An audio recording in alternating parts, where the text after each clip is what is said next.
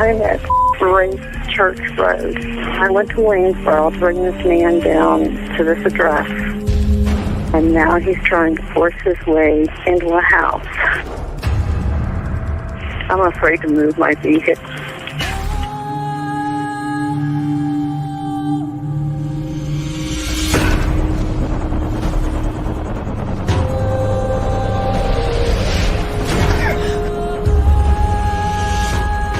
Just slicing in there. It's inside the house now? Yeah. You have your doors locked? It's open. I'm in a van. You need to make yourself safe, okay? Even if you've got to drive away from there to get away from him and close that and lock that door. Do that for me now, please. Okay, wait a minute. Oh, Lewis, what perfect timing. Just bang right on the button there. Well, you had your eye on it. I was like in a trance. I was like looking at chat and I was like, I think Mucho Taco said like something about the coordinates for the second one, even though didn't we not show that yesterday in Jeff H's Yes. Google Earth? I think we did. Which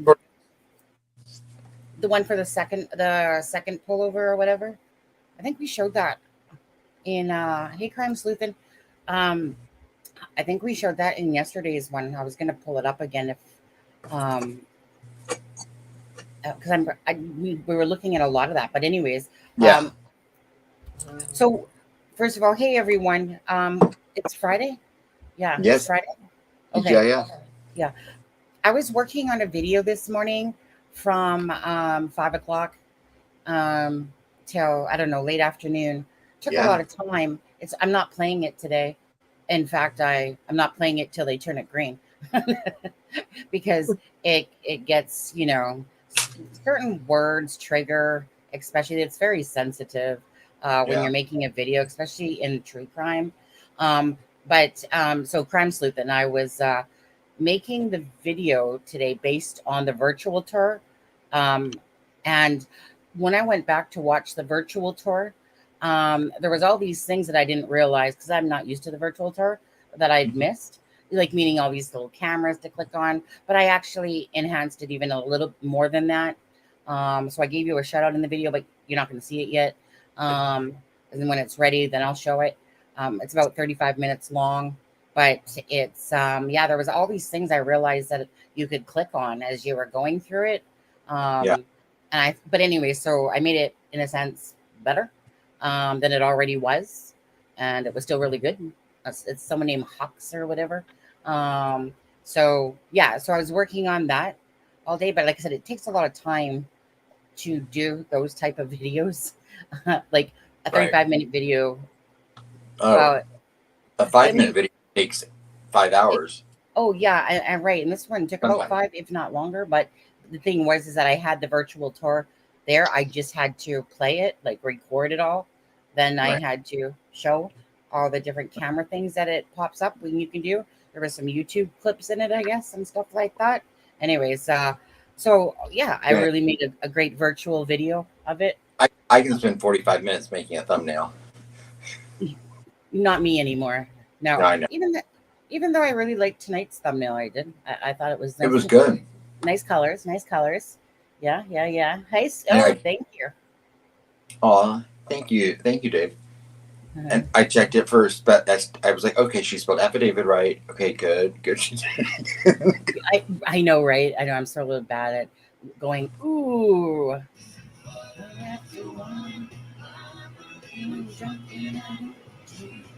I wish. I really love that song. Love. Oh, I forgot it had the ho after it.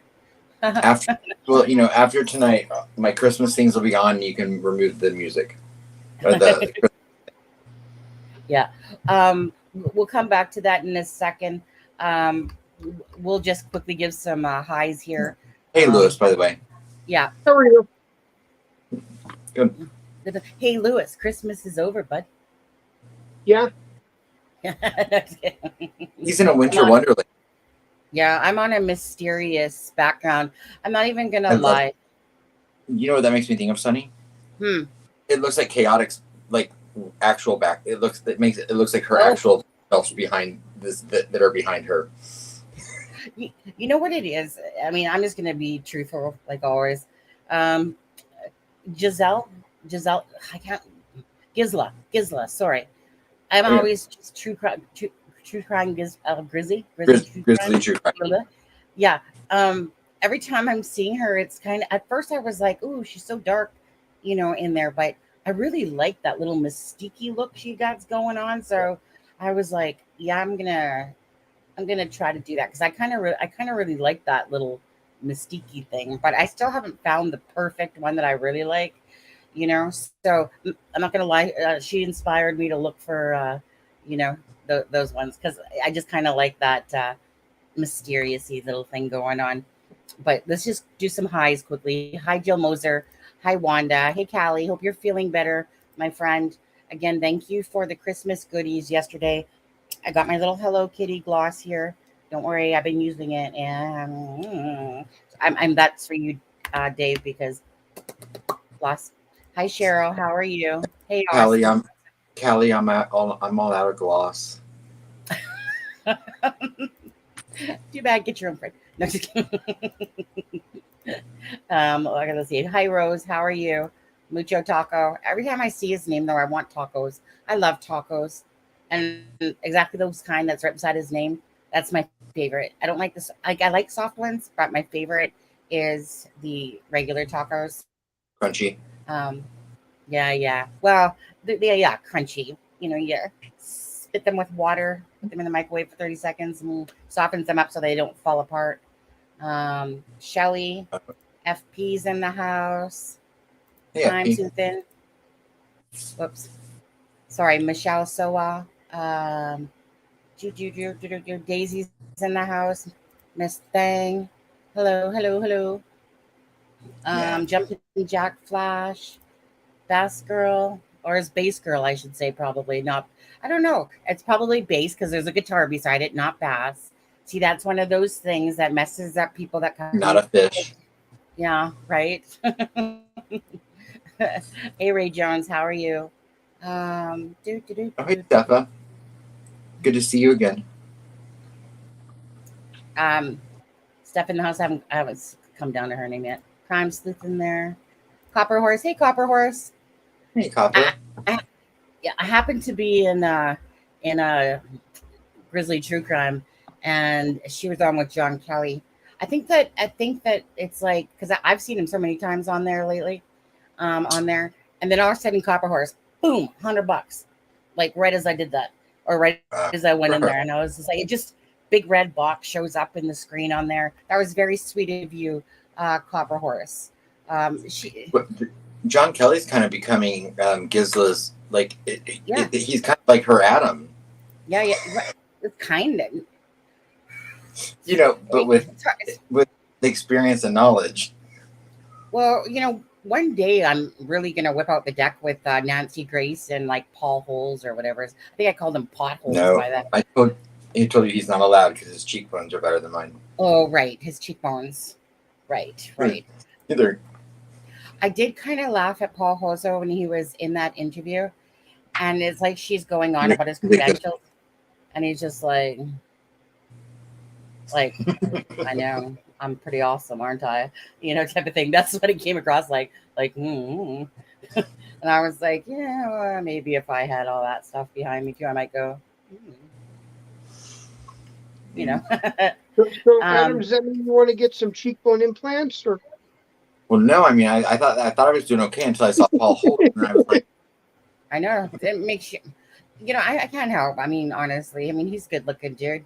And he knows it. He knows it. Those are the ones though that I usually stay away from. Ones that know it.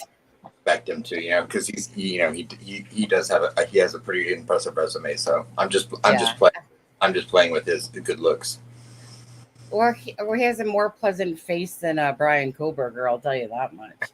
I mean, he's no Jonathan Lee Riches. Yeah, no. There's Lewis. Support with Steffa. Sorry guys, I was still going down the list. Oh, I think we're at the end there. Nicole's in the house. Hey, Nicole. I saw Nicole earlier too.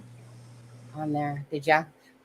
Yeah. So for everyone that was hanging out in CD's chat today, it was cool to hang out with him for a little bit. And Stefa. Oh, that was my first nap. Appreciate that, Sonny. I know. Well, I mean, like I said, I was up at 5, and then all of a sudden I was listening to CD, but it was hard to concentrate making a video as I was making my video to have someone talking because it just distracts me. And apparently you did go on, so I didn't see any of that. I was on that. Yeah, I told him. I think he went on at like noon or something. I told him I would get there as soon as I could. I think I got there at 1. So I guess he'd been on. I think he'd been on for a little bit before I got there. Yeah. Okay. So because I remember you saying that, I think if you could make it, you weren't sure or whatever. But like I said, I had too busy doing. Chat's running fine. It's just Sunny, Adam, and Lewis. Chat's running fine. It's just.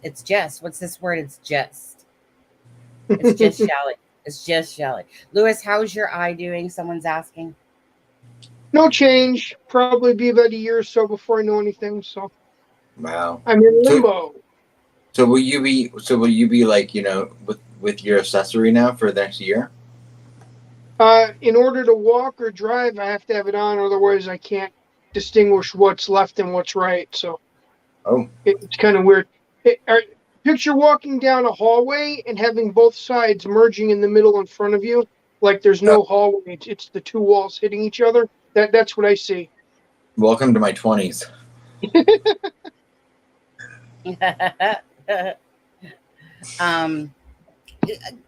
Lewis. Yes. The affidavit. Before we get into watching a few different things, and Alexis should be here in a little bit. She was at a cocktail party, birthday fundraiser thing. So all I know is that the struggle was real, and she had to go to the washroom. She said, and she's like, that cab doesn't come. Sorry, Alexa, probably spewing out TMI here. She's like, if that cab doesn't come, I'm gonna order a regular one because I gotta go. And I was just like, is there a bush? This is why I don't tell Sunny things that I'm afraid she would use on the live. No holds barred. Everything just gets spewing out there. Yeah, I figure Alexa would say that herself. She's like, oh my God, I had a If I ever had the stomach flu, I'd be like, nope, just a cold. Nope, not. Give Penny that info. But yeah, so she should be here in a little bit. I just didn't. I fell asleep, like I said, falling asleep, and then when I woke up, there was a message from her. And okay. Actually, really quickly, this is gross, but when I was years and years ago, I worked in a salon and I was hungover and I didn't want to go to work the next day, and so I called in sick and I said, I've been thrown up and I've the other way too, and so my boss told the whole salon that day he's got it coming out both ends. Right? Yeah. And I was like, well, I wish I'd just gone to work because that was more embarrassing. Maybe I'm just so used. I don't think much embarrasses Alexa either. I think I think for the most part we're pretty freely open. But I mean, there's certain things that I probably would say more than you, eh? Yeah, Daisy, absolutely. So Lewis. So going back to the affidavit, anything of that is sticking out to you that you think is odd or that you think is? I've not even seen it or heard it yet. I've been tied up the last couple of days with a whole bunch of stuff and haven't even had a chance to look or watch much at all. All right, Lewis. All right. Okay. Well, it was nice having you on. See you later. Well, you should have sent it to me. I thought you had it. No. Did you find it? Did you find it kind of odd that we didn't talk the last couple of days? No. Well, she's been live. She's been live like 8 hours a day. I was live sometimes yesterday, and no, I really get into this zone when I'm doing stuff or whatever, and then it was like today it dawned on me. I'm like, when did I talk to Lewis last? And then I was like, oh. See, but exactly. I mean, ever since this after Christmas mode stuff, and that, and then like I said, so yeah, yesterday was like 3 lives, and it's kind of like when I get in my own headspace, I forget that the world exists out there, and then it's like, okay, ready for the live, you know. And it's honestly, you guys, squirrel, squirrel, squirrel, squirrel. But I literally have to sometimes go like I did today. Before you just said that, I was like, oh, when did I talk to Lewis last? Or if you would have asked me, I would have said it was yesterday. Apparently, I'd be wrong. Well, normally it's like every day or every other day at least. But yeah, the last 2 days have been hectic. So I want to make sure I didn't feel like I was ignoring you or blowing you off. So hold on a second. I still don't recall any message coming my way going, hey, Sonny, what's up? That's what I just said. I said, I was hoping that you didn't think I was blowing you off or ignoring you. Oh. But the last 2 days were extremely hectic. I wasn't even thinking all day. No, I was just thinking the same thing. Like, sorry, Adam, don't listen. I was just like, ooh, I hope Lewis isn't thinking I'm ignoring him or anything. Yeah. Hi, Kyle. You guys chose the right. You guys chose 2 days that were in sync to not be in sync. Yeah, there we go.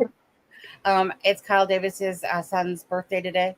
To give him a shout out. So Rylan Duke is 4 today. I love that Happy name. birthday, Rylan Duke. Yes. Happy birthday. Happy birthday. Yeah. Hi, Remy Steph. How are you? Is it a dishwashing birthday party tonight?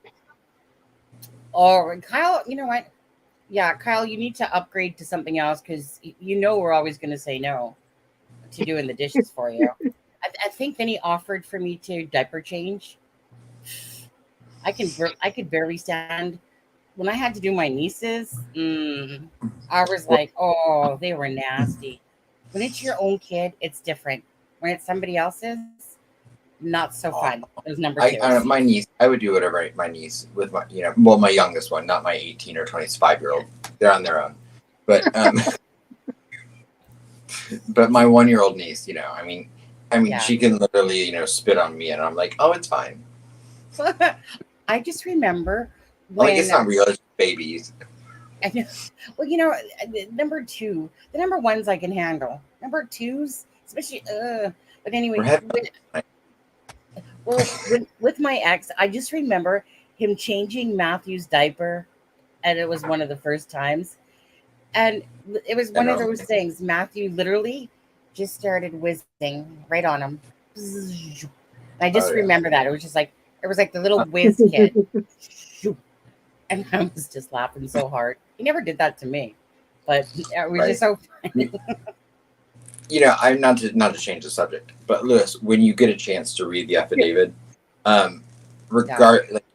outside of the information that's in it, I have to say, I think that I think you'll agree that when you read it, I was so incredibly impressed with whoever I can't remember the name of the officer that wrote it, but to me, this is, there's a lot of information in it, but it is an exemplary example of how an affidavit can be written to the point where very minimal things have to be redacted from it. Right. Good. Yeah. That shows they put a lot of thought and time into it. Yes. I thought they did a very thorough, incredible job of putting. Is it Brett Payne? Is that the name you're looking for? Brett Yes. Payne? Yeah, I think it is. Yeah. Yeah. Well, like we talked earlier, Adam, we both agreed that from the start they've been that way. Every release and document they've put out there, they've put extra attention and time into, and they've not left people wondering, which is a good thing. Yeah. I think you'll be really impressed with it. There was more information in it than I anticipated, but just the way it was written, I was impressed by that alone. One, they got the dates right, so there's an improvement from certain other ones, but. I thought it was a very good affidavit and incredibly enlightening. So, well, I think you'll enjoy it when you read it. Yeah, if you get a chance, send it to me. Well, it's in the community page. It's in the group chat. I have it open even right here. Let's see here. This one's from. I know. I put it on my community page. It's here. I'm going to drop it in the chat. This is what on Fox News. just because it was the one I have open. I think I had the other one open, and then I closed it off on there. That's the affidavit there. Yeah. So, Nancy Crunch is in third generation native California, but I don't use them much either. Oh, I'm not sure what you're talking about. The PCA was stellar.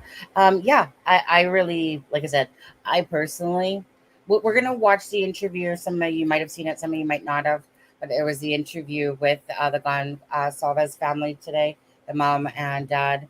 And, but this one right here, I'm going to play it. I'm just going to play a part of it. They're talking about the 4 o'clock DoorDash on Court TV. And I'm going to play it. And then I want you to guys tell me what you think of the lady that gives the answer, like meaning her answer back to that, okay? So I'm just going to play it. Let me just see which one it's on. I got a few tabs open here. That's that one. I think it's this one. Yeah, Court TV. Yeah, it must be here. So the 13, the timeline one. Okay, so we'll be back in a second. I'm just going to play it. Give me a sec. Timeline. Share.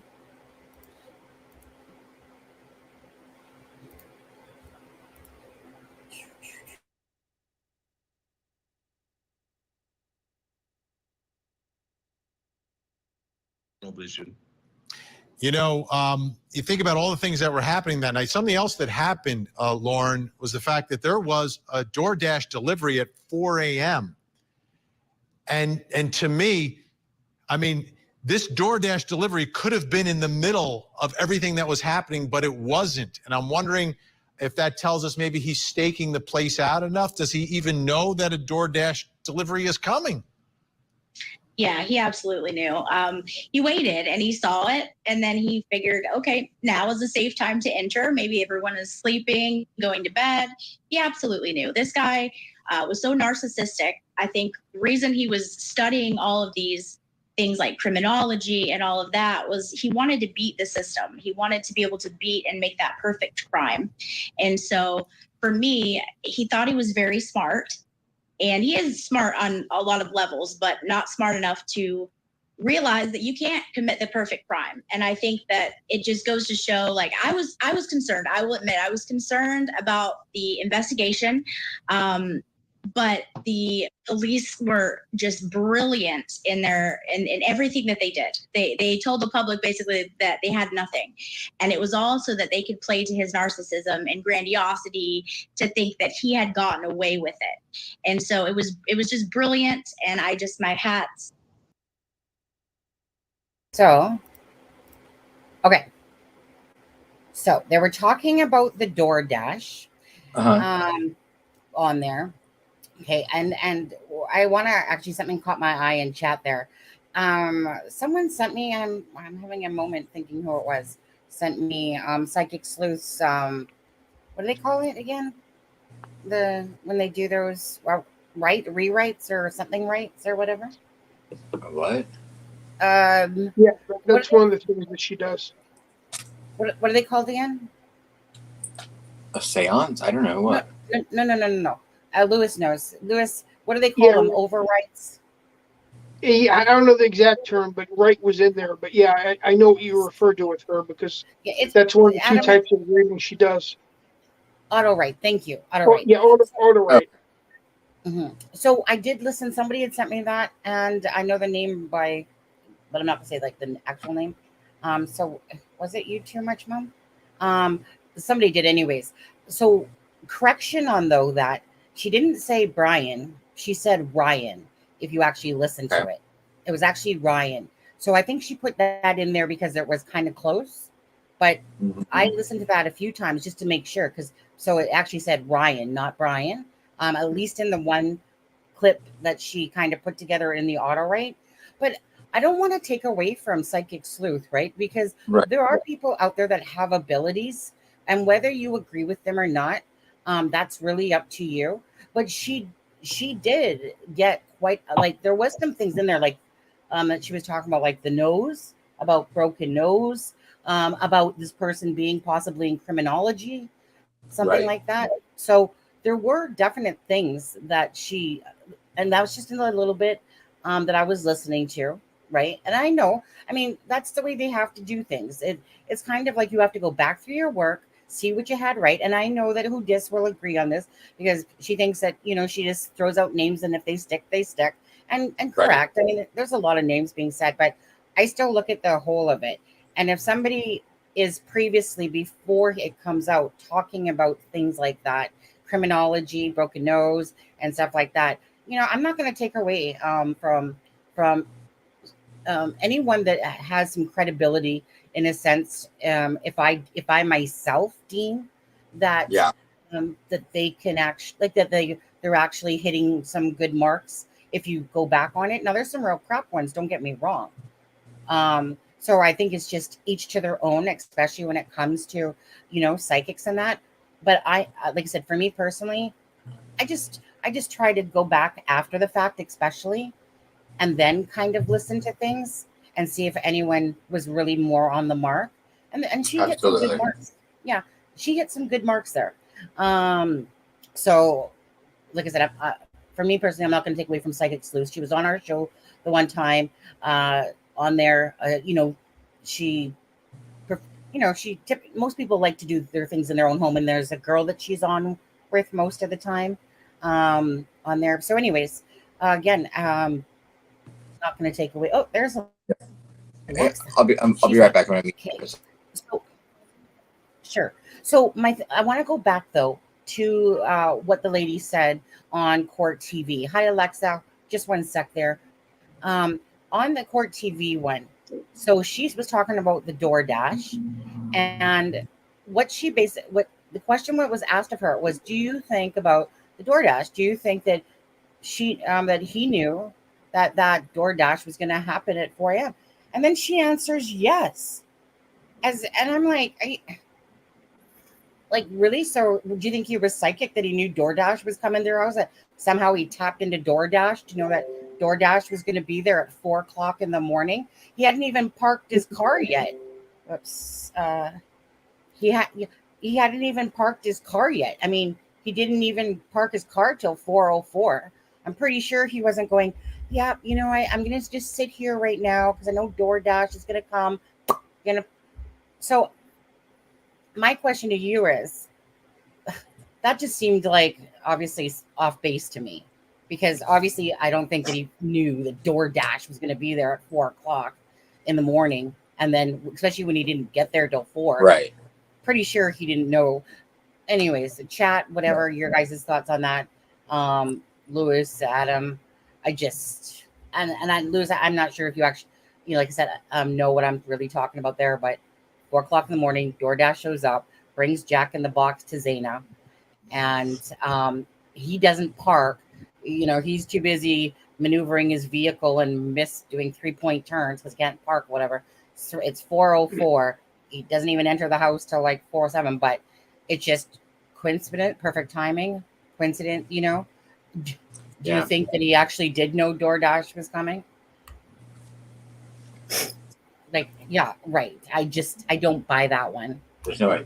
And I actually don't think he ever saw the DoorDash person. He may have seen a car come up the road, but I think he was watching from the back of the house. And I don't think he would have ever even seen the DoorDash person approach the front door. I think that he became aware of that when he saw Xana probably enter the kitchen with the DoorDash, with the Jack in the Box, get the food out, and go into her bedroom. And I think when she probably went into her bedroom and she probably turned that kitchen light off and took the food into her bedroom, that's probably when he came in. If he wasn't already there. Well, no, he couldn't have been. We know that. So I think she went in her room. I think she was watching TikTok, eating the food, and he came in and went upstairs and did what he did to Kaylee and Maddie. I mean, because we know he was not in that house for long. I mean, he was 4:04 to 4:20. Well, I mean, it was more like 4:05. But you know what I mean? 7. You know, yeah. from what we know, the date, the timestamps that are in the affidavit, we know, you know, his car was seen at 4:04 parking, and 4:20 leaving. And so he did everything in that house in 16 minutes. Yeah. It's a very tight window. It's a very tight window. Yeah, very tight window. And I there have to be cleaned up. Yeah. And C3, just quickly, there would have been broken glass everywhere if that was the case. He didn't break in. Like, meaning, if you're talking about that type of break-in, the door would have been open. And it was a sliding glass door, and we all know how unreliable those can be without some sort of bar or something in the track. So sorry, I didn't. Like I said, it's good to see you. Hi, how are you? Good. You made it back from the party. You tired? I'm sorry, I'm a little late. No, so they had a cocktail party for your birthday? That's incredible. Yeah. I mean, it was supposed to be a fundraising, but I mean, it was. And then my friends, had like a little surprise birthday thingy, which they know I don't like, but I guess that was the only way of getting me there. So I am so sorry. Is that how we have to get you there? Get changed. I literally just came home. Oh, look how beautiful you look. Oh, thank you. Look at you. So sexy. Louis, where are your sparkles? Yeah. Hi, Louis. How are you? I'm good. How are you doing?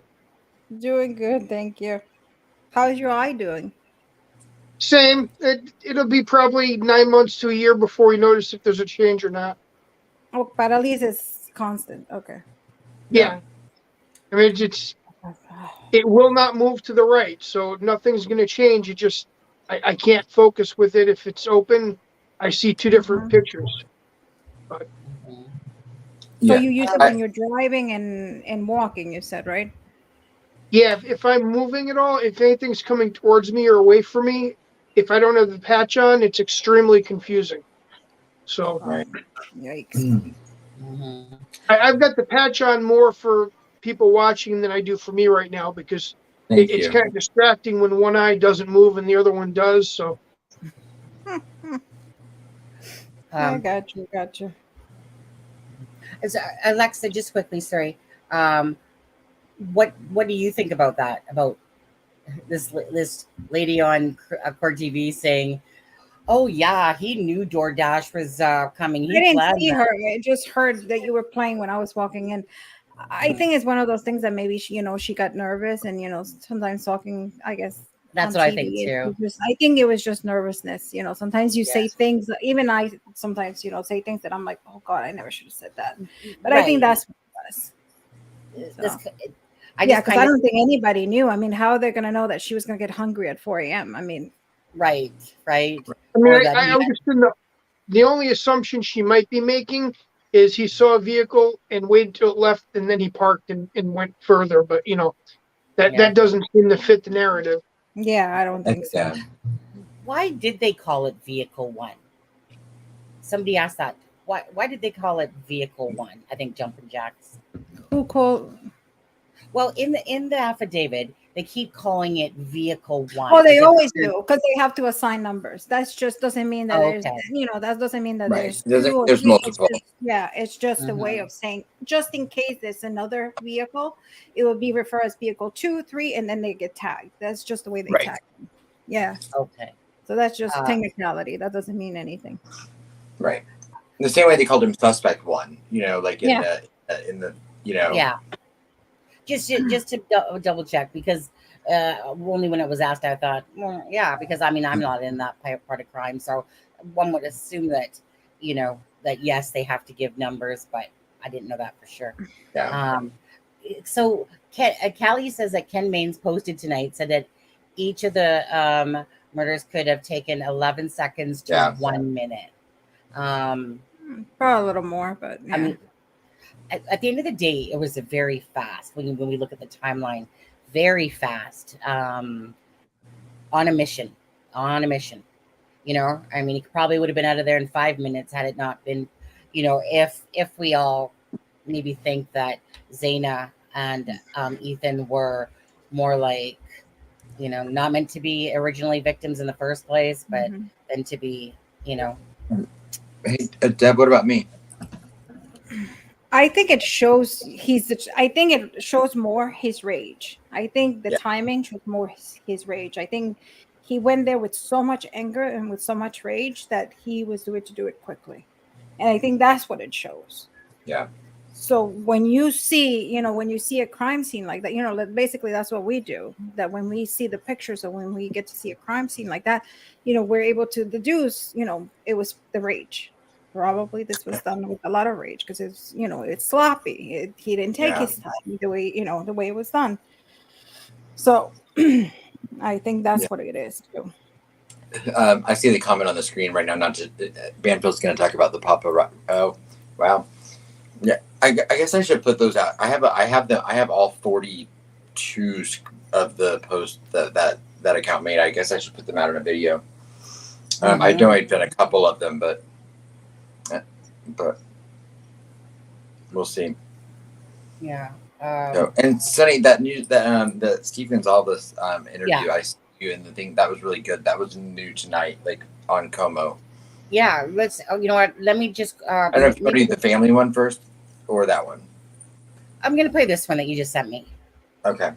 Yeah, I think I'll just play that one that you just sent me. It's like 5 minutes long. So Alexa, if you need to gather your thoughts or go do something quickly, go ahead. This one's gonna be 5 minutes on there. Why don't you put something nice on? Yeah. Try to put something nice on, Alexa. I mean, take my shoes off. Look so dapper. Yeah. Okay. We'll be back in a second here. Let me just share screen. And this was just like 45 minutes ago. I think this was posted. Yeah. Okay. So we'll watch this. So most of you guys probably wouldn't have seen this one yet. So let's put us off to the side. Joining us now is Kaylee's father, Kaylee Gonsalves. This is Steve Gonsalves. And I think Shannon Gray, his attorney, who we've had on the show a couple of times, is around also. It's good to see you, counselor. Thanks. Stephen, I'm very sorry to meet you under these circumstances. I really feel for your family. I've been watching you and reading your words and talking with your attorney. I know what this has been like on your family. And first and foremost, how's everybody doing? It's hard to get a grasp. Today we have a basketball game to go to. My youngest daughter will be playing basketball today. So after I'm done with this, we'll be in a gym and cheering her on and hoping that they win another game. What is normal now? Where is your head and heart in terms of how you process how to feel? I don't know what normal is. We're trying to figure that out. Me, my wife, and the children. We just try to do the normal things, go to dinner and, have some time, spend together, play some board games, just do things that, Kaylee loved when she was here. And we're a big family, so we enjoy our company, and there's usually 2 or 3 friends spend the night. So we just try to stay busy. I think it's hardest when you have idle time in mind. That's when it starts hitting you the worst. There was such urgency to find who did this. How did it hit you once they did? When you saw the face, when you saw the name, what did it mean? It was a chapter. It was like, all right, this is how I planned it. We were going to get this guy, and I wanted to get him faster. Obviously, everyone tells you time's an essence. So the longer you feel, the more dread you have, and the more pressure you feel that you need to do something, because things don't happen on their own. But I mean, I knew I had a lot of officers and a lot of agents working on this case, and I just try to sit back and give them time, and then keep my family stable. I know you guys have been concerned about communication and how they were doing the job and the intensity. Did not just the arrest, but the affidavit allay your fears that these guys were up to the job, the level of detail, the legwork? Yeah, definitely. If I would have had a tenth of that, I would have not stressed so much, and I think my wife as well. But it's not really about me. It's about justice, and it's about all the families being able to make sure that they get that justice. So, unfortunately, you have to suffer. You have to go through some heartache, and you have to just put your trust in a group of other people. That's not easy for me. I'm a self-control kind of guy. I want to be able to go and do it and not be a victim and not blame others. I want to take an active role. But in this case, that was all I was given.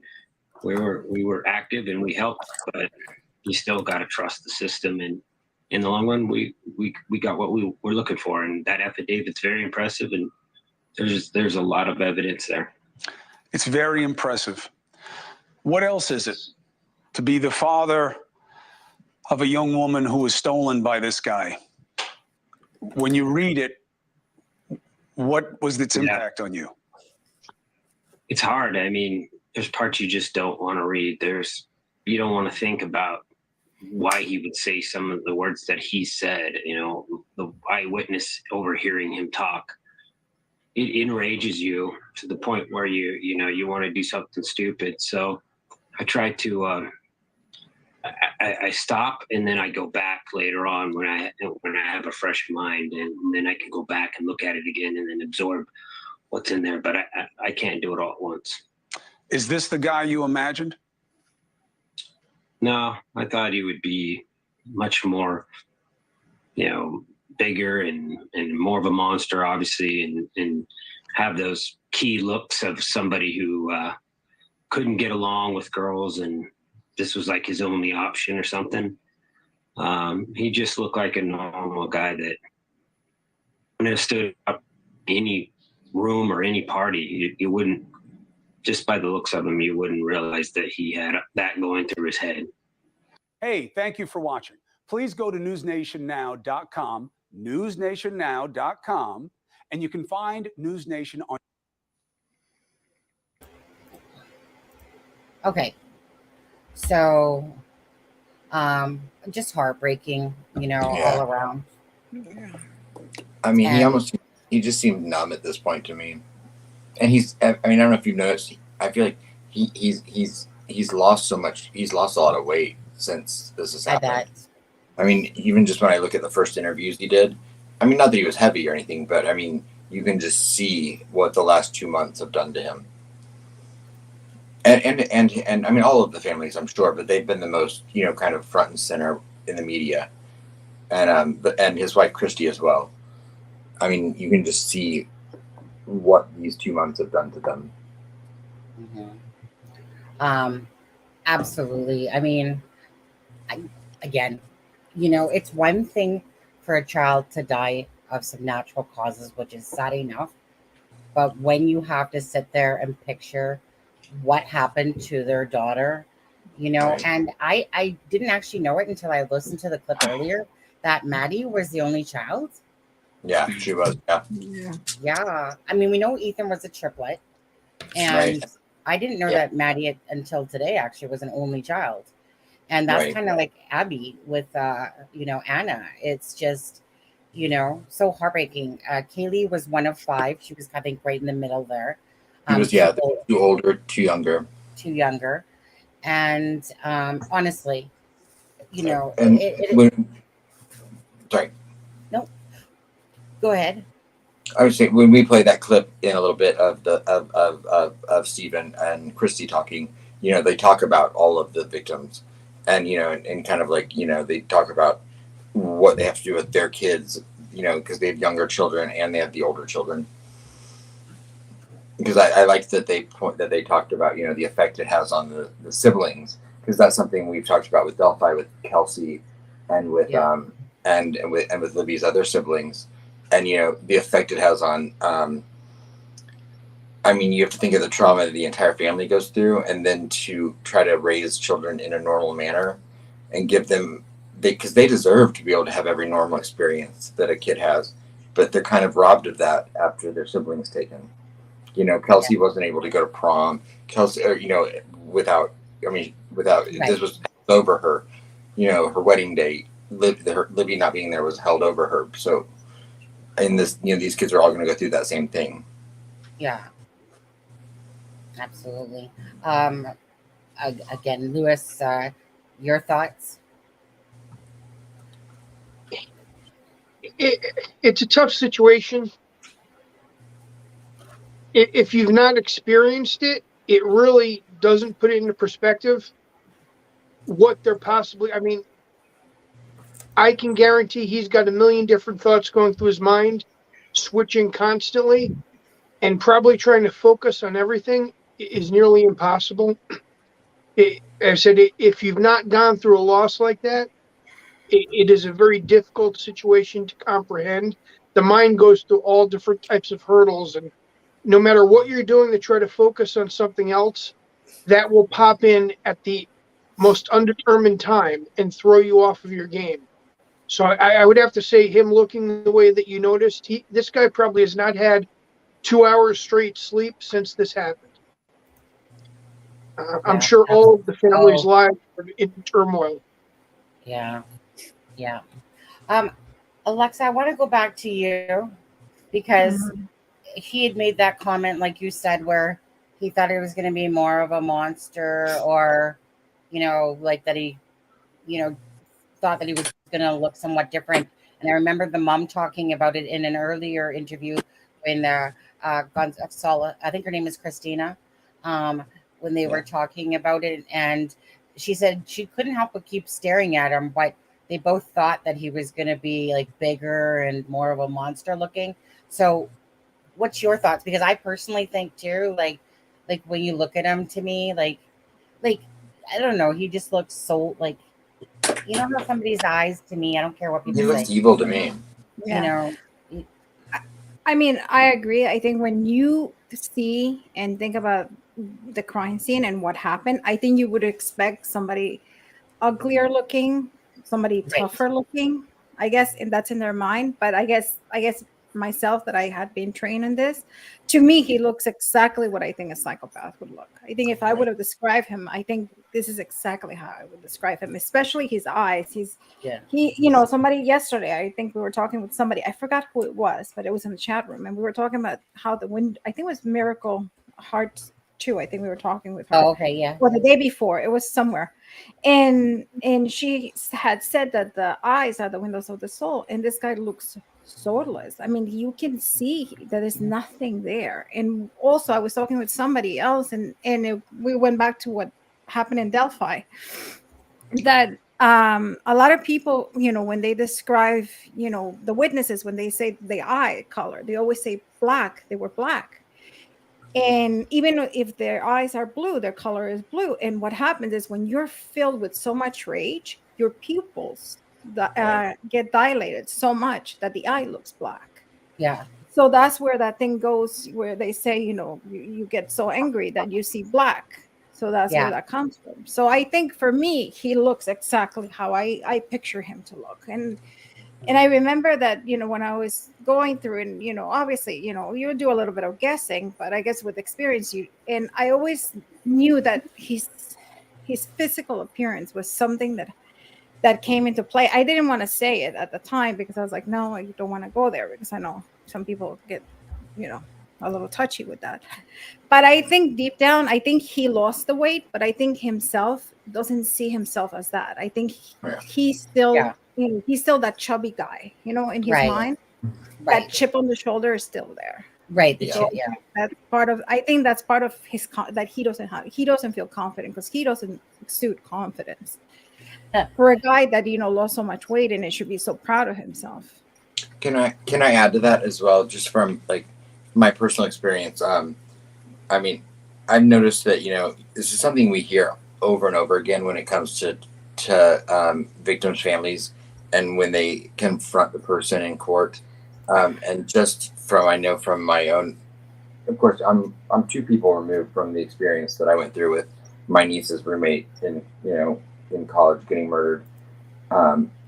But when you know something has happened that's so horrific to someone that you care about, you emulate this person that's like a monster. Not emulate, but you picture this person that is like this larger than life monster in your mind, and then you can't help but the human part of you, when you're face to face with them in person, you realize they're nothing more than another person, and so they're never going to look as big and monstrous as they did in your mind, because the actions that they did were so monstrous, but the person is usually so minuscule that it is kind of shocking, because you have this expectation of something big and scary, and then you see it in front of you and you're like, how did you inflict this much damage on all of these lives?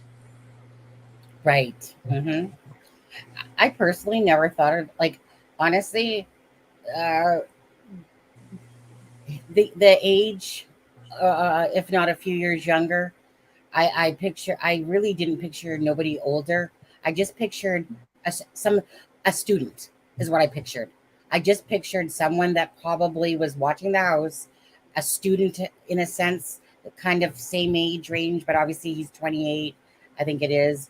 Is that what he is? 28, I believe. Yeah, 28. Yeah, he just had a birthday. And honestly, I mean, he kind of really just falls in line with what I kind of pictured in my head. Like, I can't say I put a face to it, but just if I was thinking about, as I was thinking about somebody hiding in the tree line, I just kind of pictured someone about his size, you know, maybe a little bit bigger, but I didn't really put much thought into it either. I just pictured a student, someone that was that in that same kind of age group or something like that did this. He looks like to me he looks like a 28-year-old school shooter, to be honest. You know, I mean, he to me has that look of someone that at a younger age would have been a high school shooter. Oh. And they usually very similar too. Sorry. I disagree with both of you guys. I don't think this guy felt insignificant. Like I said to you the other day, when they first arrested him and they had the news clip of him walking, and he was walking with grandeur. His head was up. He's looking like. That's when I said this guy is a psychopath. He's not a sociopath. He's not had issues in life that turned him that way. This guy, from day one, has had no interest at all in understanding what people think of him. Everything in his is he is at the top. I didn't say that he felt little. Wait. Let Lewis finish first. I'm sorry if you were done, Lewis. Sorry. What I get from him is he feels he is at the top of the food chain. He spent 28 years learning to perfect emotion, learning how to convince people he feels things that he does not really feel. He's got that thrill seeker mentality, which is defined in a psychopath. And if he was having issues of not trusting or believing in himself, that would not be a psychopath. It doesn't fit the definition. If he's got feelings like that, he would be a created sociopath through his upbringing. I don't see that at all with him. This was a psychopath from birth. That's the way I see him. He doesn't have these feelings because he's not capable of having those feelings. It's not in the psyche of somebody that's diagnosed that way. And if they diagnose him as being a psychopath, then that's going to back that up. But his strut, his head movements, looking back and forth with that smirk, this guy does not care. He doesn't care what anyone thought of him on a negative. He cares what people think of him on a positive because he wants to be in the limelight. But he does not have that feeling of not being as good as he is. And that's my gut call, reading everything I've seen from him and then seeing exactly what they've let out here in evidence from the crime scene. Okay. Can I say really quickly? I just want to say, Adam, go ahead. I just want to say really quickly. No, Lewis, I agree with everything you said. I was in no way. I wasn't in no way saying how I felt he viewed himself. I was saying how he actually comes off to people. You know, like in person. Like, you know, I agree with everything you said about how he views himself. Yeah. I was referring to like what he is in person. Gotcha. You know, like when it comes to the perception about you know, like him being in front of another person. Yeah. But yeah, no, I agree with your assessment. Sorry, Alexa, I didn't mean to interrupt you. No, I mean, I never said that, you know, that he feels little. I think, you know, one thing is what you project and another thing is what you feel. Those are two different things. Like, I can look very confident, but deep down, I might not feel confident. So that's two different things. Second of all, he can't have those feelings, though. It's not okay, wait, hold on. Second of all, I don't think he's a psychopath. I don't think he was born like that. I think he was made like that.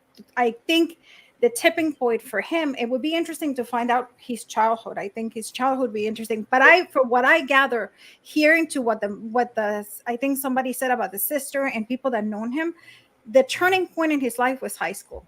That when he was chubby and people were bullying him, and then he loses the weight, and then he started with the drugs, with the drug experiment. To me, honestly, he doesn't come off as a psychopath. I think he's a sociopath.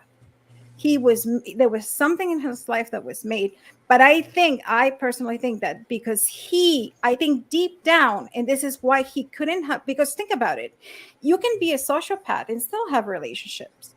Oh yeah. And he doesn't seem to have any. It's because he himself, not how he comes off, is he still sees himself as that chubby kid. Even though he gives the impression to the world that, oh, I am the biggest thing, I am so smart. And I think he does believe that. But I think deep down that there is that little thing in him that doesn't let him go. And that's why he couldn't have those relations. That's why he doesn't have any friends. That's why he didn't have any girlfriends. The only thing I was trying to do is that because there's the four of us, and because especially when we're talking about the thoughts and stuff like that, and all of us can like just let each other talk, let them finish, and then without. I was ready to punch Lewis. No, I'm kidding. I know.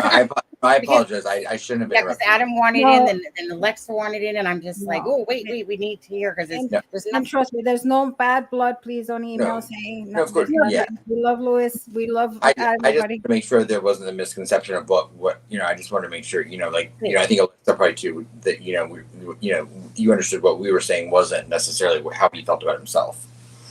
And we're all allowed to have different opinions. Sorry, I think we should have a light. We should have a bell or something. That would work, yeah. Or like a sign we could hold up. I really think with all the different areas we're in, there's a weird lag sometimes, and I don't think anyone realizes they're trying to talk over other people. I think that lag comes in, and you see that opening, and you think that they've stopped, and they've not, and it does throw things off a little bit with the video. Sonny, we actually have a bell. Do you know what it is? Yeah. Just talk for a second, Sonny. Hi. Yeah, there's a lag. Yeah. True. Hold on. I just muted you, Sonny. Yeah. My turn for a second. So wait, so Lewis, just to go back. So Alexa, you said sociopath. You think he's a sociopath, and you think he's a psychopath? Is that what you said, Lewis? That's my gut call. Okay, I'm probably going to agree more with Lewis on this one myself. If I think he came out evil. Is that what you were trying to say? The gist of it is that he's kind of just has no care, really. He just, doesn't really care. The clinical difference between the two is a psychopath is born that way. A sociopath is usually made that way by his upbringing. A sociopath has experienced emotions in one way or another at some point in his life, so they can meld in, but they usually don't fit in. They don't conform because they don't feel natural. A psychopath has no feelings or emotion, but as a kid growing up, they learn from their parents what they need to do to project that. So they became master manipulators because you can't tell that they don't understand what's going on, because from a young standpoint, they've had to prove that they feel things to other people just to fit in when they have no idea what feelings they actually mean. They're not capable of having those normal feelings. That's why a lot of them have very addictive personalities. So I'm gonna be on your side on this one. I don't know that there's still enough information out there, but I'm just gonna go by my gut, and I'm gonna go with the psychopath on this one versus the sociopath. Just going by.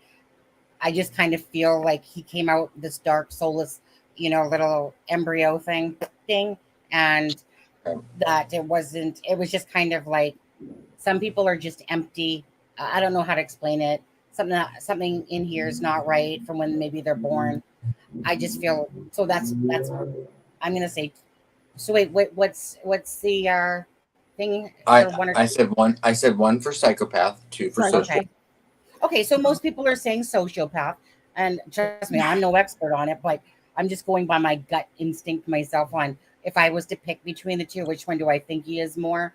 I'm gonna go with think Lewis on this one myself. I would say really quickly. I believe that I believe that, I think everyone has a very, astute mind in it, but I just want to give Alexa the credit that she has the background and the training, so, I don't want her to feel like, anyone saying, oh no, it's, what everyone knows. I think that Alexa is the profiling expert here, and it doesn't mean that everything's always right, but it's just a good debate regardless, because we don't know quite enough about them. I mean, to be honest, I would have gone 100% with Alexa and felt the same thing, sociopath, same upbringing, until I saw that video of him walking. And then all of a sudden my theory changed, and I went 100%. He puts that off too well. That is 100% act, and that's where I changed my mindset from sociopath to psychopath. That was the 50-50 mark, swayed me one way to the other. No, and thank you. First of all, Adam, thank you. That's very nice. I appreciate it. It always feels nice to be recognized and to be, but I mean, I don't get upset. I mean, it's a discussion. Everybody, I mean, please. I mean, sometimes I am looking at FBI agents or former people, colleagues or whatever on TV, and I'm just like, how can they say that? I mean, they had been we had been trained the same, and they come up with some ideas that I'm just like, seriously? Like, where are you coming from? Right. And I'm just like, wow. Like, I saw one 2 days ago, and I was like, how can they say that? Put your hand down, Adam. I don't know, my understanding is you can be both, right? Like, how common is it to exhibit traits of a psychopath and a sociopath? It's very rare. Is it very rare? It's very rare. Usually they go one or the other. It's and they can do. I mean, nowadays they can test you. I mean, even they can take CAT scans of your brain, and they can actually see it. Especially for the psychopathy, they can see it. There's an area in the brain. I believe that they explained to me is the last area of the brain when you're in the womb to develop, and it's the frontal lobe. Yeah. And basically, psychopaths don't have that. They don't have those connections. So to them, that's why they cannot feel emotions. It's not like sociopaths can, because they have those connections. It's just that they're faulty. It's almost like they're faulty, or something happens in their life, a tragedy or something that, makes them. But psychopaths, they really cannot, because they don't have that on their brain. So they, if you think about it, it's truly not their fault. And that's why really psychopaths, they can be treated. I mean, they can be medicated, but really there's no cure for psychopaths. Well, let me ask you another question. And sorry, but so then, I mean, could that explain how if going by what Lewis and Sonny are saying with the sociopath, could that be a possibility as to how he's able to have empathy for animals, but not humans? And I think that's one of the things that I was thinking of. That's one thing on my assessments that I thought that's why I don't put him in the psychopath, because I think he's big in it. Although it could be just a pure, addiction. First he was addicted to food, and then he went extreme addicted to, they can't, or drugs or whatever. And I think so. I think that he's veganism. You can see that he has sympathy. He didn't kill the dog.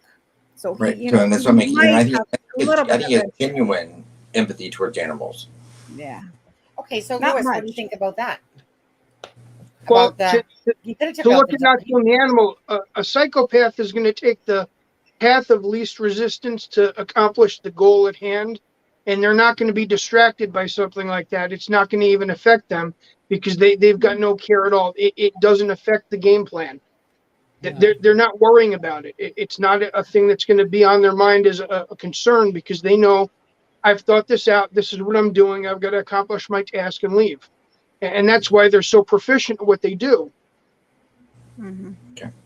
I was going to say, when I watched him too, Lewis, that same interview where he's walking into court, and that smug little smirk that he had going on, like, it's almost like, I think I probably had, for some reason, Bundy in my head with that arrogance. Well, and he would love to be, but he would love to be. Yeah, Bundy. I know he would love you right now.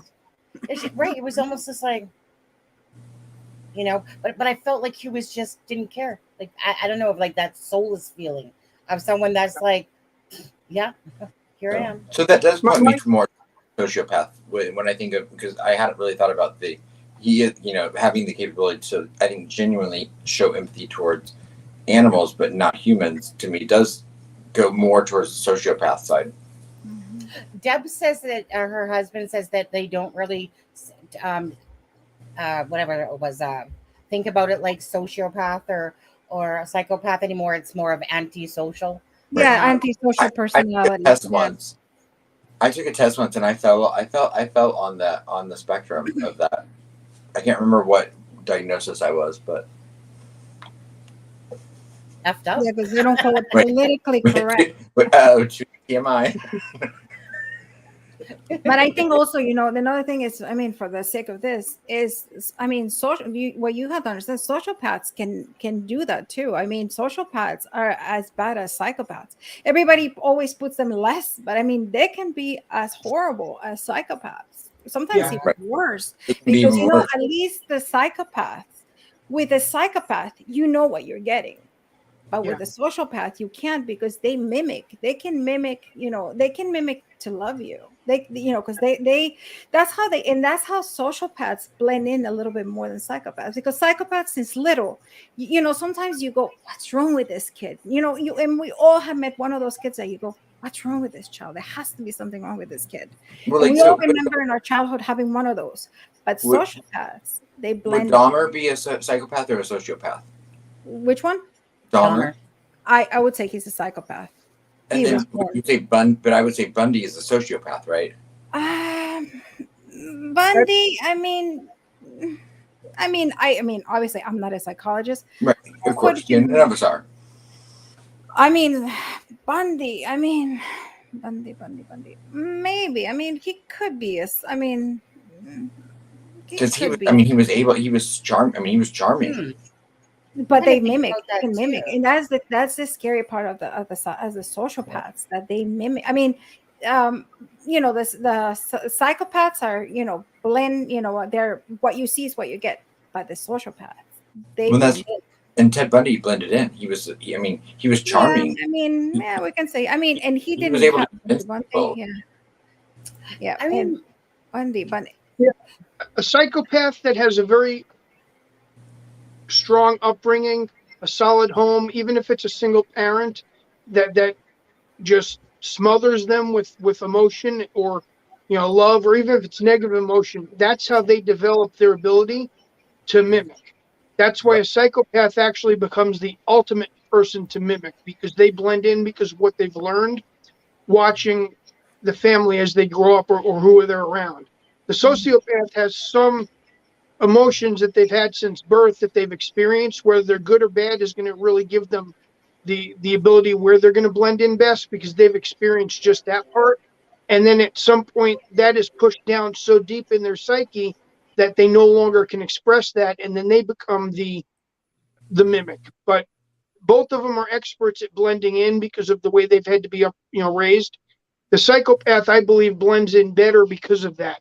The sociopath is usually the one that sort of stays quiet, doesn't join in things. The psychopath is trying hard to fit in because he wants to appear being normal, and a lot of smothering to get to that point. I will disagree a little bit. I think psychopaths, because they don't care. Psychopaths don't care. If I have spoken to, and for my thesis, I did some interviews. I went to Rikers, and I remember, I spoke with rapists, killers, and everything. And I remember there was like 2 or 3 psychopaths, like heavy psychopaths. And I remember one was like nothing. One was, he repented. You could see that he was pure repent. But the other one of them was like, he was cold. He told me, and I asked, I said, would you, if you would go back, would you do it again?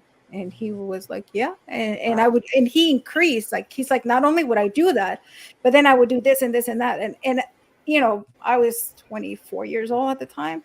And I was just like, wow. I was literally like, you went into Rikers at 24 years old. I know, right? And you're a gorgeous female. And I can only imagine how, No, yeah. I mean, we didn't go like, but they got brought out to us, but it was intense. It was intense. I know someone that was a psychologist on Rikers for a year and a half, and the effect it had on her mentally. I mean, it almost made her want to leave the profession. Yeah. I mean, because she felt helpless in it. Not that they were bad, but because she felt so helpless in her ability to help them. There were so many some of them you could, and like they were like, they were doing projects of them, like, some of them would do chores, and some of them would get, a friend of mine actually taught them and everything. But some of them were just, honestly, and I hate to use this word, but pure human garbage. Pure human. And I'm sorry, I know I shouldn't be saying this, but people that you go, why are these people alive, and why is it that the good people have to die? Like, they should honestly maybe donate their organs to save people that are worth it. For anyone that doesn't know, Rikers is it's a New York prison that's on an island that's about the worst of the worst. Yeah. One sec. We're gonna take a commercial break. Thank you, Betty Majors, for that super chat right there. Thank you so much, Betty. I'm going to gloss to you. And also, I want to say, if everyone in here, if everyone in here can hit that like button, there's like 99 watching, 42 likes. Could you guys do that for us? Again, I'm just going to, I don't like to beg, but I really we do need a bigger algorithm going on this channel. YouTube, it's the way YouTube works. The more likes you have, the more your videos get shown and stuff like that, and it just would really help. So thank you. And thank you, Betty Majors. And thank you, Dave. Right. Thank you. And hey, McDougal Tree. Hey, everyone that's coming to chat. Hi, Shar. What's your background? Psychopath. Yeah. I mean, I majored in it. I took it. Criminology expert as well. Alexa doesn't know this yet. I also majored in being a ninja stealth. I have walked the ocean many times over on top of it. And it's a book background. Yeah. And YouTube star. You forgot that. Oh, yeah. Yeah. YouTube famous. So when you see me doing a Paul Holes, like... Charlie doesn't want to know my background. Yeah. Oh, she said I meant what was behind you. Oh, I knew what she meant. That's being a smart ass.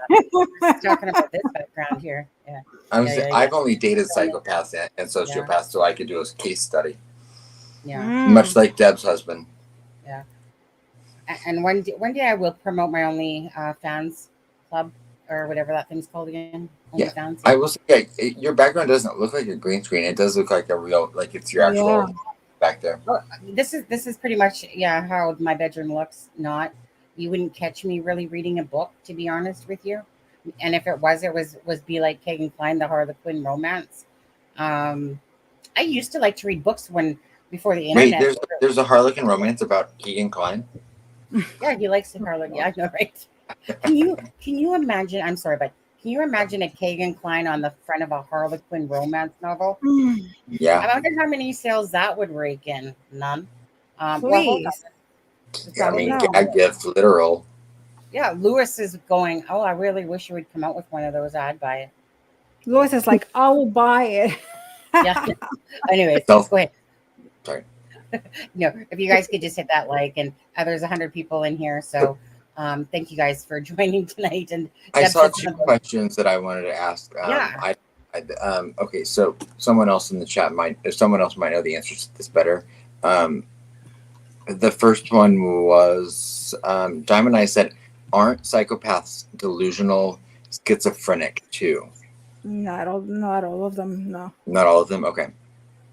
I mean, I'm not a psychologist. Please don't quote me. No, I know. I know that. I mean, from my experience that I have heard, the people that I have worked with, clinical psychologists, I don't think so.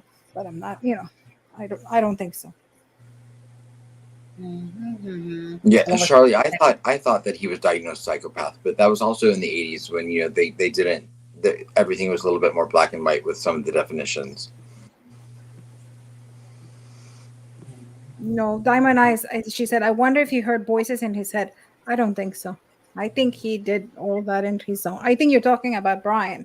No, I don't think he heard voices or anything. I think he wanted to do this because he was infatuated. He probably liked and made this narrative in his head that he wanted this girl and he couldn't have her. And I still believe that there was an event that pushed him over the edge. And I think that is proven by how long, he's been stalking. Because I think at least we can go back to August, I believe. Yeah. So that tells you how many months from August to November. That's a lot of months. So I think something happened probably in October, late October, that he took that decision. Was it that she was moving and maybe he was like, if maybe, in his head, nobody can have her, only me. That, let me get rid of her. There's something else. I agree. There has to be some sort of a trigger moment. Hopefully they can stumble upon what that is. Whether he wants to give that up or not, I don't know. But there had to be a trigger. He's aware of it or not, there was definitely a trigger. Hopefully we'll get to find out, because sometimes you might not be able, because that's between him and the victim. But hopefully we'll get to find out what happened.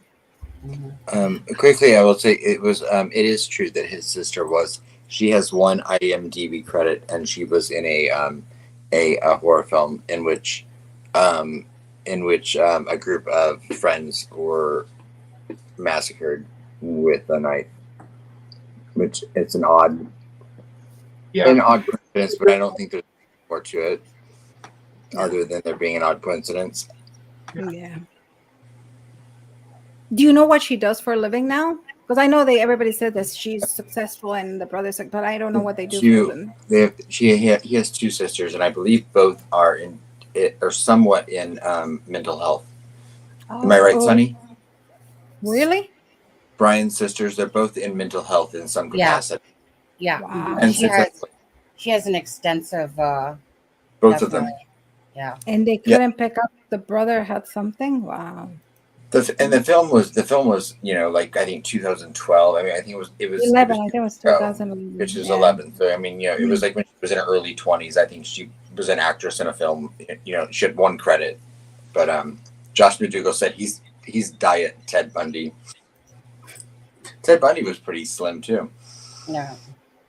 Hey, that was for like 20 minutes ago. He said that. I know. I missed it all because everyone was yelling at each other. So I was like, okay, let me look back through the chat now. I have a question for you, Adam. What about the mom? Does the mom work? Do you guys know anything about the mom? I just heard she's lovely. She works in the school system as a substitute teacher. What did you say, Lewis? Here's my question. With what you just brought up, I think that's a very important thing here. What year was that movie she was in? 2011, Alexis, I believe. And was that in high school when he might have started using drugs? He graduated in 28. Wait, he graduated in 20. Okay, help me out here. He was born in 94, so he graduated in 16, right?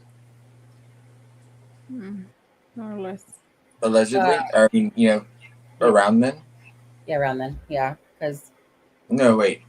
94. Graduated from what? 2014, high school. So he would have graduated high school in like 2014. Well, he's 28, so usually high school. Okay, no, 2012. He would have graduated. Yeah, so he would have been in high school in 2011. I think that movie might have been a part of what you've got going on here. That the timing fits high school, and if that's when he started using, I bet you just picked up on something that's going to be a very telling point in his history. Could be about the movie or the one that's. Was he close to his sister? With his sister? So do we know that or? No? What about the sister, Alexa? Was he close to any of his sisters, or do we know that? They all seem very close.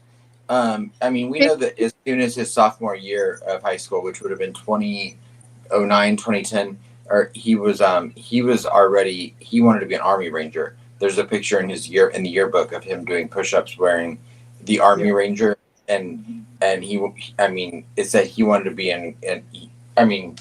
and that was when he started his weight loss thing, kind of by senior year. If you look at the difference between sophomore and senior year, I mean, there's a definitely drastic difference because he started working out and like I said, he wanted to be in the Army. He wanted to be an Army Ranger at that point. Also, is he the middle child? I believe so, right? Yes, he is. And also, didn't he apply to the police station? Like yes, to be a police? Okay, that's what CD and I talked about that earlier today, and CD thought that was really interesting. Yeah, I know. I couldn't join you tonight. I had to go back and see it. Because he talked, because I hadn't really even thought about that aspect very much, but he talked about, how this guy thought he could just, like that shows to his grandiose kind of like impression of himself that he would go just to apply to the Pullman, Washington police department to be in the IT department or whatever. I can't remember what position he applied for. But I think he probably said, let me try to be. I think he started having those thoughts. And also, don't forget, he used a lot of drugs. And I mean, drugs change the way some drugs change you. I don't know what he used, but I mean, I think it was somebody said, God, it was heroin allegedly. Yeah. And they change, a lot of drugs change your composition, your brain composition. So they change your personality. Some people, go in, and a lot of drug users, they say that the same person that you were before drugs, you come out being completely different. So that could be something else. I am dying to see the psychological profile. I'm sure that he's going to get some psychology, he's going to get tested probably for the trial, and be very interesting. Melissa, there's, like I said, the drug thing is purely rumor, but we do know that he lost a lot of weight in high school. I don't know, because I've heard the drug use, but then I've also heard he started working out rigorously, and it almost became an obsession to the point where that's led to this day, as far as the keeping control over his body and eating a very rigorous diet of very of being vegan, and then also like fasting and malnutrition. I want to Sonny, what? I want to show this on the screen for a second. This is you're talking about Amanda, right? Amanda Kohberger, right? Can you make it a little bigger, please? No, well, I mean, only if I screenshot it. So give me a second. Oh, okay. No. So then just read it, because I can't see. Okay. I believe it was Amanda. He does have two sisters. So this one right here. So for Amanda, she's 34. Okay. So Associates of Arts and Science, Liberal Arts and Science, General Studies, Humanities in Northampton Community College, BS Counseling Psychology, from Stroudsburg, whatever university, Pennsylvania. So counsel, that's 2012. 2016 is MA Counseling Psychology, Clinical Mental Health Counseling from Caldwell College, Masters of Arts in Mental Health Counseling Counselor. 2018 to 2021, Master of Arts again in Counseling, School Counseling from Messiah College. Master's degree 3.8 from Lee University. Well, hold on. How many did some of this made up? I don't know. Anyways, you're seeing anything. You're seeing basically Kids Peace, Messiah University, counseling, transition coordinator, mental health, therapeutic, registered behavior technician, all that stuff. So I just kind of wanted to show that, just to show you that, like, there's, this sister has a lot of schooling, according both of and but even Bryan, I mean, even going through, if he was allegedly a heroin user as well, I was told personally by a high school friend of his that he was 100% the smartest person he knew, and that he finished high school in the top 5 to 10% of his 500 person class. And so that, academically, he, just like everything else in his life, he took incredible strides to be in control of it, and he excelled at academics overwhelmingly. Yeah. I want to ask you guys something and tell me if you agree with this, because I kind of agreed with the one lady. Do you agree that there's the part of him that probably thought he did a good, stellar job, and then there's that other part of him that wanted to be caught? Like, it's kind of like, I feel like he was both. Like, he thought that he probably did a good job, but then there's that part of him that wanted to be caught and be like, not yet. Like, almost like praised for his. Or it could be the game that he thought that it was, because a lot of them like playing the game. And I think that's why the police said the Elantra. And that's why the police made that 2011, 2013, which I think it was bogus. Obviously it was, because they already knew. But the fact that they didn't give a precise year was to send him a message, kind of like, we kind of know, but we don't know. And I think that was what he wanted. Right. Just like the 3 to 4 a.m. thing. Mm-hmm. Yeah. Yeah, I agree with you, Alexa. I think 100% that was a choreographed game by law enforcement. Yeah. Mm-hmm. And Sonny, what you were saying, I think that I understand what you're saying. I don't think he was ready to get caught yet. I think he had bigger plans for his career, if you want to call it that. But I do think that the infamy was eventually a part of something craved. The part when he was walking into court, that was the part of me that, obviously he's arrested.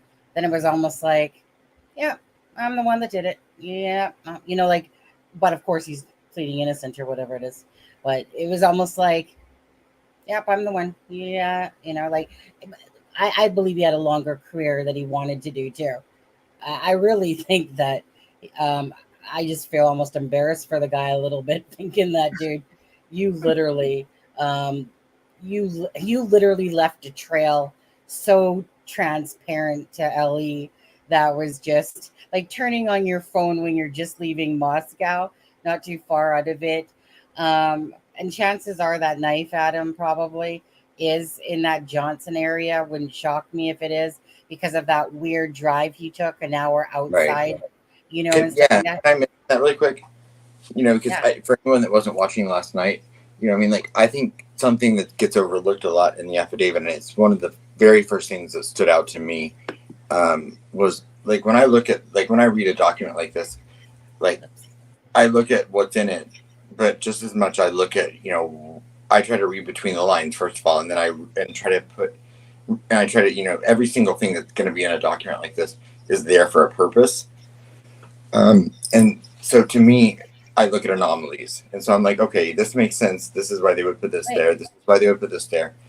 But there were, 2 anomalies that, stood out to me. And one was the hour and 10 minutes between him leaving the house and getting home, and the route that we know he took because he was seen on camera, which I guess can be understood if I can't remember what CD called it, the cleaning of, almost like where he was kind of like calming down and like coming down from the high a little bit. Only to then turn around 5 hours later and go back to the crime scene. Right. But to me, they included, for a very specific reason, on the last page of the affidavit, a part where he, after not having slept, I'm assuming, because of, on the 13th, he drove over an hour away to a very remote area of Idaho called Johnson, Idaho, turned his phone off at 5:36, and then from 5:36 until 8:30 p.m. his phone is off. And so there's a 3-hour period that his phone is off when he's an hour away from where he lives. And so even if he were to have turned his phone off and immediately drove home, it leaves a 2-hour window that his phone was off, and for what reason? It's the only other time his phone was off other than when he committed the crime. And so I'm like, to me, that's the biggest anomaly in the entire affidavit, because I'm like, they included it for a reason. Correct. And what purpose does it serve? If it didn't have, the first thing I think is, he did something with a murder weapon there. But it's such a remote area, it could be anywhere. And that's just speculation, but I'm like, they had to have included that for some reason. Yeah. I mean, right, like I said, I mean, it is that weird anomaly. Everything else is kind of like, like right around going. And I do got a couple questions. Well, with that one, Alexa and Lewis, Yeah, that was an odd. So Lewis, I know you said you didn't see it or read it yet, but yeah. So he, I mean, at one point, so everything's kind of flowing. He's going into Moscow, 12 to 13 times, blah blah blah, and then all of a sudden he's goes to that whatever it was called, Johnson or whatever it was called. Johnson, Idaho. Yeah, Johnson, Idaho. Yeah, all the day after he's committed the murder. So I mean, he's been up. 4 a.m. He got to the house. 5 a.m. 5:30 he got home. 9 a.m. he went back to the crime scene. He then went and got coffee, and then went shopping or whatever to the grocery store. So I mean, he's been up that whole day, and then at 5:30 that afternoon, he ends up going an hour away, and then for 3 hours his phone's off, all within 24 hours of him committing the crime. Yeah. I have to agree with what Adam said there. It makes a lot of sense that was a way of ditching the weapon, and that's why you've got that missing couple of hours with the phone off. Could be. Yeah. I mean, I want to know what you guys think about him returning to the scene of the crime at 9 a.m. basically. So he didn't go to sleep. Like he was just, he was on his high or whatever he was on. Like I'm sure his emotions were going wild. Like who knows if he was going, ooh, oh shit. Oh, where's my sheath? No, I don't think so. Things make sense with that. What? He either went back because he realized he forgot something, or he went back to relive the thrill that wore off. I think he went back to see if the police were there yet. I think he went back to see the presence of the carnage he'd caused, and nothing had happened yet. And this is something that doesn't stand out because a lot of the killers, they always go back to the scene of the crime, or they insert themselves. So I think so. I think he went back to see. I think Adam is right, to see if they have called the police, and I think a little bit to kind of be like, hey, like I pulled this off. I think too.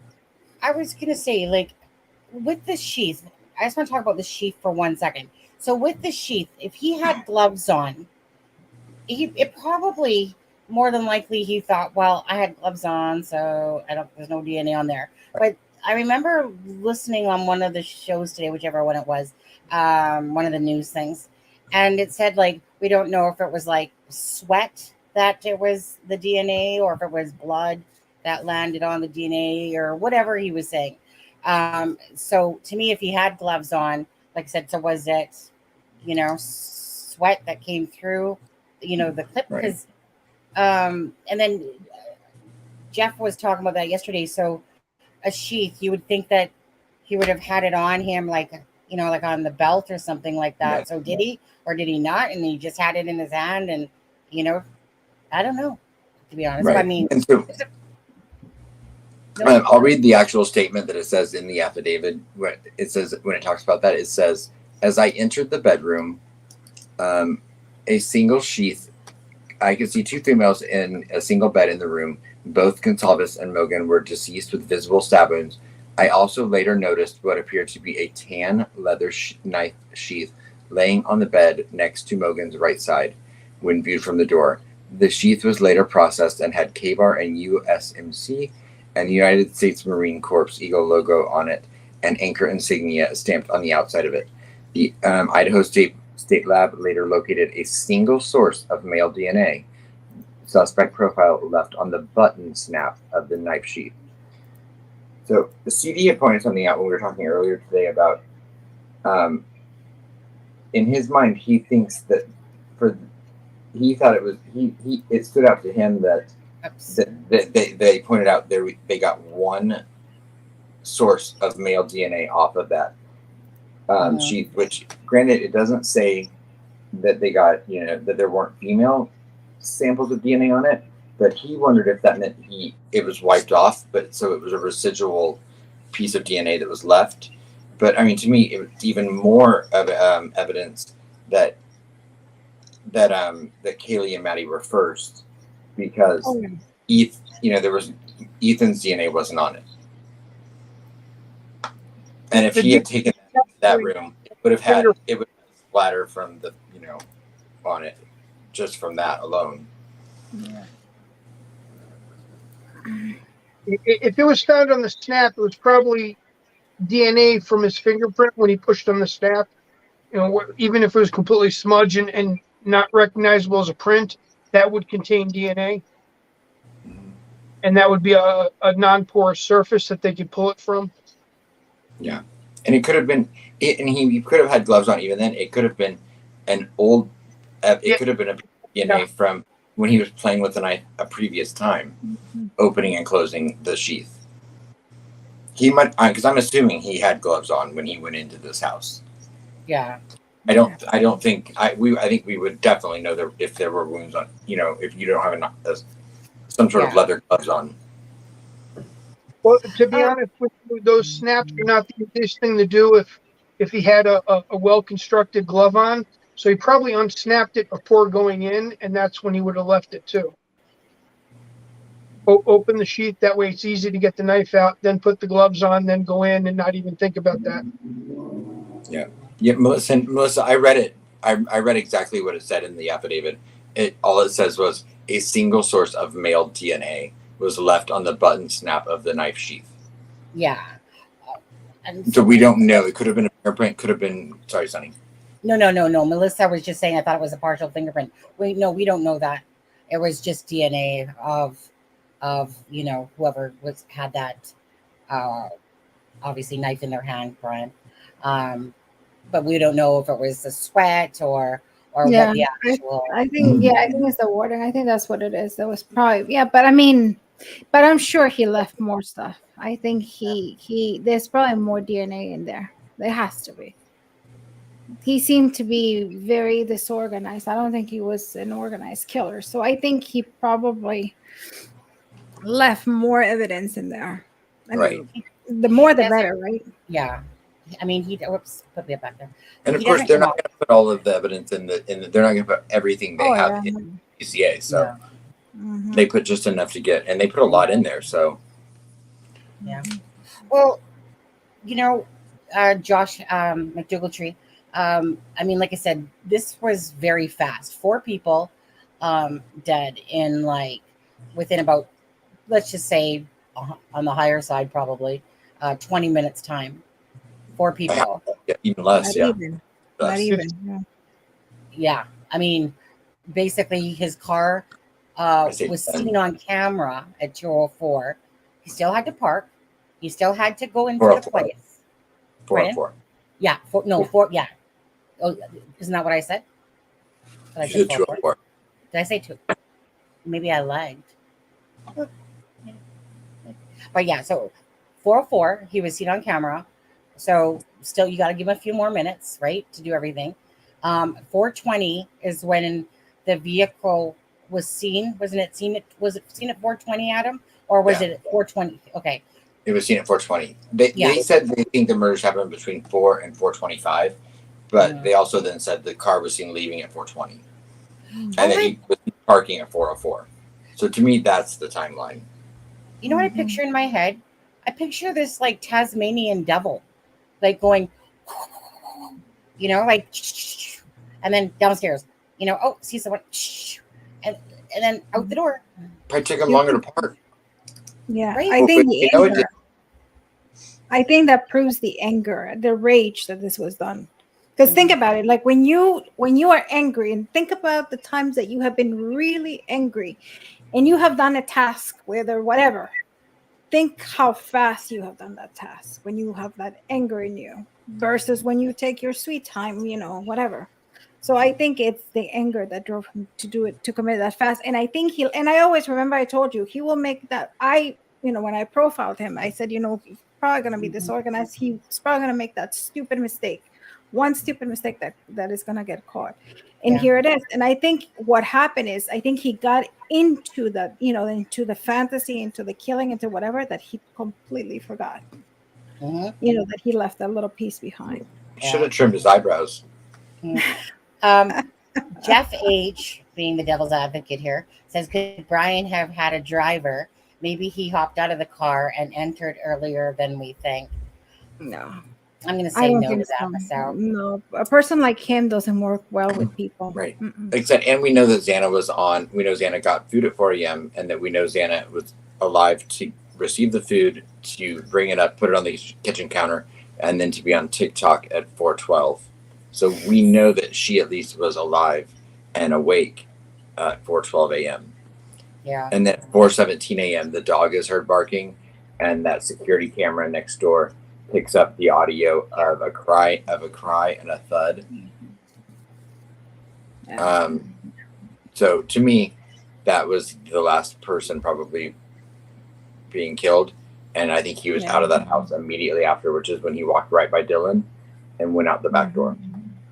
Mm-hmm. Yeah, I agree. I still think he cleaned up.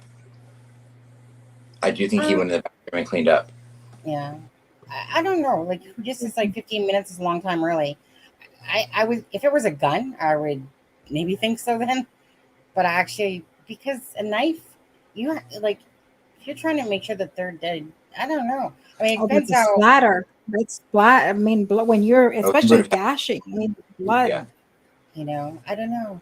I mean, I don't know. I don't go around killing 4 people every day. Yeah, I think it was I think that it was I do think it was a baklava. What do you call it? Baklava, or what do you call it? Yeah, those face masks. Yeah, baklava would be the Greek dessert.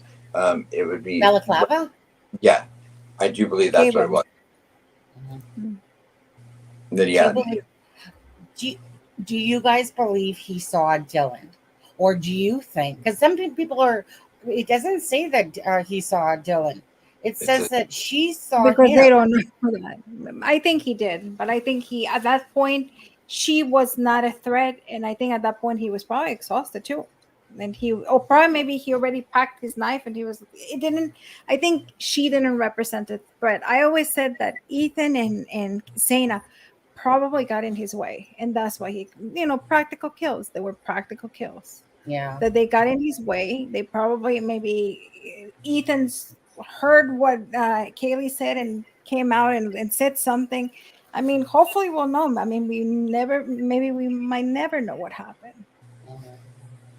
But, but one thing I have to say about this is, I've been reading a lot of negative comments about Dylan, and I don't think she deserves that. Because we can all sit here and say, I would have done this. I agree. If I hear my friend is saying someone's here, I hear noise, I would have called the police right away. I get it. I agree. But until you're in that situation, you don't know how to react. And I told you, I always thought that you could be in shock for a little bit. But I was talking to a friend of mine who was a psychologist, and she was telling me you can be in shock for a long time, even days. Yeah. Well, Lewis, do you know what we're talking about? Sort of. With Dylan. So it says in the affidavit that Dylan, she heard something. At one point, she opened her door. She ended up opening her door 4 times for different reasons, and on the 4th time, she came face to face with, the killer was coming at her, and she described him 5'10" or taller, not muscular but athletic, with bushy eyebrows. Yeah, and he had a face covering his nose and mouth, and she could see his eyes and eyebrows, and she didn't recognize him. Bushy eyebrows. But just to complete that with that, is that her door is literally on a side angle, though. In a sense, so it would not have been a straight on thing unless he was literally coming. So if she was just in the bedroom is right off of the kitchen in a sense. So if he was coming back when she's seen him from, say, Xana and Ethan's room. Okay, was so her bedroom the bottom right one where they looked in the window with the closet, or was it? She was on the 2nd floor. Yeah, oh, okay. We all along we thought she was on the 1st floor. She was in the second. She was in the back bedroom on the 2nd floor, on the back side of the house. Gotcha. I'm familiar with the layout of the house. That's why it wasn't making sense, because I thought she was on the 1st floor, but that everyone did. She was on the same floor. Now I understand where she was. Yeah, and it made no sense because we saw all of those social media pictures of her bedroom being on the second floor. So that's why it did not make sense to me why they said her bedroom was on the first floor. But I still don't know why they seem to have been adamant that she was on the first floor. But I look back and they said the roommates were on the first floor. So you know. They said she moved bedrooms, which didn't make sense. But I mean, some people do. It could have been maybe a way to protect her. So, to say that the police somewhat, because I mean, she is going to be the key witness, I guess, to all this. Right. Maybe to make the killer think that maybe because they didn't know if he saw her, maybe that was their way of saying she was on the first floor. Right. Well, that way her name wasn't known because it's been talked about where she was. He wouldn't be able to say, "Oh, the girl that saw me was this one," because that's where her room was. Right. So and her name, and of course, her name came out very publicly. But the name, I remember the name. I remember. I mean, Adam mentioned the name from like the second, like soon, like we knew names. Yeah. Looking at how they've done the other things, I think that was a strategic deception by law enforcement to try to protect her. Mm-hmm. Probably. Maybe. I want to say, Diamond Eyes. She's saying, is Dylan the one who ran out of the house and collapsed on the ground? I don't believe that's true. That's a rumor.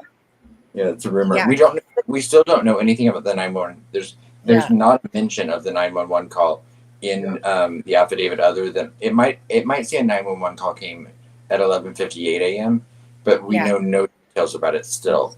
It's going to be interesting when it comes out. I think that's going to give a lot of details. Because there's a reason they've held it back, and they've said it's pertinent to the investigation.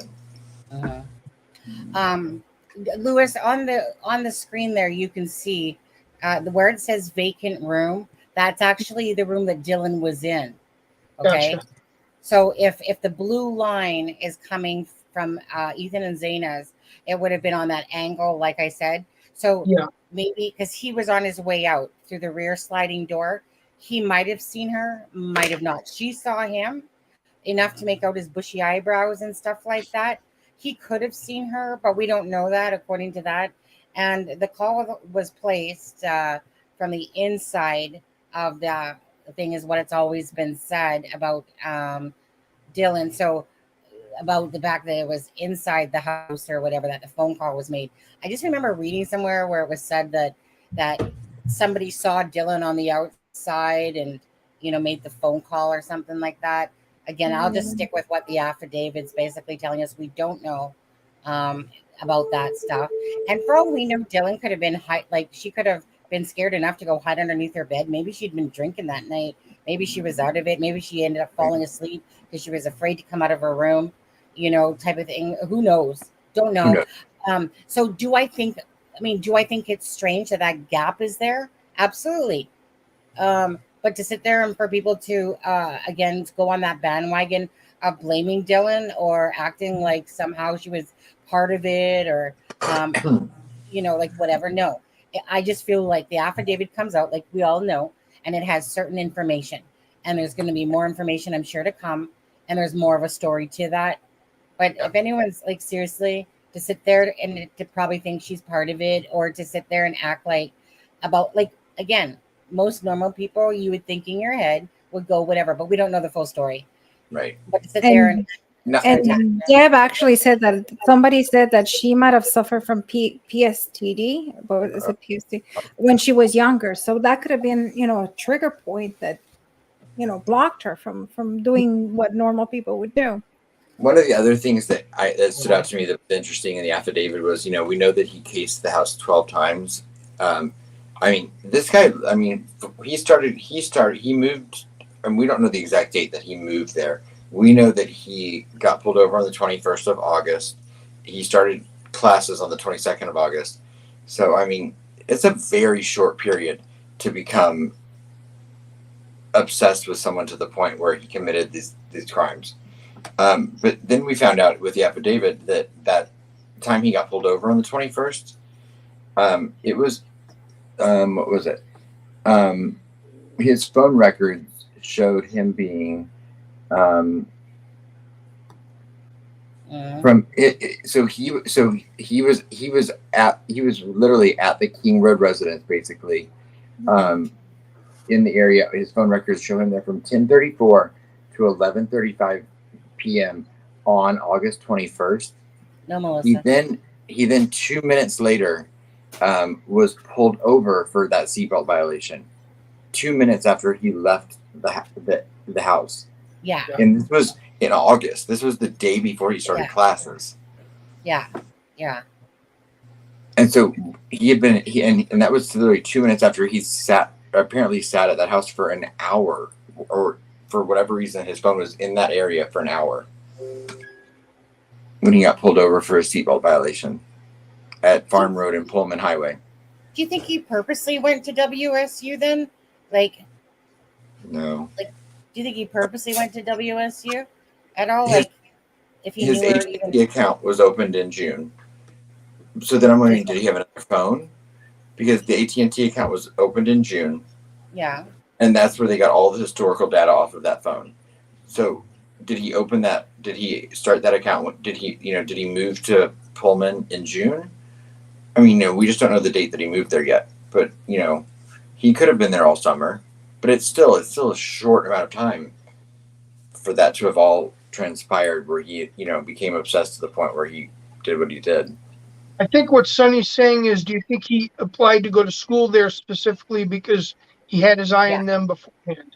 I don't think so. Yeah. I mean, it's just a thought. Yeah. It's kind of... I think it's because they have one of the best criminology departments in the country. And he was able to, he got in there because he was so academically bright. And like you said, if you look at WSU, they have an incredible criminology department. And they've not mentioned any connection before that, where he got pulled over with the seatbelt ticket earlier before, as being in that area, right? No, they never. They don't specify all the 12 dates in there. All they say is, but they, from the historical data they got from the phone between which was started in June, until the 13th, he had been his phone had been in the area of that house 12 times, at least 12 times, it says. Let's just quickly, Deb sent this in our group messenger chat. Let's just take a look at what this says. I haven't read it yet, so we're just kind of all reading it together. And let me just go back to it here. Okay, so it says, as Jessica's post, and I also know that she was very confused about what she had seen and heard. I don't want to give too many personal details, but she suffers from PTSD due to some of the things that happened to her in her childhood. So she has extreme nightmares. 1 second. And panic attacks often at night. She told the friend who made the 911 call that she thought she saw someone in a mask in their house, but wasn't 100% sure it wasn't a nightmare. Hey, I kind of was saying that. I was saying that the other day. I wonder if that was, when someone kind of panics and then they think it was a dream or something like that instead. That's why I feel so awful for her. I'm sure she will beat herself up for the rest of her life. Whoops, here, 1 second. Let me put that. For the rest of her life, but knowing her situation and also that they had been drinking that night. Mm-hmm. Okay. I 100% believe that she was in shock and just tried to talk yourself out of what she had seen or heard. Mm-hmm. And I absolutely agree with that, because again, for me, I was just thinking when I was talking about this yesterday, I think it was about if she'd been drinking or if she was in that state of shock, that she might have just literally thought that it didn't even happen. Like, and maybe, also, go ahead. No. And also, even if she would have called the police, what could have been done? I mean, at that point, they were all dead. And don't tell me that they could have been, because I said that to somebody, and they're like, "Oh, they could have been saved." They said that someone was, I think, stabbed 54 times. They were dead. Yeah. So there's probably maybe fresher DNA, but that's about it. There's nothing she could have. I mean, that call wouldn't. it wasn't like she would have saved a life. They were all dead. So I think that people are probably going, well, look, you opened up the door to check on this. You opened up the door to check on that. You opened up the door to check for a third time or whatever, and then nothing was done. I think that's what people are probably having, because everyone thinks in this perfect world that they would have done something differently. And yet, at the end of the day, sometimes things always work out to be the perfect storm, kind of like what happened with Abby and Libby, in a lot of ways.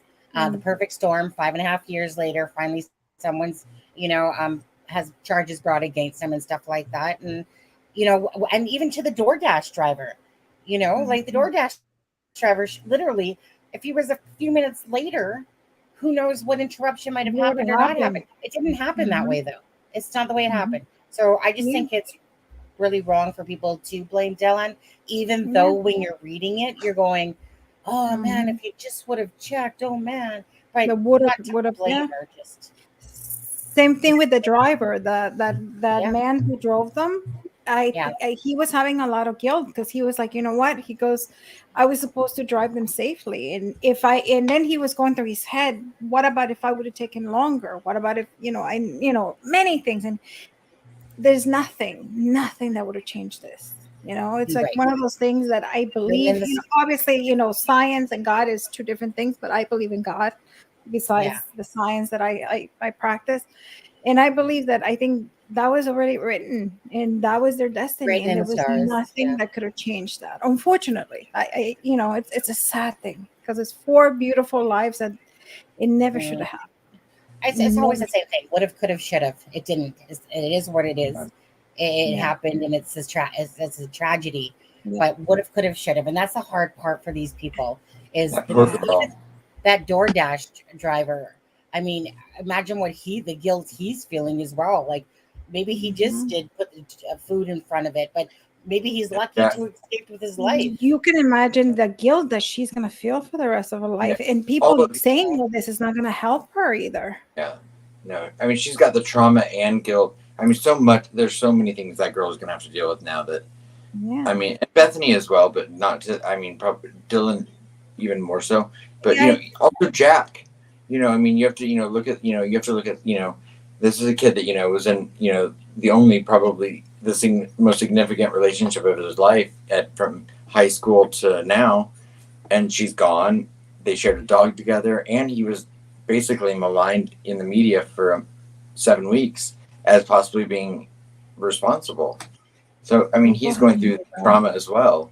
They all are. I mean, I think when those girls realize, I don't think they have realized what has just happened. I think the moment they realize that they could have been killed, I think that's the moment that everything's going to sink. I don't think they have realized yet the danger they were in.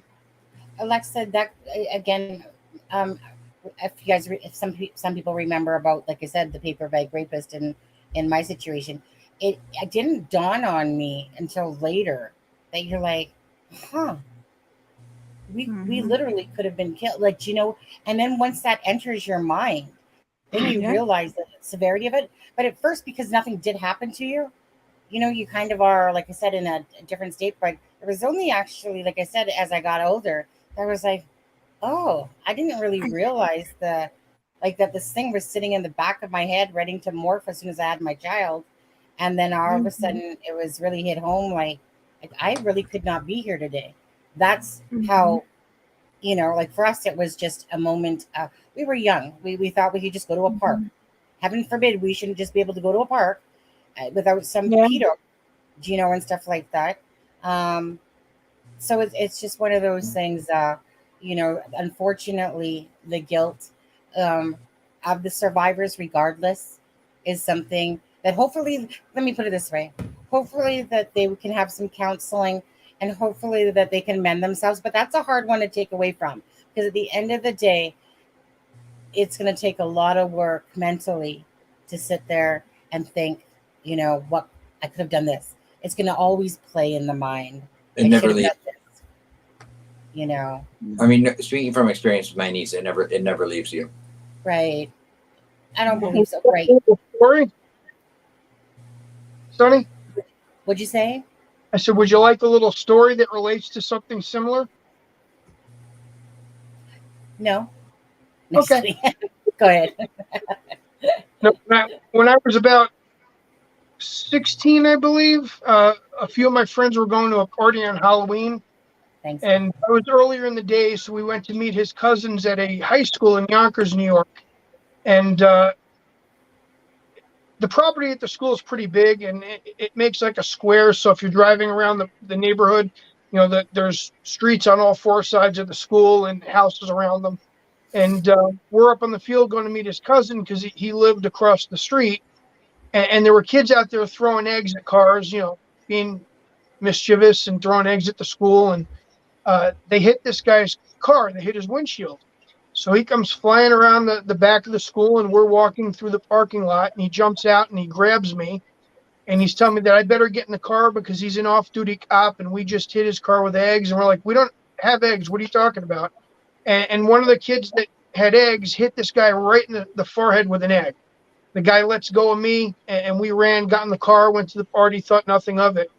And then 2 days later, pictured in the newspaper is this guy got pulled over that night, was arrested for impersonating a cop. He had a gun, handcuffs, and all kinds of other stuff in the car. So if it wasn't somebody hitting this guy right in the forehead with an egg, I don't know if I would have been able to fight off getting in the car or not. But the guy was very convincing with his story. But it just goes to show you out there, and I'll never forget that. Well, the stars.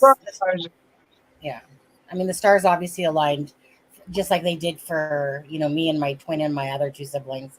Again, that's what I believe. Things are meant to happen the way that they're going to happen, and it's always the would have, should have, could have. Then we wouldn't have a Lewis. Thank God for that.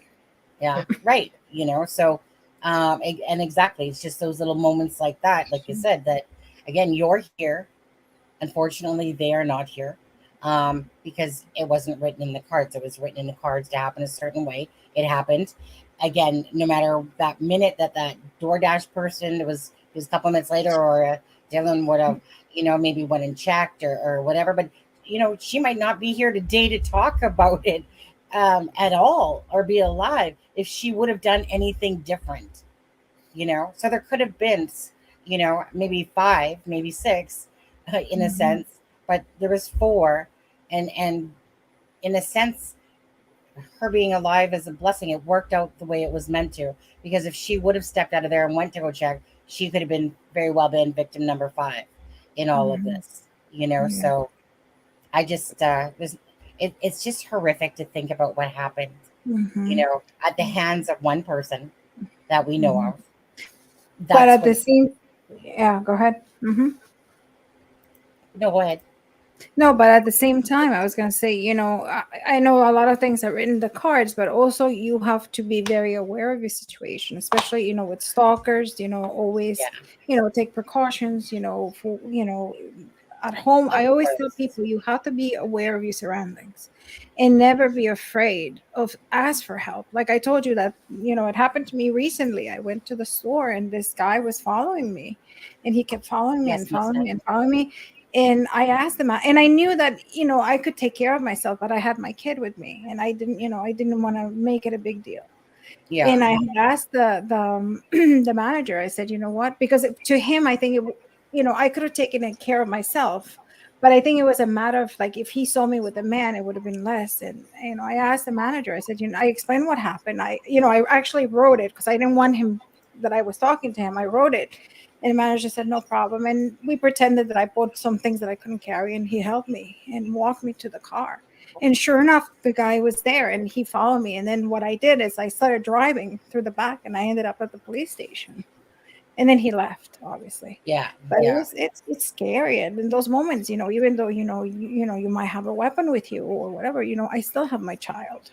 Yeah. And I didn't want to make it too obvious and too scary for him because I knew, he noticed it. And he was starting to get panicky. He was like, panicking. And I never tell him, that I have weapons. I don't like saying those things. But I, I was like, I'm like, it's okay. It's okay. I'm like, just act normal. We're going to be okay. And because obviously he sees this behind the scenes and he hears, the cases that I go through and everything. He was like, oh my God, are we going to get killed? I'm like, no, we're not. which reminds me, just because it just reminded me of something about being aware.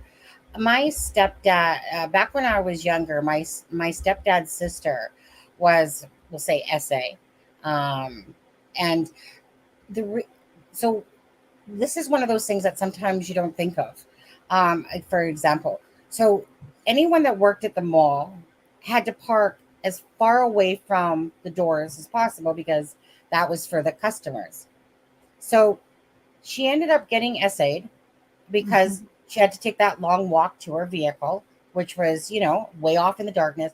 So it's just something as simple as that, about being aware of, if it's dark out and you're by yourself, especially as a female, who cares about that stupid rule? Like, you know what I mean? But it's because of her vehicle had to be way parked out on the far side of the parking thing, where and like I said, the mall's closing. There's barely anybody around anymore, and then she ended up getting SA'd. And it's just stuff like that you don't think of, right? You just think, I'm going to go walk to my car. But like I said, those people are everywhere, man.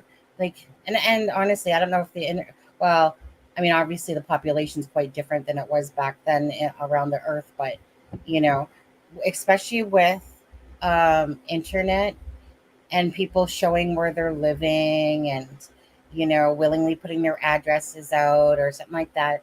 They didn't seem to be self-aware of that, to be honest with you. Like, they didn't seem to be very self-aware of showing off, like a lot of people, on TikToks and these Instagrams and stuff, about showing exactly where they are. Because you don't think it's going to happen to you. Because you don't think it's going to happen. Kids, they're like, no. Yeah. Exactly. What's that say?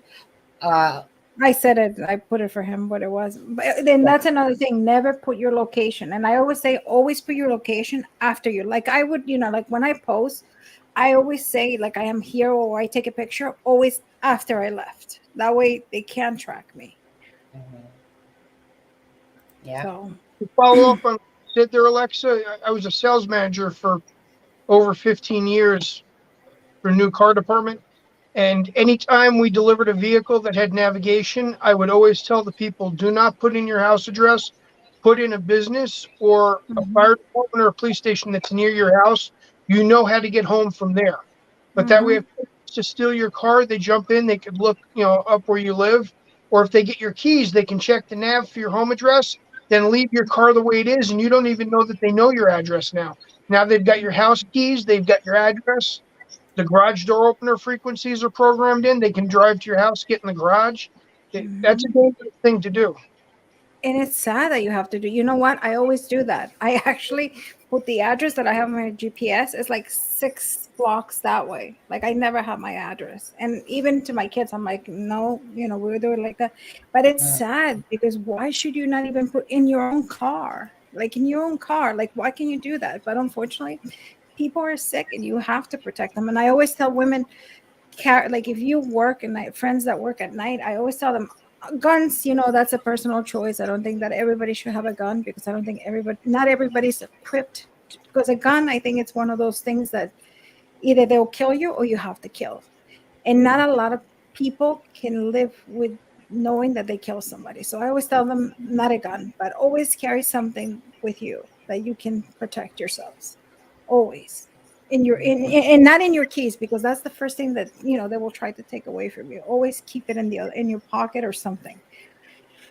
And that's sad that you have to live like that, but that's and always be aware of your surroundings. And when you park, always look, who's next to you, and don't be paranoid, but just look, just pay attention.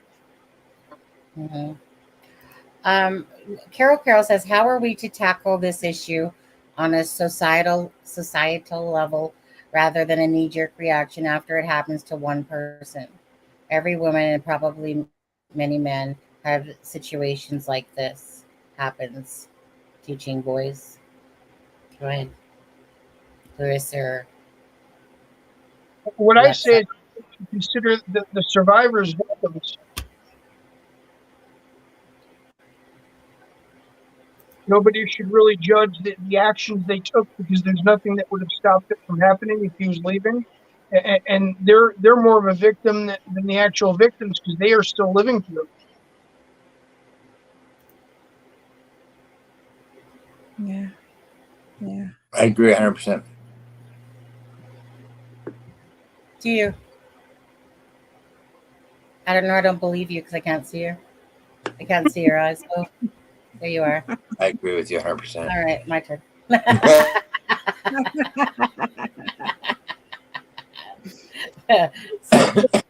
Sorry. Victim blaming becomes such a bad thing in our society, and I don't understand it.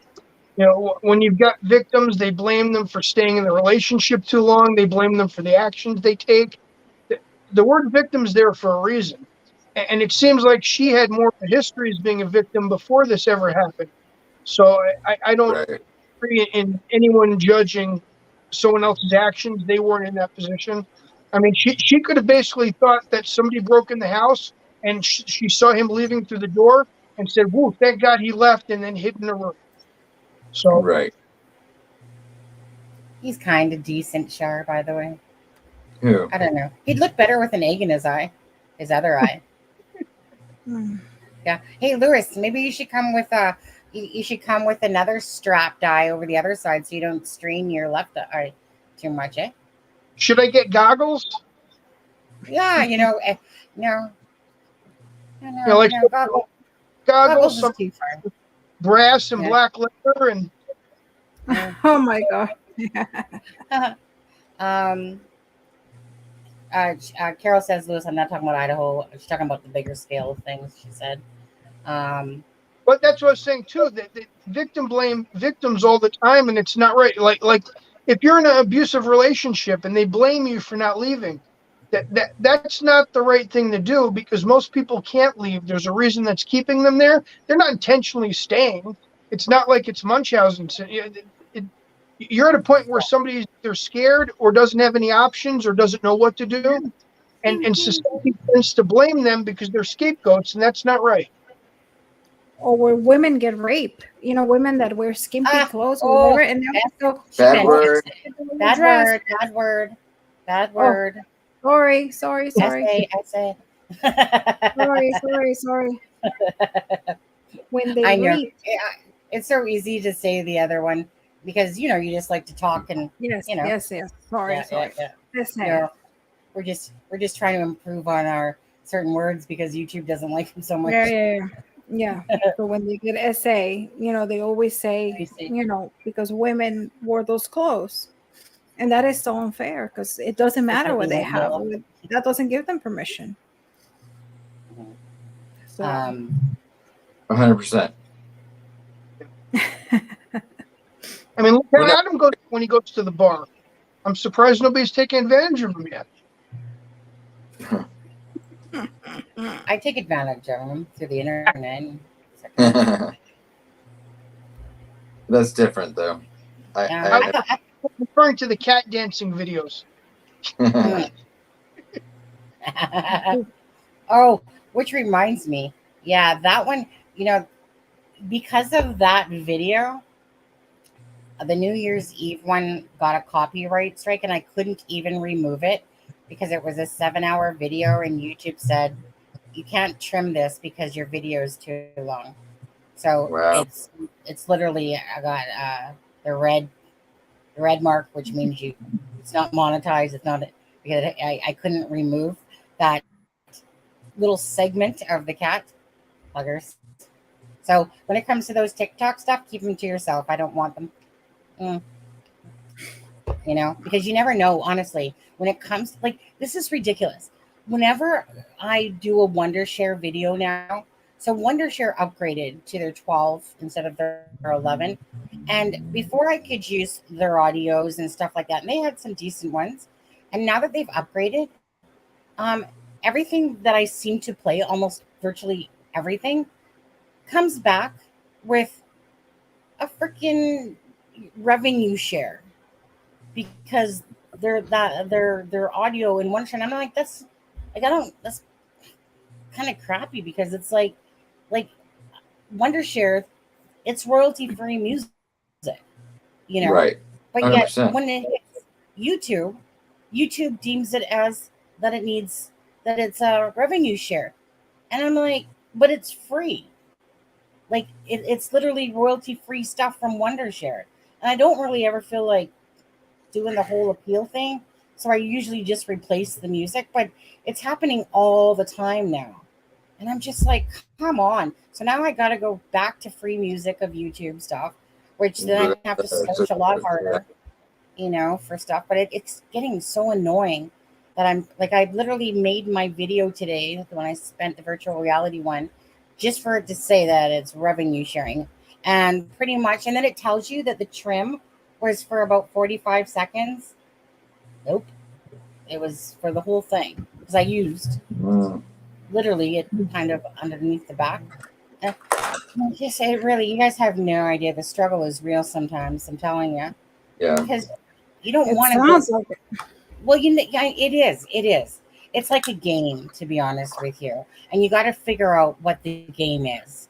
And once you figure out what their game is, then you can start doing accordingly. But people don't understand how much. Like I said, I made this video.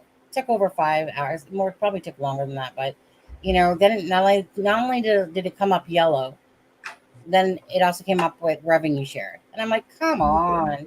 And then it tells me the clip's only this long, but yet, and let's say you have 2 issues in that video, and you use 2 clippings. Oh, heaven forbid. Well, heaven forbid, because you can only do 1 clipping at a time, so you have to wait for it to process again, which can take hours. And then all of a sudden, then you can go finally back to the second one. So appreciate people. When it comes to creators and videos and stuff like that, trust me, it's not just, let's make a video and stick it up. And it's not that simple. It really is not. And creators know that. That's one of the reasons that I stay away from YouTube. Like every time that I'm like, okay, I'll create a channel, I'm like, I don't think I can do it. Well, the thing is that the true crime community is definitely in a hub of YouTube that is going to get way more yellows. If I'm sitting there talking about how to build a website and stuff like that, those are always going to turn green and stuff like that. But when you're in true crime or any sort of community that has to do with like the politics or any of that stuff, you're just asking for yellows and always fighting that fight. Right. Yeah. So just it really depends on what kind of channel you're building. Like if I'm building cupcake channel and cakes, it's going to be green. Simple as that. You might have. Somehow you find a way. Yeah, but it also depends what people said. So for instance, when Alexa said the R word, I went to go check and it went from green to yellow. Now, Alexa, that doesn't mean it's not going to turn green again. But as soon as that word was said, it went to yellow. But it still could turn green because she said that word, I think, yesterday as well. And it still ended up being a green video. Right. It's kind of like it scans as the live's going on. So that's why we need to be very careful when we're talking about words and that, because of that reason.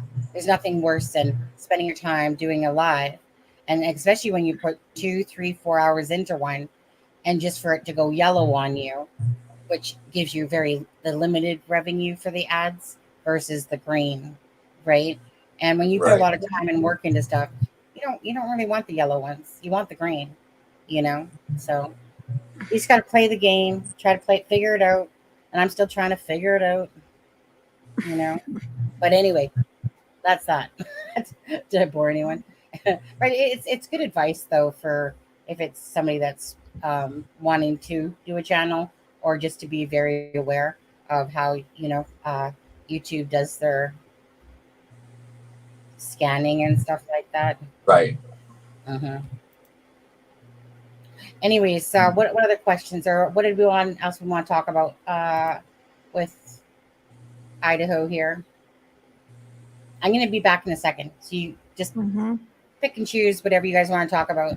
I know Lewis didn't really read the affidavit and stuff like that.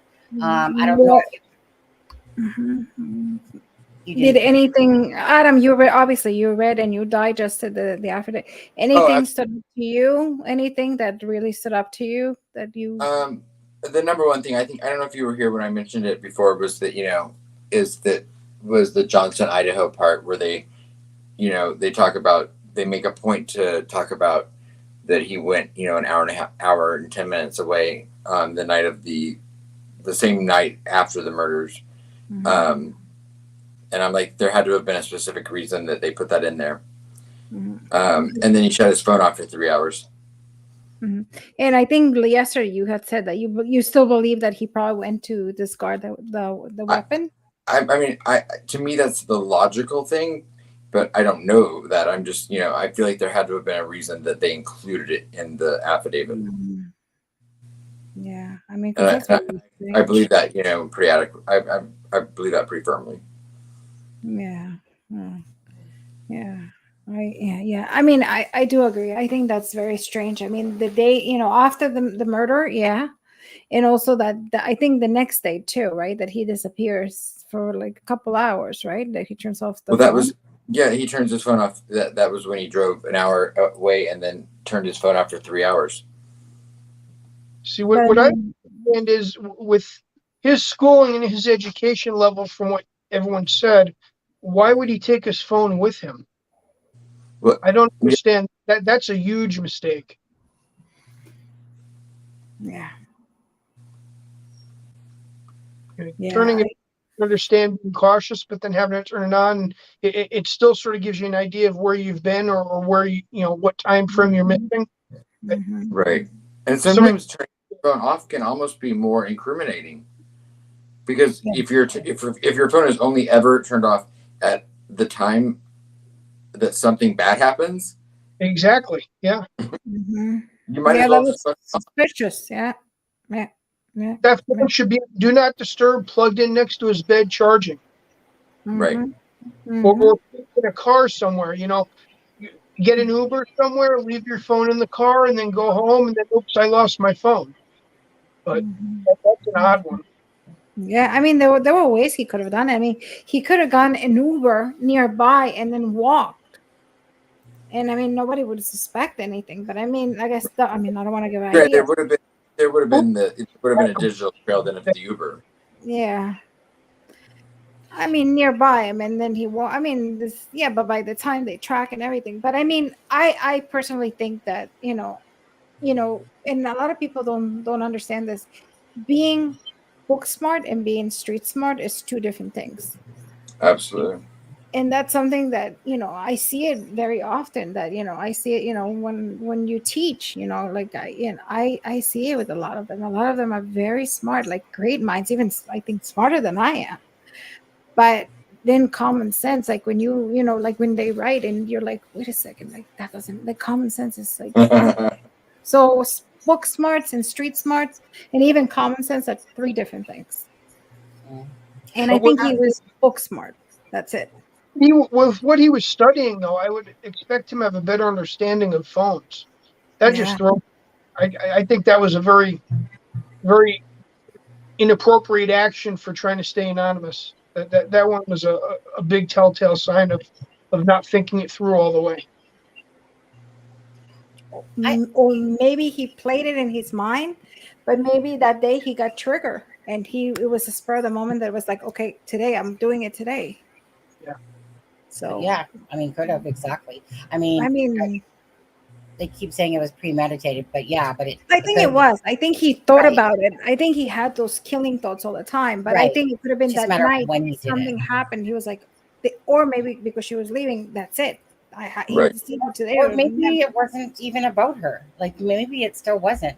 Like I'm still not convinced fully myself that it was about her. I think that if I was to choose who it was about, just based on gut and just kind of things that have been said, that it's possibly her. But I still think it could have been a whole Ted Bundy thing. For me, I made an educated guess based on what I know, like knowing that she was there, she was leaving.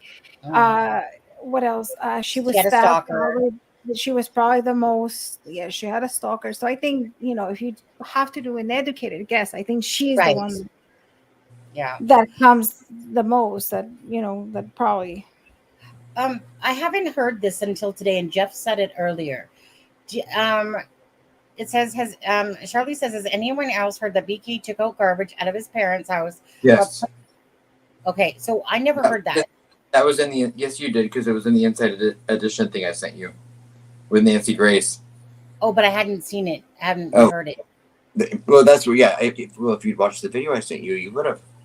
No, because I did not know that. But I mean, that if you read the PCA, the DNA actually wasn't his. The one that it was his father, but obviously his father would have. It was 99.9999. At 4 in the morning. At 4 in the morning, he was seen going from neighbor to neighbor's house at his parents, with gloves on, throwing trash away. Okay. Is that when he came back to Pennsylvania? In Pennsylvania.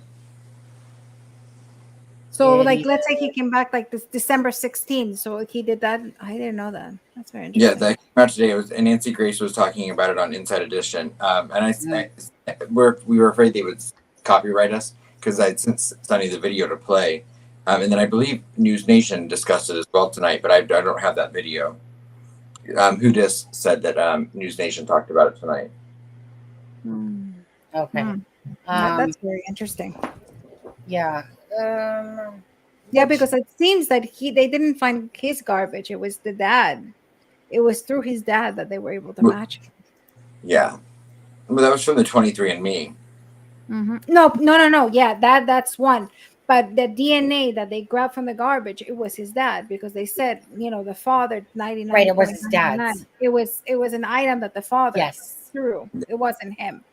That's correct. That's exactly what they said. Yeah. So maybe he was paranoid and he wasn't throwing his stuff in the garbage. I'm sorry, Sonny. No, go ahead.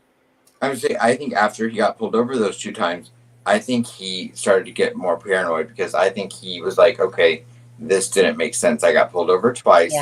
Yeah. Never got a ticket. And I think that's why we saw him going into the grocery store with gloves on. I think once he got to Pennsylvania, he probably realized they're on I'm him. not as safe as I think I am. Not to mention that from 10 to 12, from 10 p.m. to 12 a.m., that drone or small plane, whatever you want to call it, circled that house over and over and over again doing surveillance. I too believe, Adam, that I think that to the normal observant person, and when you're aware of your surroundings, and I do believe he was, I believe too that he got that feeling that, wait, this is kind of weird. And then he started wearing gloves wherever he went, when he was in Pennsylvania as well, because he was trying to do, thinking that he was, doing the smart thing or whatever. But I think that it was probably deemed as a little odd to him as well. And he was, if it was odd to us, it had to have been odd to him. Correct. Because he had committed these murders or these crimes, and we know that, imagine the paranoia that would instill when we're sitting here thinking it's odd. Yeah. But you're the one. Let me play a little bit of that clip of this one that you speak of. I believe it's this one that's right here.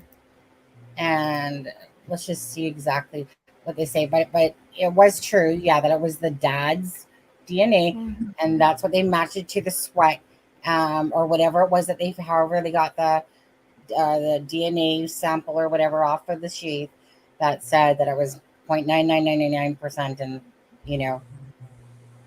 to the family. Yeah. To the dad. To the dad, exactly. So let me just play that and we'll come right back. 3 minutes and 8 seconds. Yeah. Suspect Bryan Kohberger allegedly dumped trash into the garbage cans of his parents' neighbors as he hid evidence linking him to the 4 Idaho student murders. FBI agents watching his parents' home in Pennsylvania reportedly saw Kohberger wearing surgical gloves and go house to house at 4 a.m. with garbage bags. The agents immediately go retrieve the trash, and it's a good thing they did, because they found in that trash discarded items that match back to the sheath that was left beside one of the dead victims on the bed. Chilling new details are emerging about the morning after the murders. Prosecutors say he actually returned to the murder scene at 9:12 a.m. that morning and stayed in the area for 14 minutes. We know, based on this affidavit, a knife sheath was left in the home. Was this the murderer returning, wanting to try to somehow collect what he forgot at the scene? Or, as we know in our experience, sometimes murderers go back to the scene just to see what's happening. We're also learning more about what Kohberger did later that day. Cell phone records show that roughly 8.5 hours after the murders, Kohberger drove an hour from his home to the small town of Clarkston, Washington. He drove past a drive-through coffee stand and then went shopping at an Albertsons grocery store. The next day, he drove 100 miles to Johnson, Idaho, an isolated area of the state. Why remains a mystery. I don't know what, if anything, we'll find there except possibly the murder weapon. Legal experts say the evidence in the case seems to be overwhelming. You have a very powerful piece of DNA evidence from the scene linked back to him. We also have all of this surveillance video, all of this cell phone records. So what could his defense possibly be? Famed defense attorney Mark Garrigo says it may not be the slam dunk everyone thinks it is. The defense is going to bring up the fact that his phone was not in the area and did not ping during the time of the crimes, number one. Number two, that the FBI changed their story on the Elantra as to what year the model was. And number three, that they, so far, the DNA is not admissible, what they put in the probable cause affidavit. I spoke with the father of murder victim, Kaylee Gonsalves. So if he were to try to strike a plea deal to save his life and avoid the death penalty, how would you feel about that? I'd be against it and I would fight it, but I still have other parents that I have to work with. This is a process where the family is prepared for, they're ready for the long haul, and we'll all get through it. More questions are being raised today about surviving roommate Dylan Mortensen. She came face to face with the masked intruder and didn't call 911 for 8 hours. Police quote her as saying she was in a state of frozen shock. I was shocked. It's not what you would expect to see. And now we have an eyewitness, which just makes our case even stronger.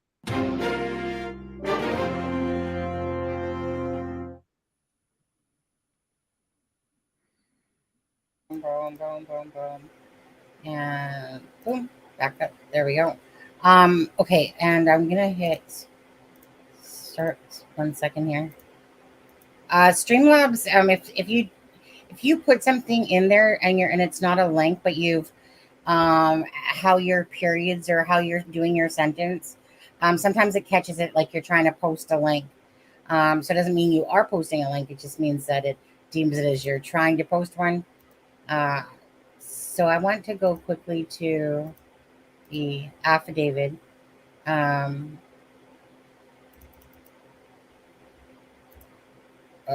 we go. Okay. So, right. So I just ask you, so I'm confused because they were trying to make it sound like it was Bryan's DNA, but right here it tells you that as a male not being excluded as a biological father. Mm-hmm. Which is referring to the dad, is. So I'm confused on that. So were they trying to say that it was?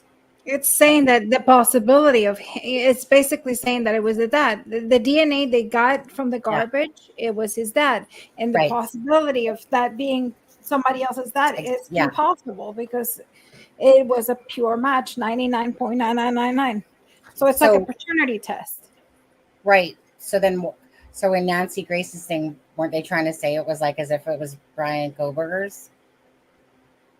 Because he was taking out trash? Is that what they were saying there, Adam? Oh, sorry, I was muted. I feel like they were saying, I mean, it never states that, I think that's where they got his conclusive DNA.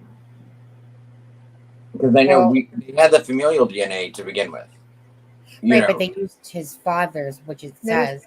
Yeah, and then I think they confirmed it. I think they got the from the sheath. They had his print or his DNA. They compared it with the familial, and then I think they might have gotten in the third confirming. Right, and then the crash.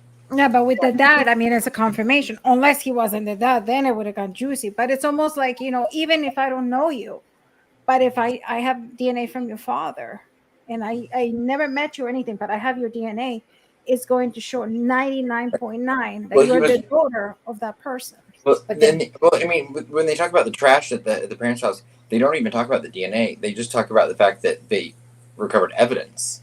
No, yeah, it shows that but it says that it's it's comes from the father, because that's what they mentioned. It's mentioned. Like they literally talk about trash here. Yeah, the possibilities of being, it shows, and it's the percentage. So they're saying that it was the father, like the chances of being, somebody else's father, it's impossible. So it's his father, 99.999.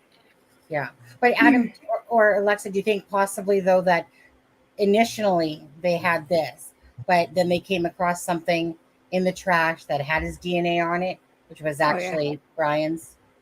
Oh yeah, I think so. I mean, yeah, but even if they didn't have that, the fact that they have the father, with the father, they know that it's him, because there's no, the markers. There's nobody else in the world that can have those markers. Right.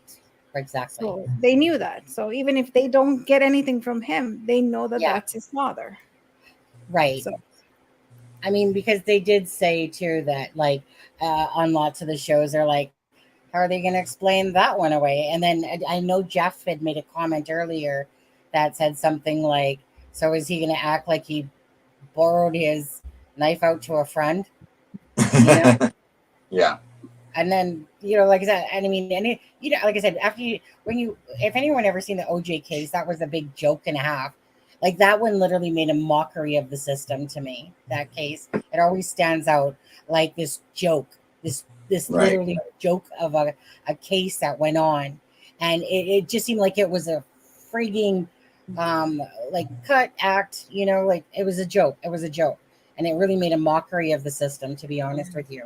And so for me, in my head, I mean, I'm sure they're going to use whatever tactic they can possibly find, and if it's like some sort of person, the garbage that it was, the garbage is typical, because I mean they followed him around for 4 days. He wore gloves in the grocery store. He wore gloves everywhere he went. And so they got stuff out of the trash. Mm-hmm.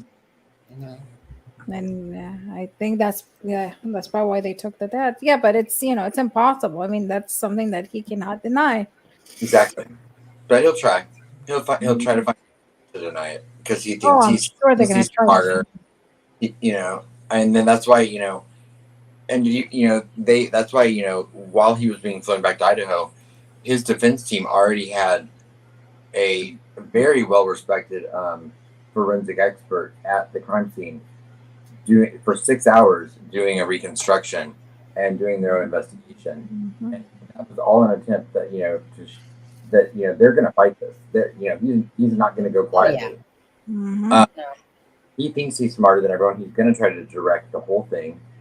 And then I heard today they removed the mattresses. Well, did you guys hear they have now held the crime scene is going to remain until February. You're muffled. All right. Yeah. Did you hear today they came out and they said they are going to hold the crime scene until February 1st. Is that what it is? Yes. So after his defense team had that forensic expert go in and reconstruct the crime and do their own investigation. They also then removed the mattresses today from the house. Oh, okay.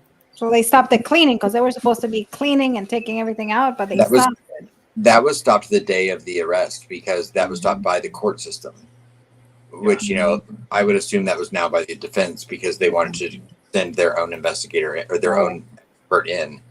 I'm sure they're going to try to find holes that this couldn't be like this. He could. Sure, of course. You know what? In my head, for me right now, dude, you are pretty much convicted. That's how I see this case going.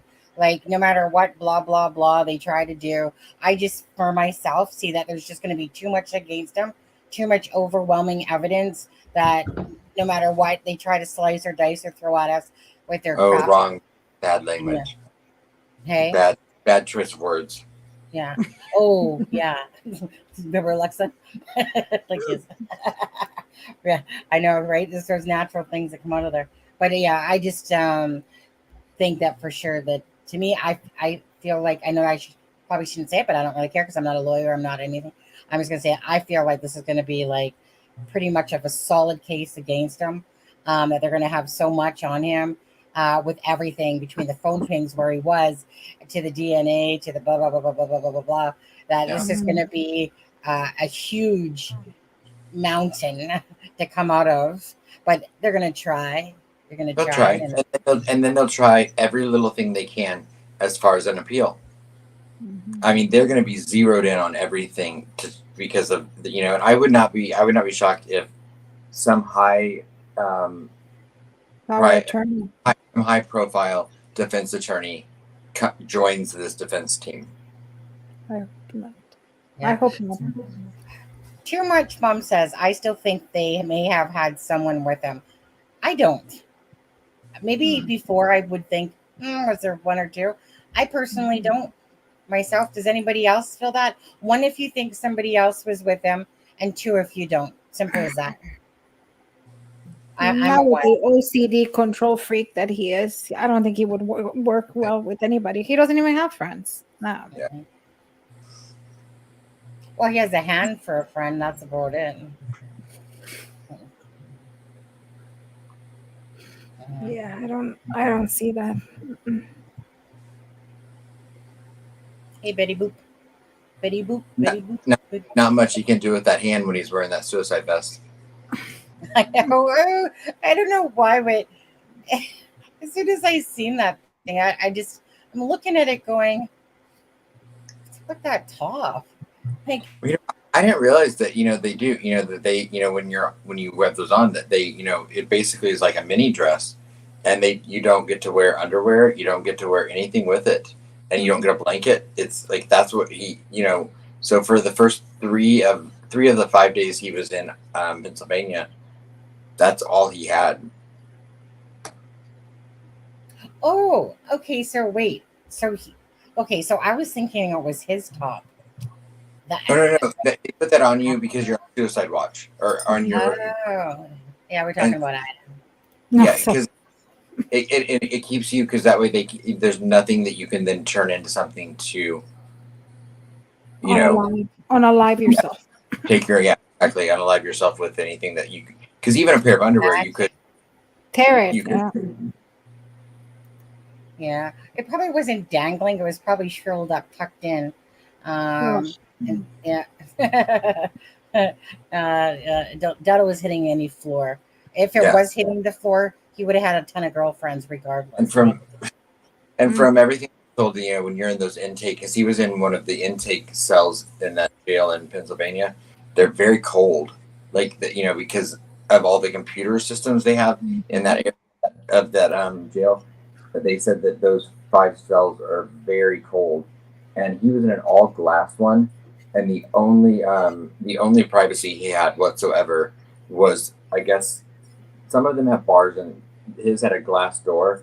And the only privacy he had is there's a small blurred area of the glass in the middle of the door for them to use the restroom.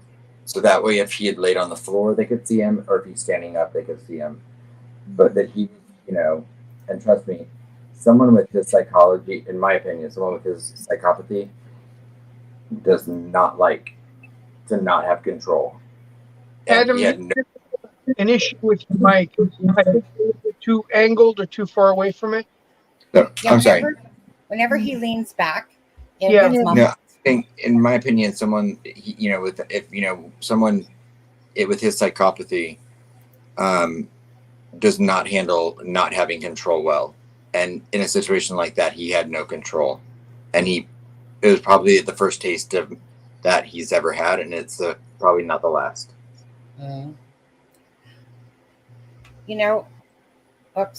Purdue says she's using her magic face and eye cream. I know. I asked her how does she like it. Hopefully she likes it. Hopefully she doesn't get a rash or something. I get sued. I was gonna say, if you start getting more wrinkles or anything. I know. Sue Alexa. Yeah. Usually I would sue you because I'm under you. So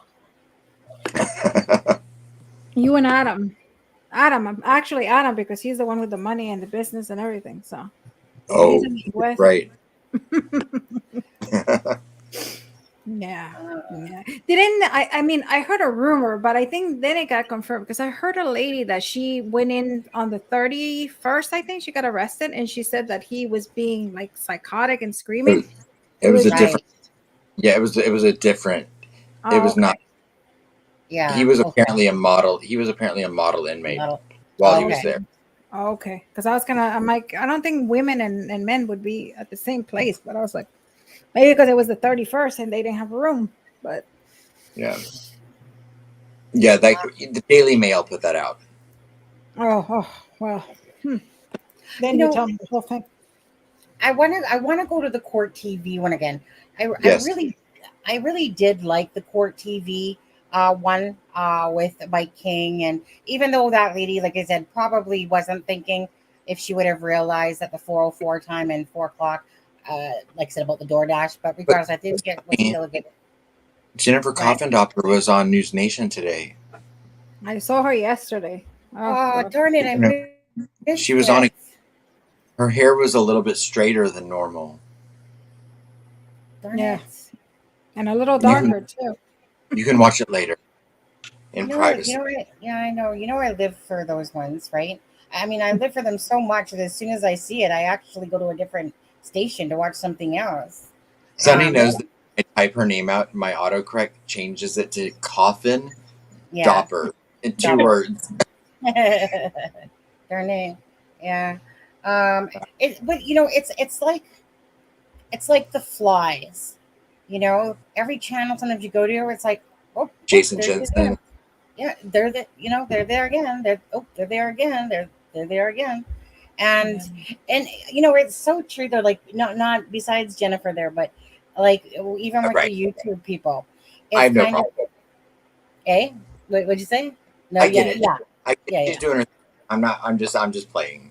Yeah, but it's kind of funny. It's like once they've kind of had a YouTuber on, then it's like they kind of use them a few times. All the time. I've seen that with Ikmail and a few other ones and stuff like that. I know. What I heard is that she was giving some details, and I was like, but I'm like, I don't understand why you're talking about that, because she's not a profiler, she's not a behavior analyst. No. She was an FBI and then an agent, but because you're an FBI agent doesn't mean you're an analyst. You're a behavioral analyst. So I was like, why are you talking about that? That's beyond your scope. Right. Yeah, I like. Sorry. Just saying, she makes lots of bad choices when she speaks publicly. I don't think she thinks back on the output of her actions. Right. She's just trying to transition her career into being an analyst, to talk and be a correspondent. And I get it. She's just trying to make her money. She's got to make a living. So I don't agree with a lot of her assessments, but I'm not going to disrespect her career. Right. I mean, I might be sick and tired of seeing the face every time I go to watch something, and 1 minute you're watching it from Delphi, next minute you're watching it from Idaho, and you're like, "Ooh, you're just all over the place here." I can't get. I know. Like I said, I saw Paul Holes, and then I was like, "Oh, the whole gang is here."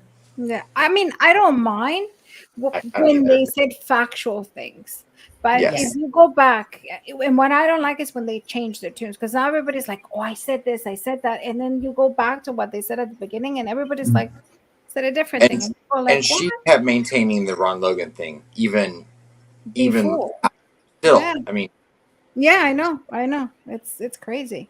I promise I'll punch myself in the face multiple times if Ron Logan is ever BG or the one. Well, I told you, Sonny.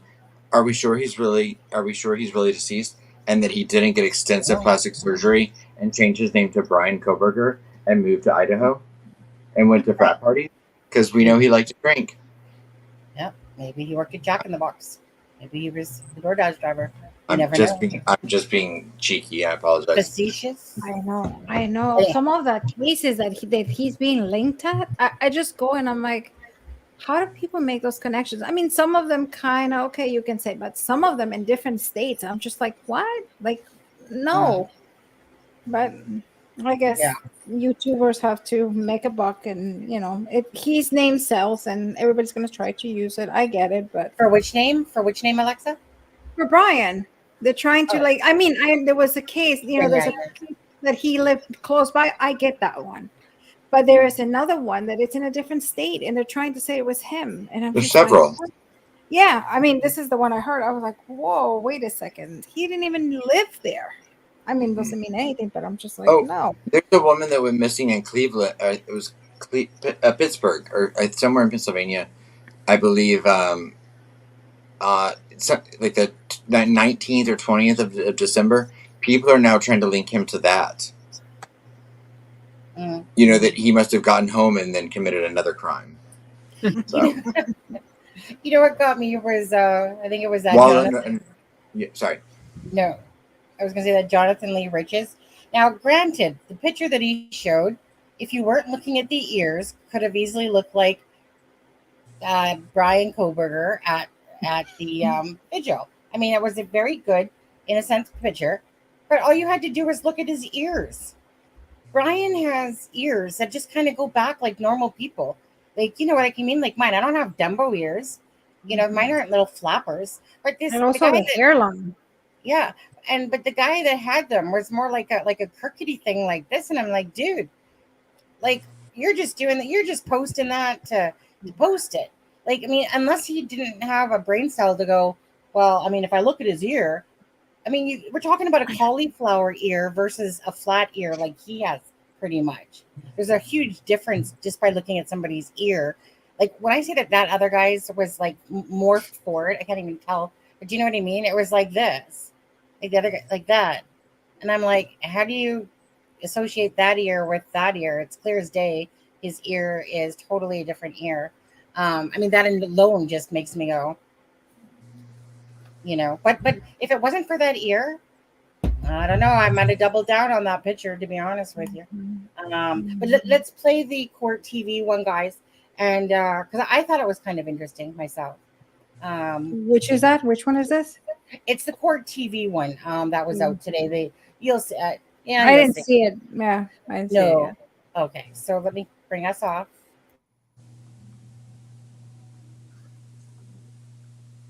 In the Lady County Courthouse in Moscow, there he is.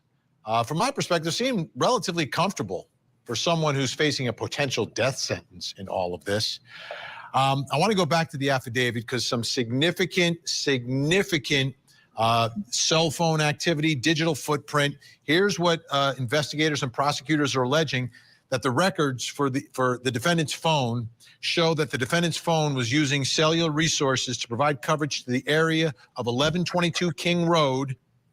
That's the scene of the murders on at least 12 occasions prior to November 13th, which is the night or the early morning hours of the murders. All of these occasions, except for one, occurred in the late evening and early morning of the respective days. So he's right near the home at least 12 times prior to the murders. Then check this out. This is unbelievable, like total cliche here. Further review indicated that the defendant's phone used cellular resources on November 13th, consistent with leaving the defendant's residence at 9 a.m, traveling to Moscow, Idaho, specifically to the King Road residence, the house of the murder, between 9:12 and 9:21 a.m. the following morning. He's back there. At least that's what investigators are saying. That's where his phone is, and then returns back to his home at 9:32. Dr. Carol Lieberman, I'm looking at this. What do you think's going through his mind, if this evidence is correct, he's presumed innocent, when he returns to the scene of a quadruple murder the next morning, and there's no police cars, there's no crime scene tape, there's no ambulance, there's nothing, like nothing happened. Yes. Well, first of all, as you know, I think I've been saying from the very beginning that he's an incel, and all the things we've been finding out since then go along with that, like his stalking of the victims and so on, his choice of the victims and all of that. So incels like to be known for when they kill people or when they have a conquest like this. And so I think in part he was disappointed that that there wasn't the police presence and so on. You know, he's conflicted. On the one hand, he wanted to commit the perfect crime and not be caught, but on the other hand, he did want to be caught and be proud in a sense of what he did. I know that sounds sick, but that's the mind of an incel. And do you know that the incels have started a campaign to free Bryan Kohberger? Wow. Lauren Vellucci, what are your thoughts about this cell phone activity 12 times before the murders and then back the morning after? He stalked them. He was stalking these girls, and it wasn't the first time that he was in their house. I guarantee he had gone there plenty of times to know that they didn't keep that sliding glass door locked, and he would be able to get in and out.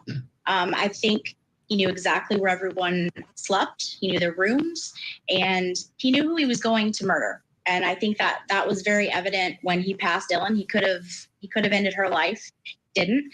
And I think it's safe to say that because of where the knife thing is, he probably started upstairs with Kaylee and Maddie and forgot it because of all of the stuff that was going on. I think that they were probably the first victims, and he knew exactly what he was going to do. He had this planned out. The whole affidavit is just premeditation all over it. Premeditation. Key word for prosecutors. Okay, let's take a look now at some cellular data. We have more. At approximately 2:42 a.m., the suspect's phone pings in Pullman, Washington, and for about 5 minutes, his phone data is consistent with him leaving his apartment and traveling south through Pullman, Washington.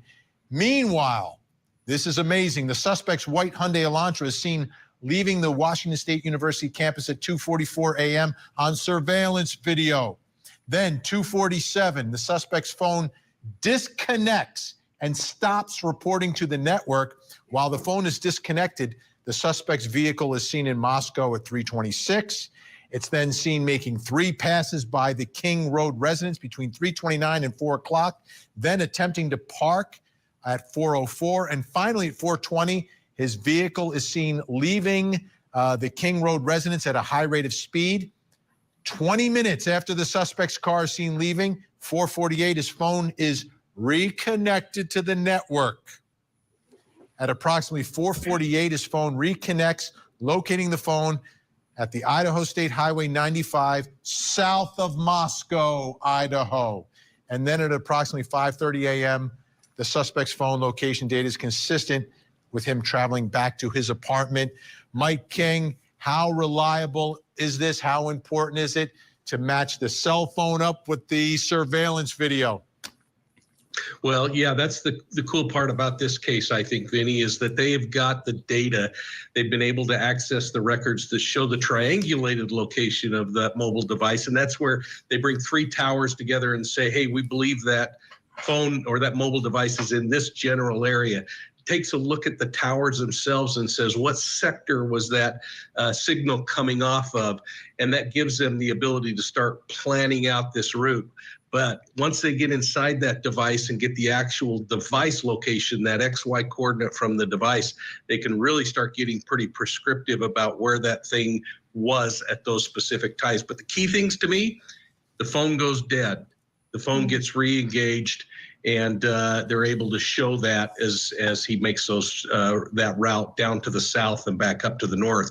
And then when things fall apart, he starts moving a whole lot more rapidly from point A to point B. So we see this disorganization kicking in as he starts really getting ramped up emotionally and many other ways. Joseph Scott Morgan, I don't know if you remember this. I'm sure you do.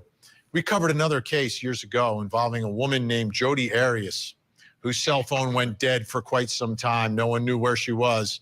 But that to me, that is almost more compelling than the phone actually being there. The fact that it's turned off in this window of time. Yeah, and it goes to the idea of intent. What is your intent? But I got to bring out one more point here, please. Absolutely. Bear with me. Do you remember when this case first came to light and we had those images of the investigators, crime scene investigators? They were out paying very close attention to tire marks on the roadway. You could actually see them. They were these black marks that they were taking a look at. And you mentioned just a second ago how the vehicle left at a high rate of speed. If this is a front wheel drive car, which I think it might be, I'm not really sure. If he peeled out of that area and those marks were specifically left by his vehicle or a vehicle similar to that, that documentation all those weeks back is going to be significant because they have that car now. And there's all kinds of things that you look for in tire marks. First off, you can look at it from a chemical structure. If he left rubber on the road, that can be tied back to those tires. Secondly, the specific markings. Every tire, even though it comes off an assembly line or off a production line, they all might appear the same when they come off the production line, but dependent upon what kind of wear there is on the tread as you go along, it's going to be specific to that vehicle.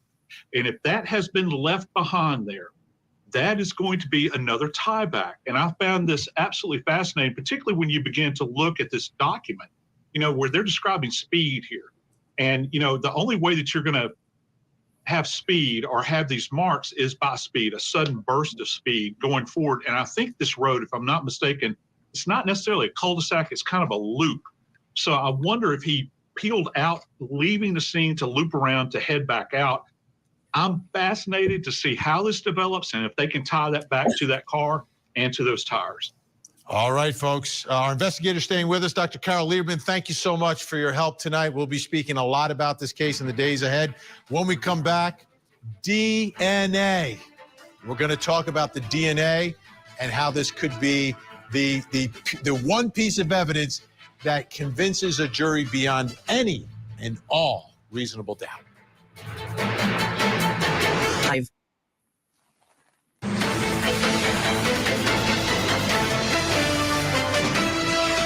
Let's talk about the DNA.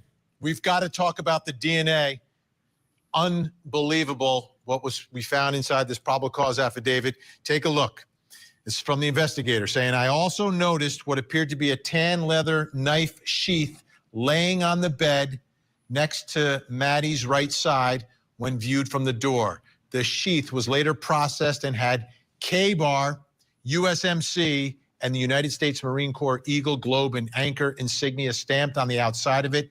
The Idaho State Lab later located a single source of male DNA suspect profile left on the button snap of the knife sheath. So they found the DNA on an item left behind by the killer, okay? But you just have DNA. You've got to match it to someone. Take a look. On December 28th, the Idaho State Lab reported that a DNA profile obtained from the trash and the DNA profile obtained from the sheath identified a male as not being excluded as the biological father of the suspect profile. At least 99.9998% of the male population would be expected to be excluded from the possibility of being the suspect's biological father. Let's bring back in our guests, Lauren Vellucci, private investigator, Mike King, host of the Profiling Evil podcast, and Joseph Scott Morgan, host of the Body Bags podcast, but also the man who on this show said, I bet they probably took something from the trash. And they did, Joseph. Yeah, they did. A specific biological tieback. And boy, I tell you, those numbers are hard to defeat when it comes to DNA. We can talk about a lot of other connectivity as far as forensics go, but when you begin to look at the overwhelming odds that it could be someone else, it's very hard to explain that away. And they're going to try to. But, the fact that, people have made a big deal out of the fact that there is no weapon at this point in time, at least that we know of. We don't know everything, okay? But the fact that this sheath was left behind, and we've heard all kinds of stories, haven't we? We've heard Rambo knife, we've heard K-Bar, essentially, hunting knife, military-style knife. Well, it turns out this is a military-style knife, and it's got a hilt on it, and it's got a hilt guard. And so, but what people might not understand is that with most of these hunting military-style knives, they come with a sheath. And this is essentially a holster for a knife, if you will, to put it in very simple terms, that you can wear on your belt. Military does this. And so he left this behind. So this means he wasn't wearing it around his waist. He more than likely came in holding the knife that was held in the sheath, removed the knife from the sheath, and he had to click. You know, they talked about that spot, that button up there, which is where they recovered that DNA from. Now, I don't know what the source of that DNA was. I don't know if it was blood or if it was sweat. It's hard to tell at this point, but nonetheless, they tied that back, and then they tied it back to the trash. They have this common denominator that is his father. You know, and when you're thinking about all of this from the perspective of, you know, like genetic genealogy, where you're going back and you're trying to tie people back, this is the end of the road here. This means that you've created this profile. And again, these numbers are astronomical when you begin to talk about it. And it's going to be a tough hill to climb for the defense. Mike King, as Lauren mentioned earlier this hour, do you agree? Do you think that the fact that the sheath is found in the upstairs bedroom, that Kaylee and Maddie were the first two victims and perhaps the real target here? You know, that's a tough one to think about. It may be that he got disorganized as he went through this whole thing, and that's when he left it behind. And as I was listening to this description of the knife being found there, I had this flashback of sitting in San Quentin prison interviewing a kid named Brandon Wilson, who murdered a little 9-year-old boy down on the beach in Oceanside, California. And he talked about, Vinny, just that physical reaction of pulling the knife out of a sheath before he murdered this little boy. And he was so excited as he was doing that. And I've never forgotten that and the emotion that these offenders are going through as they're going through these crimes. So I think it's a mixed bag. It could have been that it was victim number one and the target. I think more importantly, though, it might have been a sign that he was starting to lose control as he went through this process. And that's, again, why I think he probably walked by this young woman as he left the house. He was so focused and had such tunnel vision. You know, you think about all the things that were happening that night. Something else that happened, Lauren, was the fact that there was a DoorDash delivery at 4 a.m. And to me, I mean, this DoorDash delivery could have been in the middle of everything that was happening, but it wasn't. And I'm wondering if that tells us maybe he's staking the place out enough. Does he even know that a DoorDash delivery is coming?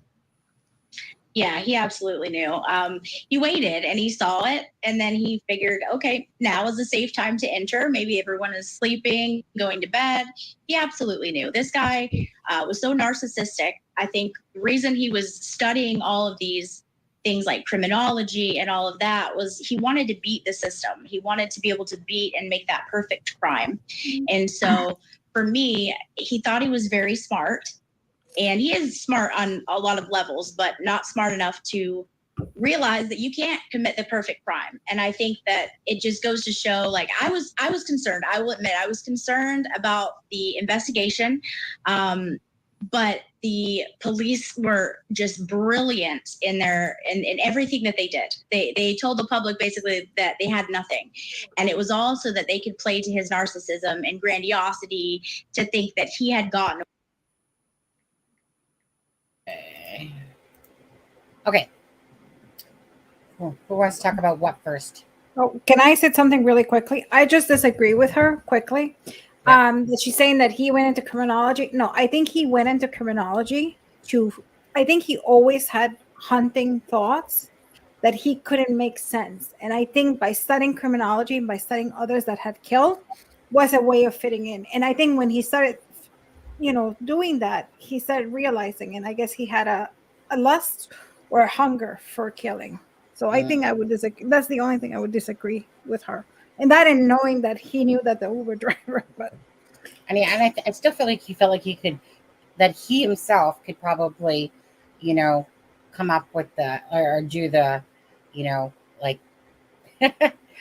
it's so funny that I say that now, but to think that he probably thought he could come up with the perfect crime. I feel like he actually thought that he was smart enough that he could do that. I don't know why. That's kind of how I feel. I think he wanted to be a copycat. I think he wanted to be like the greats. He wanted to be in one of those textbooks that he studied. He wanted to become like Bundy, Dahmer, Garci. He the ones applied to before. be a police officer a couple months before. Lewis, what do you think about that? Like he literally applied. I think he made too many sloppy mistakes for this to be him trying to be one of the greats. It wasn't thought out well. The whole phone issue, and then the sheath being loose and left behind. I think this was more. I believe he's had some fantasy going on in his head for a long time, and this situation with these girls fit that fantasy, and something pushed him earlier on that year that caused it to come to fruition. That's my gut. Right. Yeah. I think he had these fantasies for a long time. I mean, I don't think that's. I agree with Alexa. I don't think this is what made him go into criminology. I mean, well, he wanted to be an Army Ranger when he was a sophomore in high school. So we know. I mean, it's in the yearbook. His goal was to become an Army Ranger, and even CD and I were talking about earlier today. People sometimes, 99% of police officers, of course, are good, but you do get people that are drawn to positions of authority or power for their own personal reasons sometimes that aren't genuine or honest. So someone like this that wants to have this huge opinion of himself could be drawn to a position where he's given authority and power, just like he wants to then be the best at everything. And when he went into criminology, I think he had the DNA to do this early on. I think that he was then given the confidence from his academics to point him into this direction. I think he would have done it either way. I just think that because of his academics, it led him down this path. Yeah. And one of the creepy thoughts that I just came to my mind, and that you want to know, and you can research yourself, is 5 to 20%. Listen to this: 5 to 20% of the CEOs, the current CEOs right now, are psychopaths. Why? Yeah. Because not all of them turn into killers. Most of them desire power. And what greater power than become a CEO? So I remember doing a study on that, and the correlation. It was a correlation between power, high power, and psychopathy. And I remember studying that 5 to 20% of the CEOs currently sitting right now, major corporations, are psychopaths. Yeah. Alexa, do you know what my Myers-Briggs personality type is? What? The CEO. I'm an ENTJ, which I share. It's only like I think 2 or 5% of the population have that, and and they have the highest rate of serial killers, CEOs, and also of people that unalive themselves. But I mean, I can see that because you're very analytical, the way you are. I think but in a way, aren't you? I mean, you own your own business. So in a way you are. I mean, you hold a position of power. I've owned my own businesses. Yeah, because I've had a couple of businesses, to be honest with you. That Sonny's my boss. Yeah, right. Yeah. And for me, to be honest with you, for me personally, I wouldn't use the word power, because it's not. I don't like feeding to somebody else's pockets and stuff like that. I like being creative. I like the control of that part of it. As for power, like say a Donald Trump, and stuff like that, never that type of power, never that narcissistic-y type of power. It's just more the power of that we have control in what we're able to do. And I hate feeding somebody else's pockets to make them richer, in a sense. I just don't like to follow rules, and so I don't like to follow rules either. It's easier when you're the one making the rules to follow them. And I'm a really bad employee, just let's be honest. I show up late. Oh, do you? I'm a good employee. But because there was a few things I wanted to touch on with that. One was the tires. Jeff had asked if. I mean, I thought that was. I like the fact that was brought up because I hadn't even been thinking about the tire marks at any point really until it was brought up and they were talking about the tire marks. And do we know? I don't know, you guys. Do we know if they were purchased in Pennsylvania or not? But either or, I mean, that will be very interesting if they can, put the tire marks or because there was some like darker marks, whereas if it was somebody, giving a little. What was purchased in Pennsylvania? I'm sorry. Whether the tires. The new tires? Yeah. Well, I have the Carfax report. Let me look. I can tell you exactly. I can tell you exactly where they were purchased. Mm-hmm. You can continue talking. You can keep doing. Yeah. Well, okay. Well, Alexa or Lewis. What, like I said, I mean, the tires to me. Obviously, that's if his tire marked the tire tread. Because there was some snow on the ground, right? He got no. A little bit. He got new tires. He got new tires when? He had gotten new tires afterwards. I'm just trying to look to see where and the date. Okay.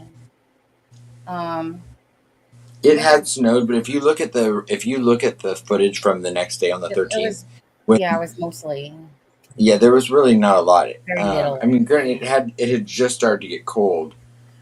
It had a snow a week or so before, I think, but yeah. And I'll be curious, Jeff, as well.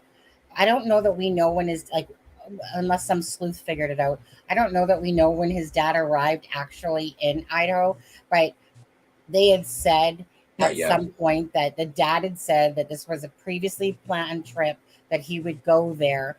Back in the summertime, basically, that he would go there. Right. So whether that becomes truthful or not, if his dad's totally oblivious to it all, then it's truthful. He seemed oblivious. And he did, didn't he? I mean, when he was I don't think he would have behaved in that way in the traffic stops if he was. Yeah. Well, it was almost like he starts talking about the shooting thing, and then it's like. Right. And did you see the look Bryan gave him? He was it's like, can you shut up? Can we just go? He even tried to control that situation. Yeah, of course. Yeah, right. Because you don't want him talking about anything like that. Then Bryan brought it up. He's like, "Oh yeah." Because when they said, "Where are you going?" and Bryan goes, "To get Thai food." I loved that because he was like, he gave no specific. He was like, we're not going to Pennsylvania. He goes, "We're going to get Thai food." And his dad was like, "We're on our way to Pennsylvania." Yeah. Just to answer Purdue there. Yes, he got new car plates because they were expiring on the 30th of November. Okay. The 30th of November, yeah. So he did get new. So it just was that timing personally. But he also knew that car was going back to Pennsylvania. So interesting that he decided to get Washington plates. Mm-hmm. Right. Well, hold on. How long was he expecting to go ahead? He wasn't leaving though, right? They were just driving home for the holidays. Well, but he never intended on that car. The reason his dad flew into Seattle, got a car, went to Pullman just to ride back to Pennsylvania with Bryan. That's more expensive than Bryan flying home for Christmas. So why drive?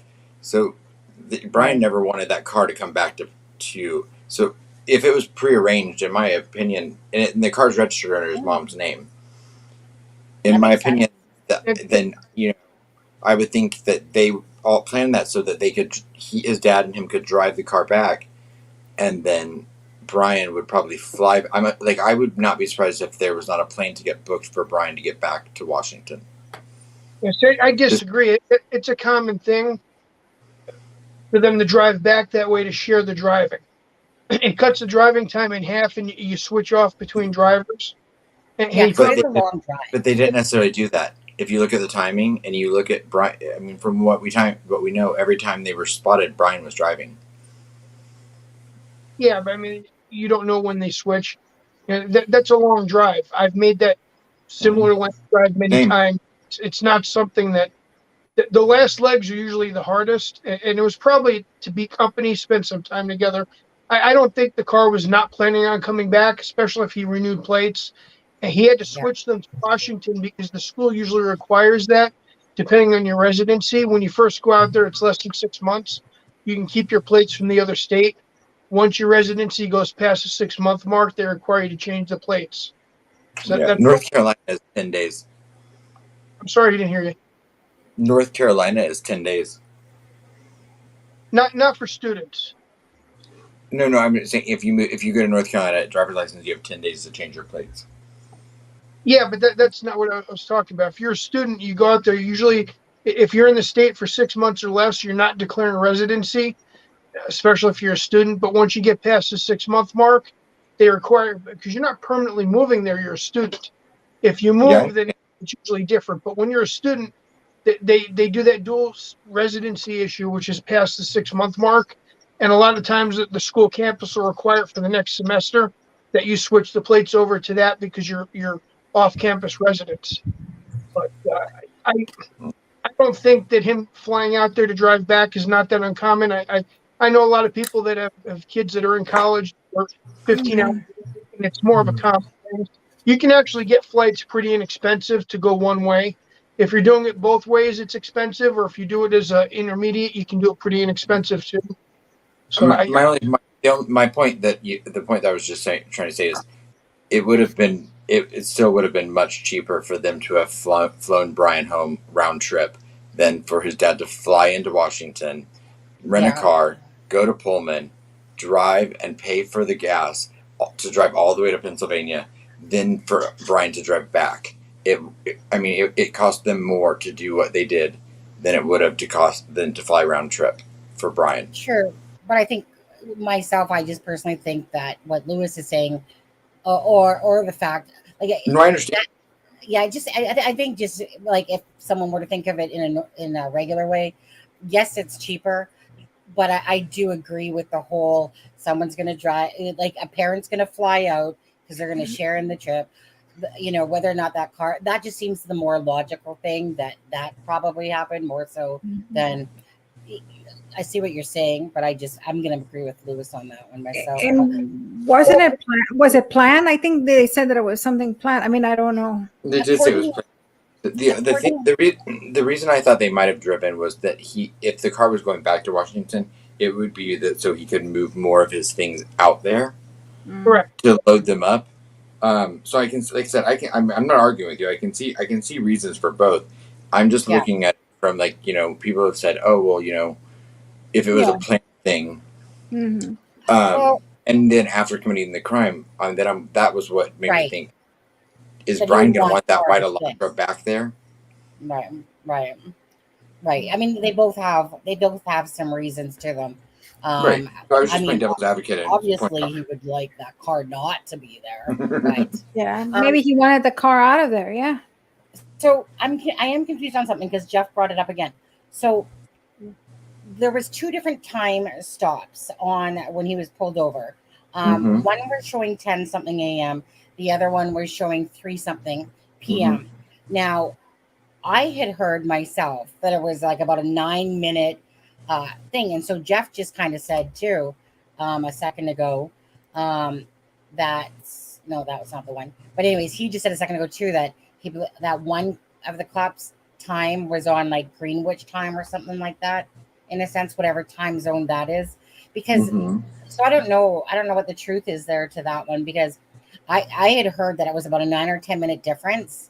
Same. And but yet the time clock, and we all know about time clocks. It's no different than footage. We all know that half the time they're off. Trust me, I worked in a hotel. We were used to the cameras times being different than the true time. So that's very common for times to actually be off. So, but I'm still confused. Was it 9 minutes or was it? What did the affidavit say? Because it has them listed. I don't know, actually. So that would be that's in the affidavit, I believe. And maybe. Let me take a look here. Unless I could be incorrect. I don't remember it in the affidavit. I don't remember it being in the What, affidavit. But remember where it talks about him being in Colorado and then Indiana? Because it says you laughed when you said you laughed because you said Hancock County. Oh right, Hancock. Let's see. Scrolling through it here. Mm-hmm. Okay.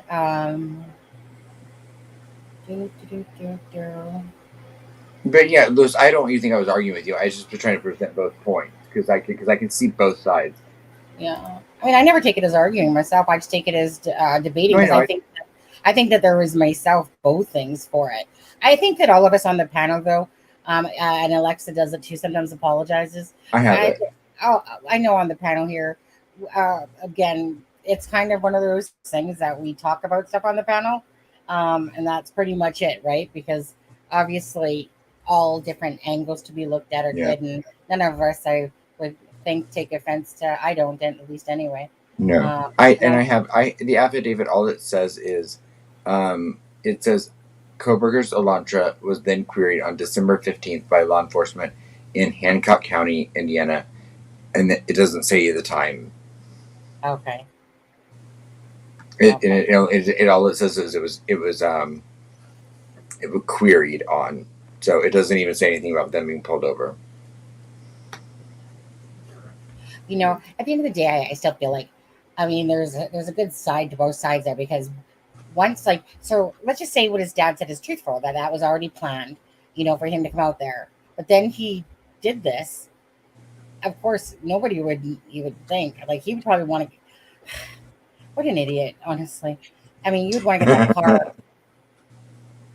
you know, so far away from, especially once they've announced it, you know. Especially because it was December 7th that they actually announced it. I remember looking at that the other day. Some people say December 8th, but it was December 7th. At least as I remember it. And when I seen it, there was people that were saying, like, meaning news channels were posting about it on the 7th. Mm-hmm. And so to me, I mean, regardless, at least in my eyes, you can run, but unless you're burning that car where they can't identify it, they're gonna identify it. They're gonna literally find out who this person was that was driving. Right. Like, there was no ifs, ands, or about it to me. No matter if he took it to Pennsylvania, not that he knew that, but and then it came out today that he apparently had been seen thoroughly cleaning it to the point where he didn't leave an inch of it from. Oh wow. Right, and he probably thinks he did a stellar job. You know, Lexa, you're muffled. So where was the other stop? One was in Hancock County. I don't I can't remember, honestly. I know they were both in Indiana. He was also then on camera in Colorado on the 13th. Hancock would have put him just east of Indianapolis on 70, right? Like somewhere near Greenfield. If you know where the other stop is, we could see the mileage difference and get an idea if it was 10 minutes between the two or not. Right. I'd have to look. We'd have to pull up the footage of both of them again. I believe that the 9-minute thing. I believe that was debunked. I do think the times were. Well, I mean, would it take 4 hours to drive across the state of Indiana on Interstate 70? Well, he was taking 70. How far? I mean, did they just follow 70 the entire way, or? Yeah, I think he crossed over into would that be Ohio or Pennsylvania from Indiana on 70?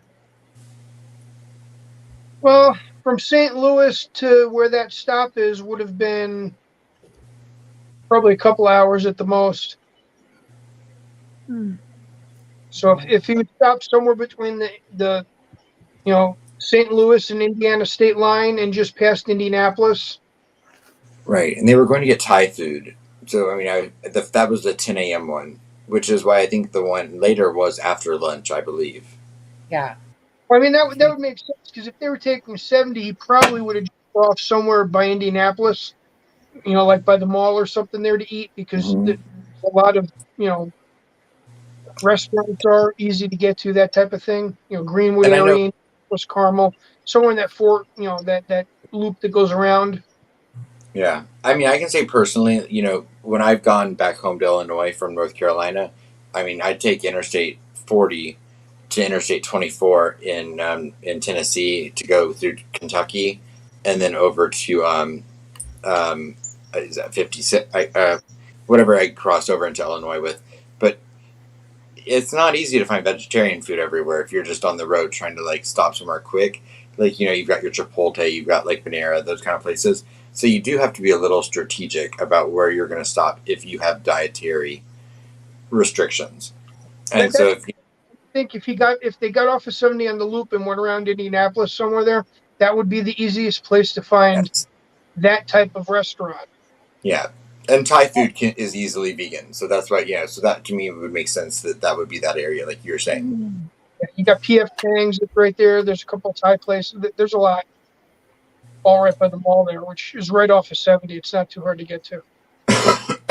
And we had the mile. We have the mile marker. We'd have to pull up the video to find it. I'd just be curious if you have the 2 mile markers, you can sort of get an idea or a feeling where it is. If the 10-minute thing comes into play, but they stopped in between the two, it could have just been somebody guessing that, they were only 10, 15 miles apart from the stops. And then it could have been speculation on the time, but. I'm just confused. About what? I don't know. The time things. I stopped listening a couple minutes ago because I was like, wait, what? I don't even know. I don't know. Okay. I want to ask Alexa something because we haven't asked this tonight. Alexa, Bryan Kohberger's signature. Mm-hmm. Just the gist of what you looked at. What did you see? I mean, I'll do it one more in detail. But I mean, you can. I mean, I don't have it. I think I have it on my phone. But I mean, if you've seen it, it has very inconsistent, and I think that explains a little bit of his psychology. I mean, I don't know if you have. Do you have? I don't know if I have one here. Hold on, let me see. I don't have one here, but do you have one? I mean, but if you see them, I think I have. Hold on, the one I sent you. Hold on. He signed. I mean, I can tell. Most likely, he's probably right-handed. I would say. Yeah. By the slant, because the slant goes. In the courtroom drawing, he's signing the papers with his right hand. And the courtroom what? When he in the Pennsylvania courtroom. When he signed his extradition things, he signed them with his right hand in the drawing. I haven't seen it. If you have a picture, send it. Yeah, so I would say yes. It was the court drawing. Oh, okay. Because they didn't allow cameras in there. Oh, okay. I'll Google it. Yeah, I would say, well, obviously right-handed now.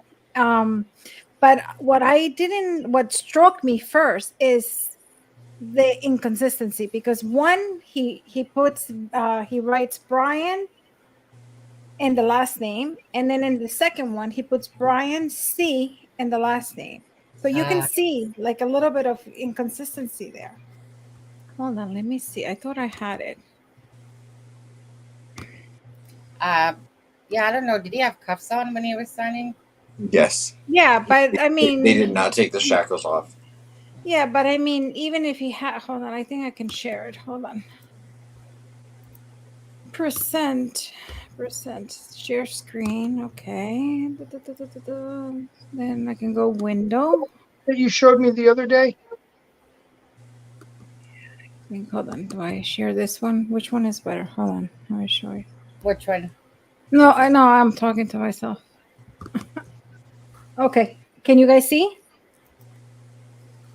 Yes. I think that's the one I sent you. So, okay. So look at. Okay. So hold on. Let me do. If I remember this. You guys see that? Let me take us off. Okay. Okay. So let's start right here. So you see this one. You see the first one. This one. And you see the second one. Why does this not change to this? There we go. So this one, and we have, this is the second signature. So my question is, I mean, why you can see the inconsistency. So look here, he doesn't sign, he doesn't put the C, but in the second one, you can clearly see that he writes C. So that to me strikes me as odd. Yeah. You know, because when your signature is your signature. So what made him sign? So I think that you can see a little bit of conflict in his personality, I guess. Right. Then you see, hold on. I'll show you. Hold on. Let me just show you this. Hold on, because I did write what there was one thing I wanted to say. Hold on, right here. It is strange on the same document that he does one where yeah, right. No C and then a C. That is strange. This, I mean, and this is quickly. I'll do one more detail, but if you see this little tail right here in the B, that's somebody that basically likes to acquire. People, you know, people that have the desire to acquire things, like, you know, they get fancy. But again, look at the other one; it doesn't have it. So again, you can see the inconsistency. So that's what I want to ask you about, Alexa, was how different the two Bs were. I mean, it's complete different starting and stopping point and shape. That is one that was very odd. Yeah, and honestly, if I would, you know, at glance, I would think they're two different people just by the Bs. Like, look at the Bs, like completely different. One has an open, and the other one doesn't. And then I looked at the G, like no, it's not the Y. I'm sorry. And that is usually the sexual desire, like this bottom part. You can tell like the sexual desire in loops. Usually in script, you can tell sexual desires. And you can tell they're not consistent. Look at this one. The one on top. A very different white. Look, so I guess his sexual desires are not consistent. Nothing in him is consistent. But the other one I wanted to ask you about too, the first Bryan that he writes doesn't spell it B-R-Y. He puts the A in front of the Y, and then on the second one, he puts the A after the Y. Yeah, it's very... He misspelled the first writing, had a complete different structure for both the B and the Y. That's what I would like to see the drawing, because I mean, maybe I'm thinking that if the handcuffs were too tight, but then he would sign the same way in both. Yeah, I really don't understand the inconsistency. And look at, I mean, again, then look at the K. The one that struck me very much is the O's. Remember what I taught you about those O's? Leans to the right. Not only it's open, but it has that loop. Secretive. People I tell you, run away from people. When you see those O's, run away from them. They're usually psychopaths, sociopaths. Usually, when we did the study, when they're incomplete O's, right, Alexa? You're saying not only incomplete O's, but when they have. Hold on, let me see if I can do it here. I'm gonna send the drawing to Sunny. When they have that little loop inside. I mean, it's okay, like, because we all learn like this. But when the loop goes a little bit down, and then it's like, that's a no. That's very secretive. Right. And usually,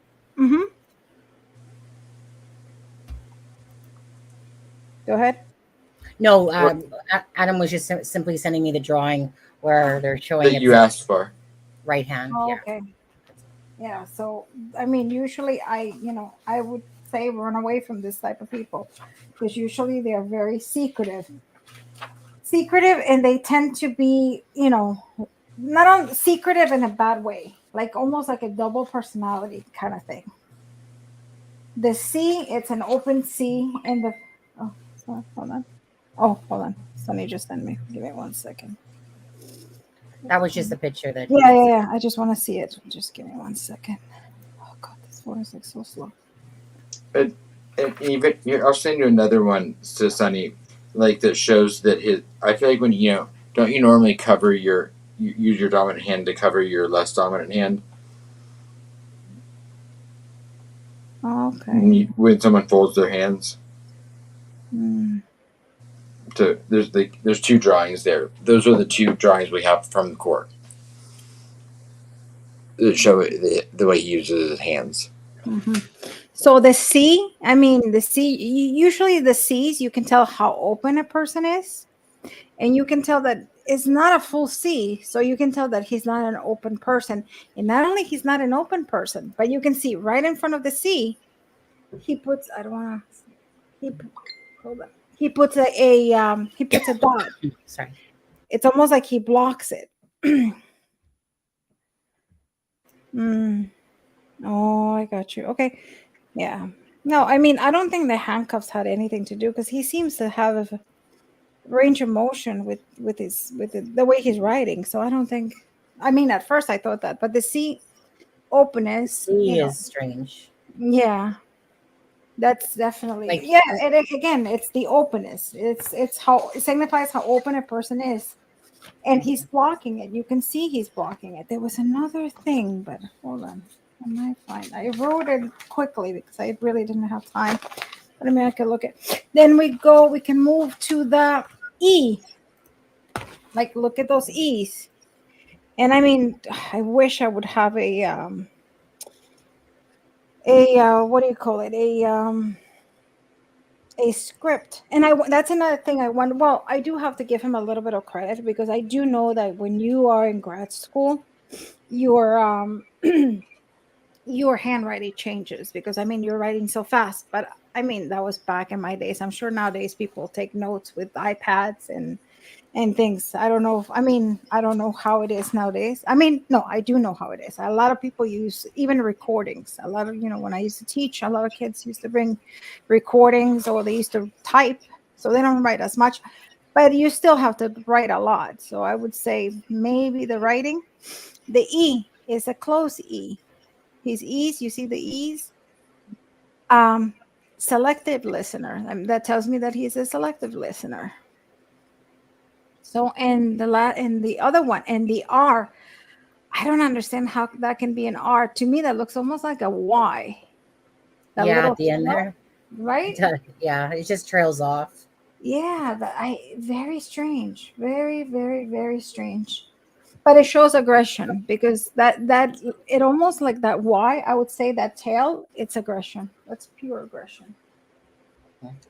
That little thing that is supposed to be like right here. Hold on. Yeah. I have to get a stylus for this.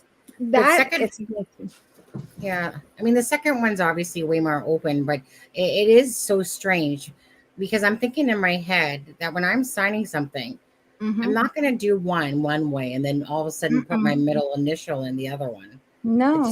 That is what's very strange about that. No, but I think it shows unless they corrected him. Unless they corrected him and they told him, "Oh, your full name, like to middle initial." Then he would go back and put the C on top. True. They would have said that. I think they would have gone back and that. I think that shows the inconsistency. I think in what I said that from the beginning. I think he is an inconsistent person. That he's not one layer person. He has many layers. Mm-hmm. And it shows maybe, I wouldn't say double personality, but it shows that he is not what, and even himself, he doesn't see him. He sees himself as two different people. Conflicting, yeah. Yeah, it's almost like a Jekyll and a Hyde in a way, Alexa, because I've noticed that in his email addresses alone, he has some email addresses that are very, they're very just, clinical, very, whatever. And then he has these very, what you can see go into his psyche and his personality much deeper. And I know that we all do that professionally a little bit, but his have a stark contrast. In every aspect of his life, there's a stark contrast. There's the monster and there's the professor, if you will. Yeah, I agree. Deb wants to know though, and I'm curious too, why is that C so high? Why is it floating up in the air like that? That I question that too. Like, look at the baseline. It even had, the baseline would be the line. And you would think that all the letters would have to touch that line. And I guess you can go, ego, that he thinks that, that he doesn't have to follow rules. People that usually break those rules, you can see them as egotistic. That, his ego shows through his through his writing, that he thinks that, and that C, I mean, I question that C, how important it must be to him. Like, I guess, I don't know. It's what, Christopher? Yeah. Yeah. Do you Yes, know Christopher. do you know if he is somebody related with that name? Like if it's his father or somebody has that name? If you would, I mean, I would suspect it's probably just a religion. It might be someone in the family, but it's also, it's a pretty common middle name because of the religion with Saint Christopher and everything. And I do believe the family is Catholic. Yeah, But I could be wrong. For some reason, he feels that C is above everybody else, the baseline. So I would say, he's right-handed. Yeah, right-handed, and it's ego. Alexa, on that C is close too. On the first one where he spells Bryan and then his name, it literally, if you look at it all, it just goes on a down slope. On the second one, it's kind of like it goes down and then it floats up and then it comes back down again. Like it's almost like a wave versus the downward angle of the first signature. So I would I don't know nothing about that stuff because that's what Alexa says. So I'm just thinking it's like, yeah, inconsistency for sure, I would think. Just looking at that, the C alone. Because I mean, you're supposed to either go on a right slant, on a left slant, up slant, or down. But I mean, he breaks almost all the rules. He breaks, doesn't write in the baseline. He writes, I mean, look at even the Bryan. Like, I don't even. Yes, dad's name's Michael. It doesn't even look like Bryan. I'm going to give my gut call on the alignment issue. They would not give him a loose pen. So I'm assuming that he was put in front of the piece of paper in cuffs with a pen that was chained to the counter. And that would probably explain the difference in height between the first, middle, and end. But the difference between the way Bryan's written both ways makes no sense. Yeah.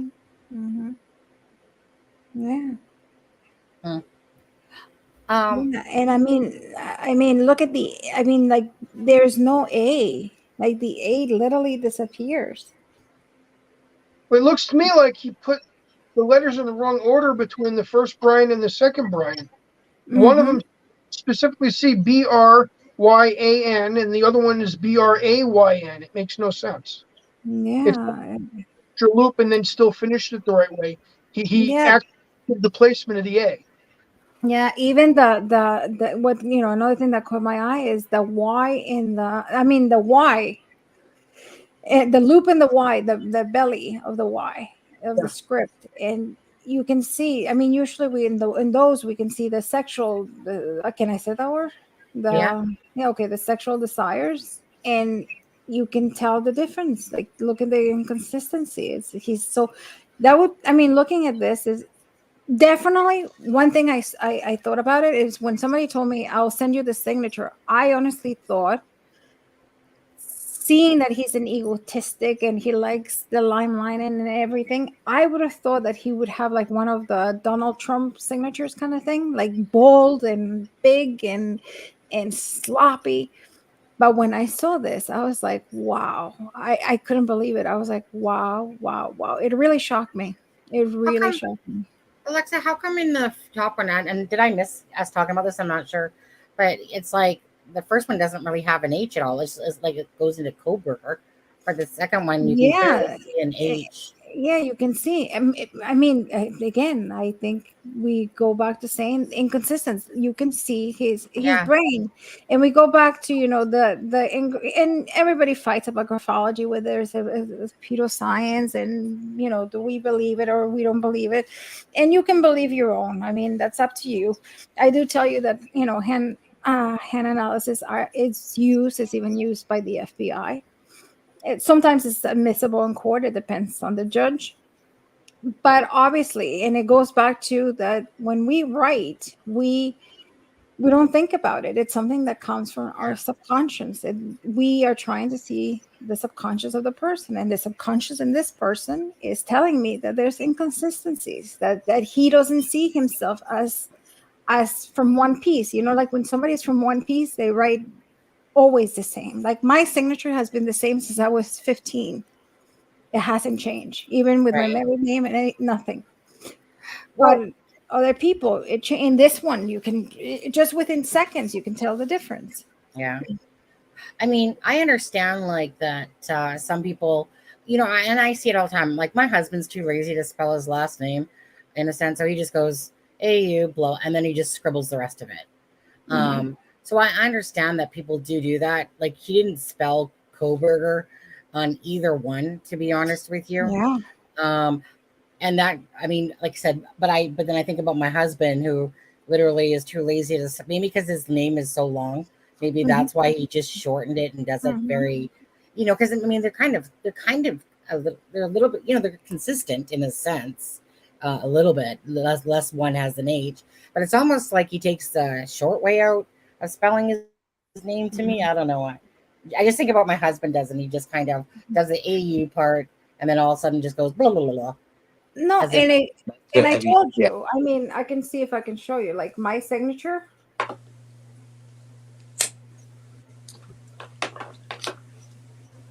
And I mean, if you don't know my name, I mean, you can see the A in the middle. But if you really don't know my name, you were like, what did she write? Yeah. But it's, and I don't write. Star. It's also supposed to be an A. but in my own name, I can tell you. And I never noticed it. You know, I actually butcher my last name right here. And it's almost like I cross it out. And it goes back to the issues with my father. And I never realized until recently when I was doing, I was doing a case and I was like, whoa, wait a second. I'm like, I do that. Yeah. And it's, you can see that I have, I guess, daddy issues that I crossed my own last name as my own fight with my father. Yeah. That's so. Can I ask a question for Jeff? Just because I seen it. He says, what does it mean when you're writing upper lowercase and then all of a sudden you're writing all caps? M-I-F'd up. That So you're very screwed up individual. You're not supposed to. There you go. Jeff, case solved. Yeah, I mean, you're not supposed to. I mean, that means that you're not, again, that you have issues, that you have a lot of issues because you are the regular person is like, I see somebody in the chat all the time, and I'm not gonna say who it is. You're probably gonna guess, but there's somebody in the chat, and I love this person. Nothing against this person, but spells the first name with a capital, but the last name with the lowercase. And that tells you that she's proud of the she, he, whatever it is, of the first name. But I guess there's some issues with the last name. I guess the family name. The person doesn't like of that. Yeah. And people do that. And that's one of the things that you see, even from kids. Like, you know, when because you're supposed to be, when you write, you're supposed to write, you start with a capital and then you go into lowercase. But when you start mixing, then you can start telling that there's something going on. And then depending on the letter, then you can start analyzing, what's going on. Yeah. So hopefully, if it's an E or, if it's an I, it could be, the relationship with your father. If it's an E, it's, the way that you people listen to you, whatever. Yeah. Hopefully, Jeff, if you're still in here, so you're correct on the last part of what you said. You're messed up. You got some issues going on, dude. You took it down? Well, I don't know. You still won? I'm sorry. No. Because I wanted to show the car thing. To be honest with you.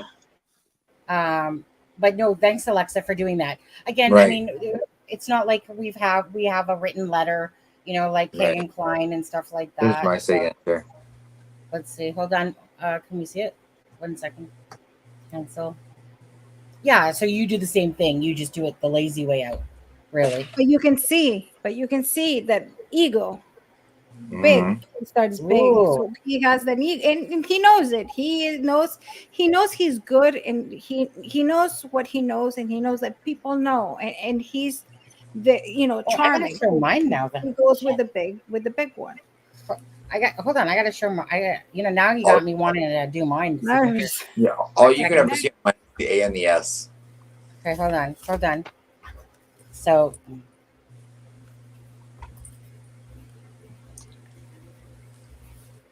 this is typically how I would do my signature. Can you see that? S. Austin. That makes sense for you. Mm-hmm. And again, like look at the first initial. Mm-hmm. But also you like art. You're very fancy. Look at the S. Like it's almost like a musical note. You like things that She puts the detail and time in it. Harmony. The harmony. harmony. Yeah, there's rhythm. Like when you said loopy or whatever, like before, I was like, well, yeah, I like curves in mine. And you see how I take my N always at the end and I cross it over to the T? Does that mean anything? I see rhythm in Sonny's. Yeah. I just remember my husband, when I remember doing a note, my husband goes, that looks like calligraphy when I did something. And I was like, calligraphy? No, but I've always been a very, let's see that again. I've always been a very big writer and a very swirly type thing. And it goes to me, like, I don't think much about my signature besides the fact of I've only ever thought about it in the sense that I'm an expressive person and creative person. And it just goes to I think of it as my creativity side. Like I have more of the. But the T that you have, it shows like you're a very direct person. Like the way the T is. No. The way that you do you're so off on that, Alexa. Wallflower. I've said it all along. Really? Sonny's a wallflower. There's no direction. I just like to cut to the chase. And even if I'm a direct person, and it might come off a little bit harsh of a sting to somebody, it's never with the intent of that. It's only with the intent of just cutting to the chase. Here's my issue. Let's solve it. Done. Okay. Because you have the biggest heart of anyone I know. But also the way you loop, the last letter also, you sometimes you put an act, and sometimes you like, it's almost like you adorn yourself more than you really like you really think.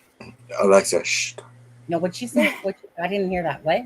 I adorn myself. They said with the last one, you adorn more. Like it's almost like you present, you're very direct and everything, but sometimes you deep down you don't show everything. You don't show everybody everything what you have. That's a Cancer thing. By the end of that last loop. Even though you're very direct, but you don't let everything. People can't see everything. The real Sonny 100%. The vulnerability. No, right, because I'm one of those people that even if I'm sitting here now, and for all anyone knows, like I said, I didn't know what depression was until I had it back in the divorce. I've gone through depression in the last couple of years and stuff, and fighting myself out of it. So I'm very strong, very sensitive, but more times in my life, and it's only on YouTube that I've actually showed people the side of me that's more weaker, in a sense, I should say. I don't want to say weaker, but normally I would never tell somebody if I was having an issue, if I was upset. I just portray, like, it's not even like I'm portraying it. I'm just usually was never one to blurt out my problems to people. I will sit here and suffer behind the scene than to let people know what's going on typically. So, the feisty Sonny is definitely there, but my fight is usually because I'm sensitive and I'm fighting for people to care about each other in a better manner, because there's so much negativity and there's so many people trying to bring other people down. It just weighs on me as a person. So I get snippy because I get tired of it. It's like, just stop it. Just start treating people nice. Like kindness goes a long way. Helping others goes a long way. Unselfishness goes a long way. And why people don't understand this blows my mind. Everyone sits in their self-righteous mode half the time. Like I said, making comments about how they're preachy about something, and yet they do shit in their life that's not exactly perfect, but yet they want to come on and whatever. And like I said, so I'm like very least judgmental, but I get a little bit judgmental when people start preaching about certain things. And you're like, look, when your house is perfect and your life is perfect, then preach, as if yours is perfect and stuff. And it kind of goes back even to that Dylan thing. We know that it's a very odd, strange thing, but unless you're in that person's shoes, and then there's people that want to attack her and stuff like that, unless you're literally in that shoes or know the full story, we can't sit here and preach in the sense that we would have done something different. Like we might have, but we don't know because we're not in our shoes and it didn't happen to us and we don't know the full story of it. So it's just when it's people sometimes say that I come off holier than thou, and I'm just like my ex-husband, first of all, or a few other people, and I'm just like, it's not about holier than thou. It's just about, like I said, look at your own shit before you start, casting stones on other people, and just be nicer people in general. That's all I want. I want people just to be nicer and not, so that's where my feistiness comes in on the internet and in real. Don't talk down to me. Don't talk ignorantly to me. Like I said, unless you want it back, and I will give it back gladly if somebody does that, because I didn't deserve how you spoke to me. So, but yet by the same token, Alexa, I mean, I think about something the other day. Texting and stuff like that has always been one of those things where it can be deemed as being said in a different way than like what it was actually meant to be. That's always a hard one, because it's so easy to misread into something that's said through typing versus literally hearing them say it. Do you know? That's the one I even myself have to be careful of, because many times I've taken things that are the wrong way, probably, right? Because it was said what I deem as abrasive or something like that way. That is a signature of a crazy woman. It's not.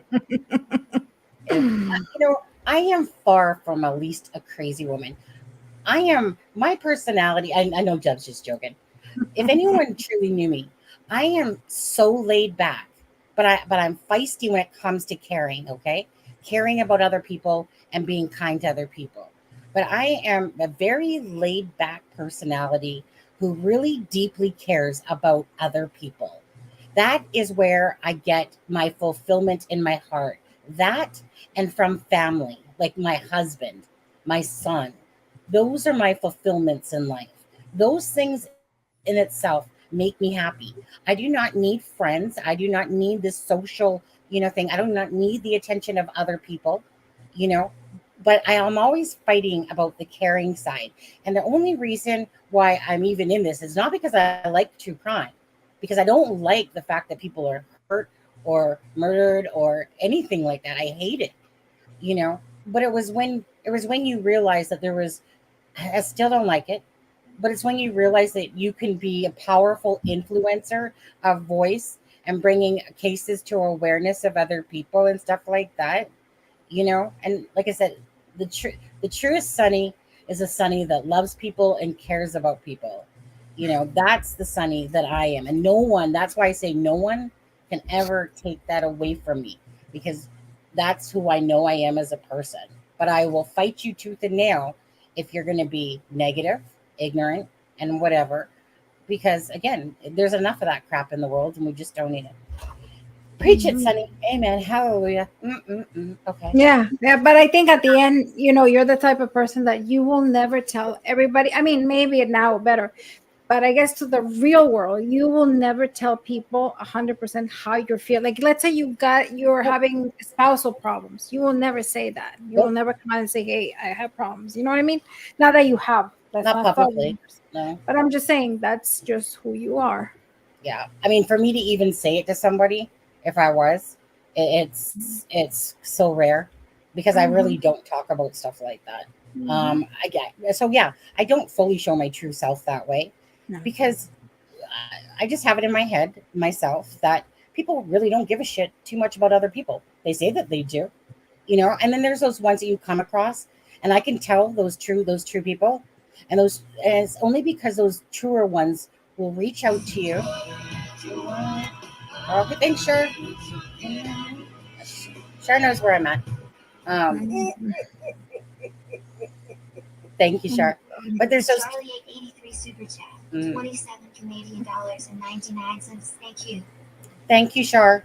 I'm pretty sure I heard $1 million though. Pretty sure. Sounded like that because I'm money just the zeros. Yeah. But yeah, I mean, I can always tell there's those ones that will reach out to you and be like, "Hey, are you okay? You know, like I'm thinking about you," and da da da da da da da. But in my head, I don't want to burden people with my problems. I will take on your problems typically, but I don't want to burden people with my problems because I was taught that, at least I've always felt that you kind of, you know, in my Dirty family. laundry is not at home. I know. I went the same way too. Yeah, But also, I and mean, with me, I think it's a Capricorn thing because I was talking to somebody who's a Capricorn. You know, for me, it's the same thing. Like very few people know like 100%, and I don't even think I mean, my husband, I think, is the closest person that knows me. I would say 90%, or that I can. There's always that little mystery that you don't get to see. I don't like. It's same thing with my No, friend. I Like agree. I am the most loyal person that you can. I mean, I am like I always say in probably my past life, I was a dog because I am the most loyal friend that you'll find. Yeah. But it's not a two-way street. Like when I need that loyalty, it's not there, and it's hard because then you go like, wait a second, I've done it so many times for you. Like, why can't you do it for me? So, but it's and also trusting. Like I have trouble trusting people. Like I don't trust people. I don't trust anybody. I don't even trust my own shadow. Yeah.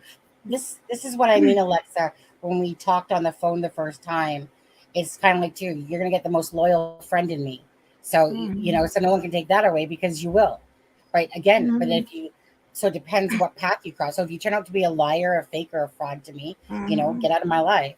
Because again, you got my trust, you got my loyalty as a friend. It doesn't I'm not perfect by no means when it comes to of course, like nobody I sometimes forget to message people back or whatever, and I don't do it purposely.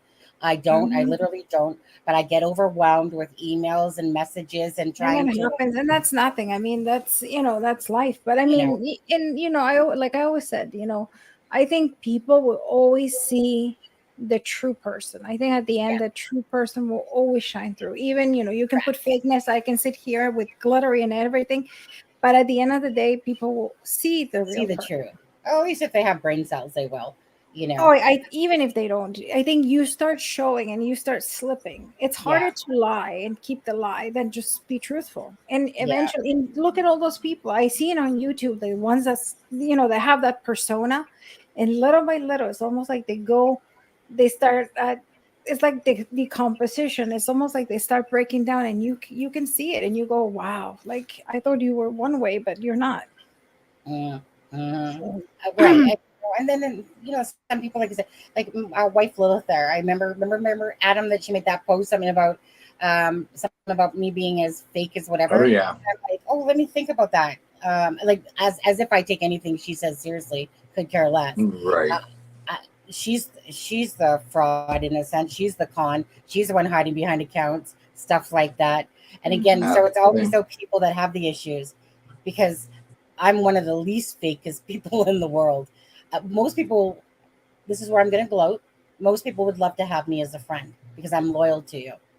If you're a good friend to me, I'm a good friend to you, but I'm a good friend anyway, until you break something like that crosses a line that we all have, but it has to be, it depends. It depends what lines cross, but it's kind of like, like I said, for me, I know I'm like one of the most loyalist friends, and most people would, and that's why when it comes to secrets and stuff like that, like I said, so sure, I can talk, but I can also keep a darn good secret, and I can also really, like I said, not tell you about my life and stuff like that. I'm curious about Lewis's signature, since we've all shown ours, though. Lewis probably has like one of those lawyer doctor signatures. Yeah. Hey, Lewis, where's your signature? My signature changes quite often. Yeah, so that means something already. Really? I wouldn't think that your signature would change. No, if I'm taking my time and actually signing something nice, it is a completely different signature than if it's a quick rough signature. But you probably have small handwriting, I would say. I'm thinking so. You had chicken scratch? Do you write small?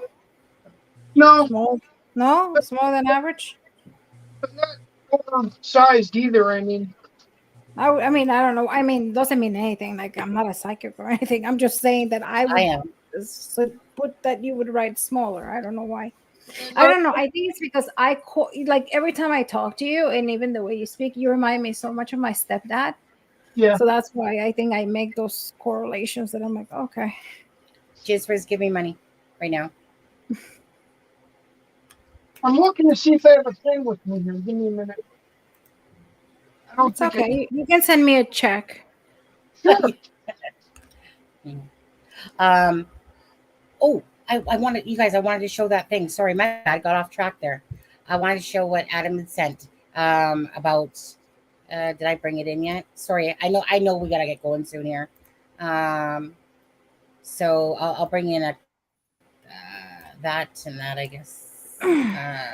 Okay, so besides that, first we'll just show that. So that was the one picture Adam was talking about specifically. Cuffs on his hands, and a pen in his hand there. So that was. Yeah, I don't think it did anything. Yeah, and then this right here is about the vehicle. So his tires were replaced in Pullman, Washington, on the 15th of August. So basically, whatever date he arrived, on the 15th of August of 2022, his tires were replaced. So I mean, yeah, it will be curious if during the proceedings and stuff like that, if we're not even on the side anymore. I'll be curious if the tires do play a part, because we obviously know he traveled there multiple times, but there was some specific kind of skid marks, but use that word for something else. But anyways, had one of those moments there. So what else we got? So and then the registration date was on the 18th of 11th. So November 18th, title issued or updated, registration updated when owner moved the vehicle to a new location. Okay. So vehicle color noted as white. Okay, so why does it say that? Registration updated when owner moved the vehicle to a new location. So he updated it from Pennsylvania to. If you look above the tire change, it looks like they might have transferred the title from the mother's name to his name, and he wound up registering it after the tires were done. Because there's two changes. Yeah, I was wondering about that, because, I mean, when the cop asked him, "Is this your vehicle?" and he's like, "Yeah." "Are you the owner of this vehicle?" and he's like, "Yeah." Normally, someone would be like, "Oh, well, it's my mom's," or whatever. So you're saying that it was his mom's and then he changed it into his? If it was originally in his mom's name, that title change would transfer to the son, and then the other one will be him registering in Washington because he's at the campus now. Yeah. Adam, did you not say that it was his mom's, underneath his mom's registration? Yeah, it was under his mom's registration, but but it might not have been updated yet. Yeah, we need to do another Delphi live soon. Yeah. I'm feeling very badly for all the people that follow us for Delphi, but in just all fairness, it's just like there's nothing going on with Delphi. I mean, we can keep talking about things till we're blue in the face, but Delphi is just kind of like, right. Like honestly, when I keep thinking about Delphi, there's nothing I legitimately want to talk about, because there's nothing new going on. Is there? Okay, there's your signature. Hold on, move it. This one, this way, this one. Lewis, move it to your left. Okay. Okay, so he's got his signature one way, and then he's showing it another way. Which one is the one that you use the most? Probably is it the second one? The top one is if I'm doing something I need to sign that's important. The bottom one is if I'm rushing through something, like if you're closing the house or something like that. That would be my rushed. But the top one. I'm trying to see in here because it's smaller. Hold on, let me see. Is it big enough or no? No, I'm trying to see it on my phone. Hold on. Okay, so you make like a little loop, right? And also, I didn't have a line, so normally I'm signing on a line, so it's usually straight. But So which one did you say that you would use more? the top would be the one where if it was important. The bottom one would be if I'm going through like documents. But which one do you use more? It's hard to say because I choose. Well, The I wouldn't top think so. I find things normal speed, and the bottom was if I'm rushing through a signature. Yeah, but don't you think you would still kind of know though if you felt like you rushed through signatures more so than you were doing documents? No, because I mean I actually pay attention to how I do each one. I mean I choose to do each one. I don't just. Neither one comes just naturally. Why do you have to be complicated, man? Complicated. I'm So thinking you have that loop, a little bit, that desired loop, a little bit at the beginning of the L. Yeah, you're totally not showing it anymore anyway, Lewis. You kept going off to the side on the one, but it's hard because you're trying to put the paper there. And Alexa, are you good? No, I know. Come on, bum die. Move it a little bit. That way. Yeah, there you go. There you go, right there, Lewis. You do the D very similar to mine. Okay. You had some little curly Q's and swirlies in there. Yeah, a little bit of that. Your L's are like mine. Sign fast. I do that at the end normally, and then when I'm doing a controlled signature on top, I don't. Well, I think this clearly says you're a psychopath. That's my professional opinion. I would have to be classified as a sociopath because I wasn't born a psychopath. Hey, let me be the judge, okay? But like the space between the D and the other letters, like that shows fluid. You're a fluid thinker. The gap there is because the R is capital in my last name, the D is capital, and the R is capital. So that means that you're not constant. See, when you do it like that, is that you're not a constant person. Like you're not. But would you deem yourself as constant, Lewis? What's that? Would you deem yourself as constant? You can take the thing down, yeah. That break isn't because of that. That break is that's how the name's actually written. It's DI space capital RI. Yeah. I know a lot of people that have even the capital combine it, but. I mean, according to that W at the top, that little loop, that tight loop at the beginning, I mean, usually those are people that are jealous. Are you jealous type? No. But that usually are people that are jealous. They tend to do, but I mean, you don't have it in the second one. That's a lie. Lewis hates it when I flirt with Adam. He can't stand it. Yeah. Lies, Lewis. That loop and the D is but you do like to stand out. Like the D is you like to be the center of attention. He's probably gonna say no. No, you do. No, but it's nothing wrong. Everybody, I mean, I like it too. I'm gonna. I try to stay in the background. I hate being the center of attention. Really? I would say that you like attention, Lewis. Yeah. And that's not negative. I like attention. Yeah, it's not a bad thing. We're all on YouTube because we like attention. If we didn't like attention, we wouldn't be on here. I think it's the way how we define attention, though, right? Not in a bad way. Right. No, it's not a bad thing. I was going to say, I feel like Lewis enjoys being on here. Go ahead, Lewis. I said, even in a good way, I don't really. I mean, you know how most of the time I tell you stuff I didn't want to say it. I give you stuff to put out there. I hate taking credit for stuff, to be honest with you. Yeah. I like the background. I'm going to step in here with my psychology non-major. Lewis, so for me, I would say Lewis secretly does like some attention because Lewis actually turns his camera on instead of hiding most of the time, but it's not the attention that one would think of as egotistical, not that type of attention. But it's just, I think that Lewis enjoys being on lives, or else he wouldn't come on them.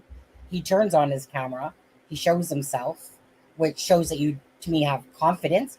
But with Miracle Hearts, I'm going to agree that Lewis can come off indecisive, just like what we were doing there.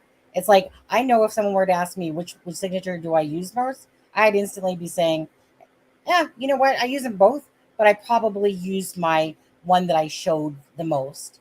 Only when I'm in a rush do I do it, but typically I would use my, well-rounded ones and stuff like that. So I could easily tell you right then and there. Whereas Lewis, you couldn't get a straight answer out of him answering that one. Well, it depends. So I'm going to say indecisive a little bit too. That's my clinical. Genuine and say one over the other because it's really just. I use each signature depending on the what it's required for. Right, but it's being too literal, like I said. So it's kind of like, it's kind of like. But isn't it a signature? A signature, like like they tell you sign a paper and you always sign it. Like I always thought a signature was just one, the way you just sign.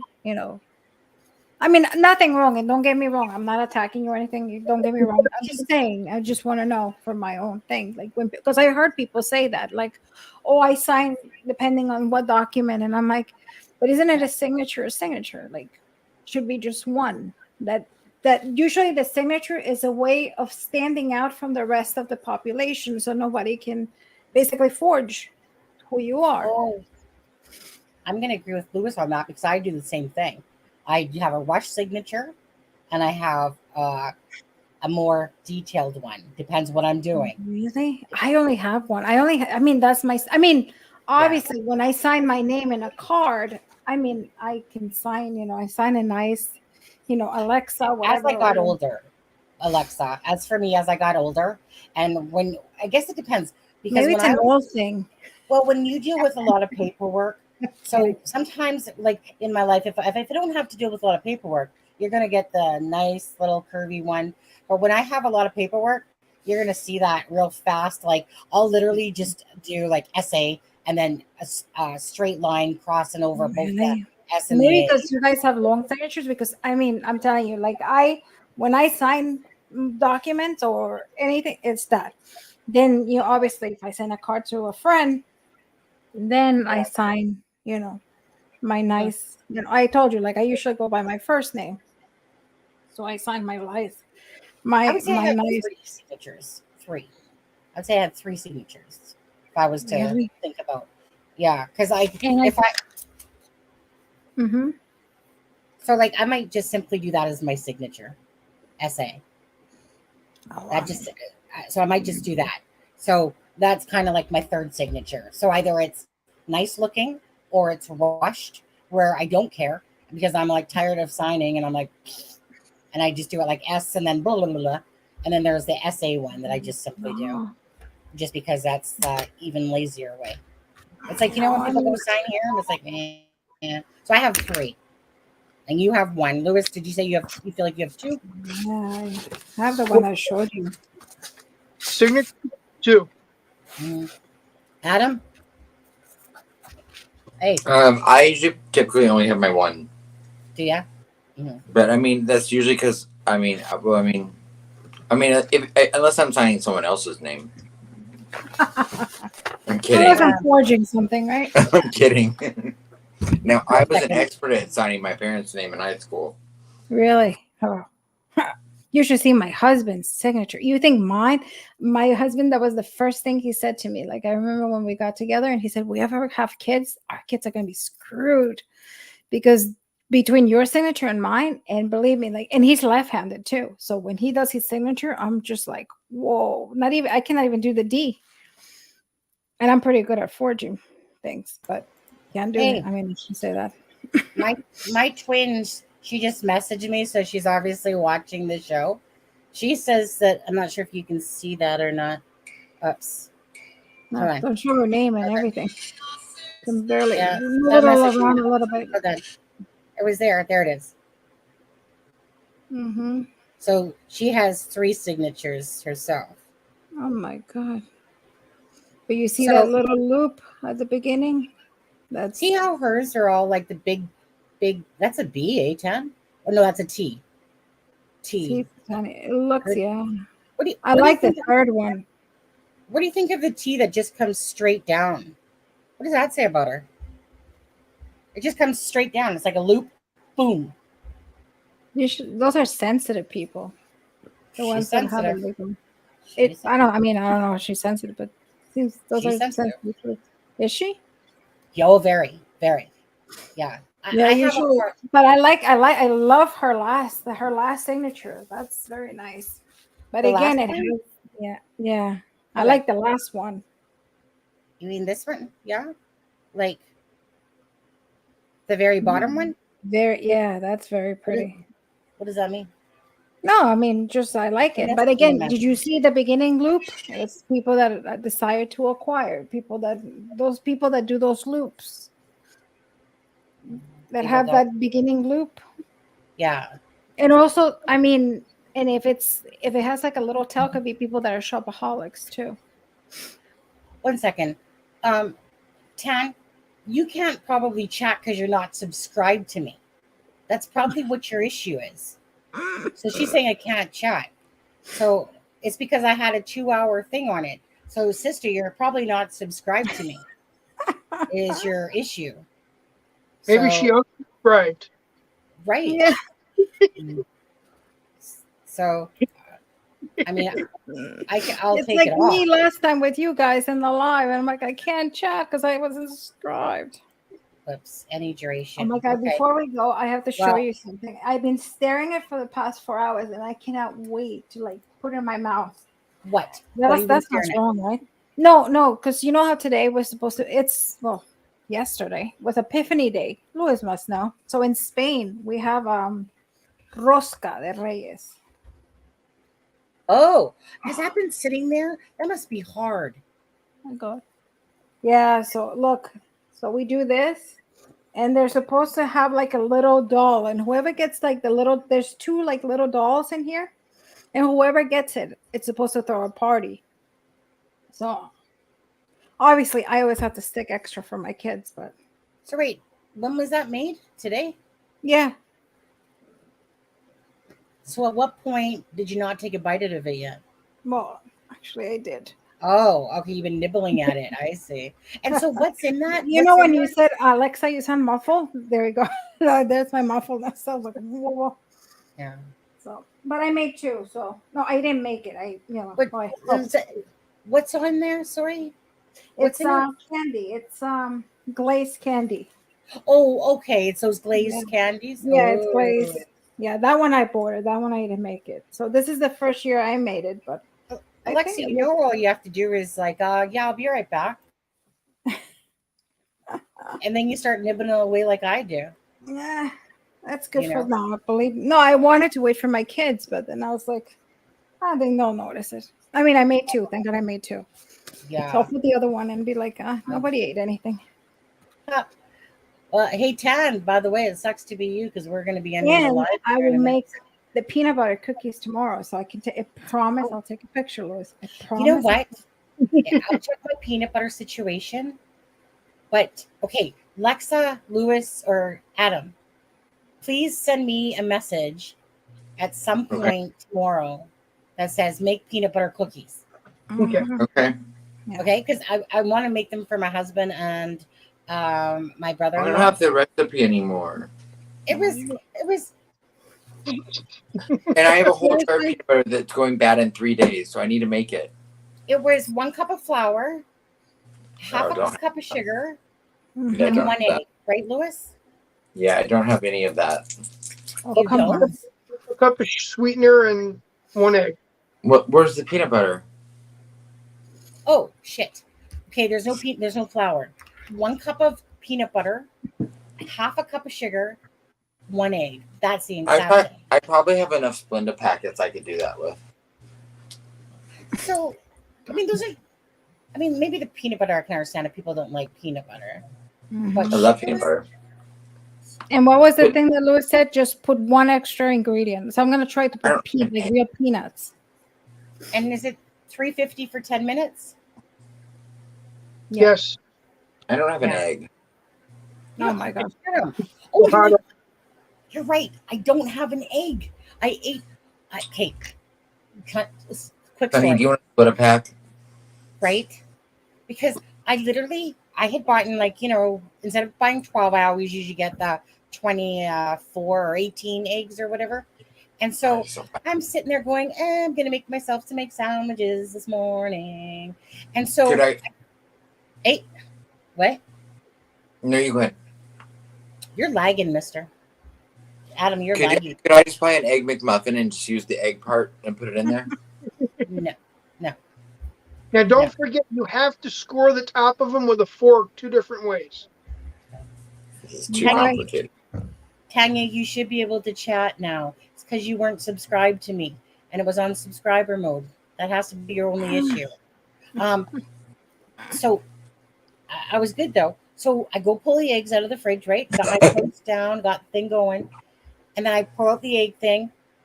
Legit 2 eggs sitting there. I'm like, oh, husband, you are so lucky that there was 2 eggs. All of a sudden I take it out and I'm like, why is this so light? And all of a sudden I open it up and I'm like, oh, thank you. Don't you guys ever just like to make that toast with egg and put a slice of cheese on it and then a ketchup or whatever? The toasty? You know? I just want a Paladin 2004. I don't think you have to put a virgin on it.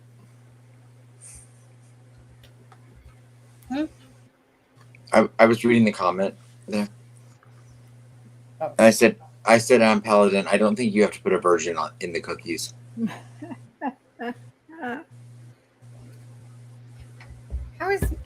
Tanya, how are you this technology inclined? She says she's subscribed, and I'm sorry. And she says Chico is fine. Tell her. Oh God, she's so sweet. Chico is slowly feeling better, but still time will tell. Walking a bit now. Huh? I subscribed to look at screenshot. Fun fact. A 2.5 jar of peanut butter cost $79 50 years ago today. Really? Why? Really? Yeah. Whoa. Were peanuts rare? Yeah. Deb, did you block her?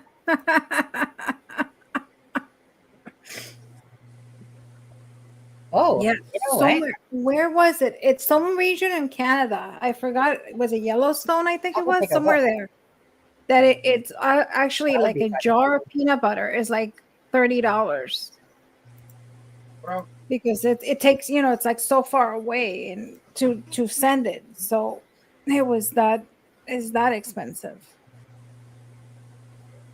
I think that's the one thing that you see. Like I remember traveling back in the days, you would never see it. And now you travel everywhere and you see peanut butter. Yeah. Everywhere. Yeah. I mean, I told you I wanted to send you a picture, but they were a hit in my house and everybody ate them. And by the time I got to the cookies, it was only like 2 cookies and they didn't look so nice. So I was like, next time. So, I like to put a miniature Reese's peanut butter cup in the middle.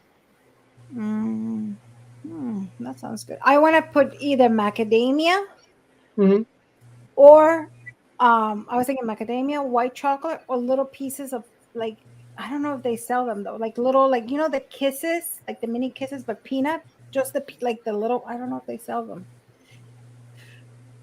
I remember they used to sell them in Canada, but I don't know here. So if not, I'm just going to put like peanuts, but I'm thinking, should I roast? I don't know what kind of peanuts. Can it be raw peanuts? Maybe I slice them. Oh, I'll figure it out. Because I don't want it to overpower. You know what I mean? Just get a thing of chunky peanut butter. That could be an option. And we'll see. I'll figure it out. I'll make them tomorrow. I'll send you a picture. I will tell you, I use the all-natural peanut butter for eating, and you can't use that for the cookies. As opposed to what? Yeah, I use like the 3-ingredient peanut butter, and it's not good for making the cookies with. It's a little bit too oily. Because it doesn't have like all the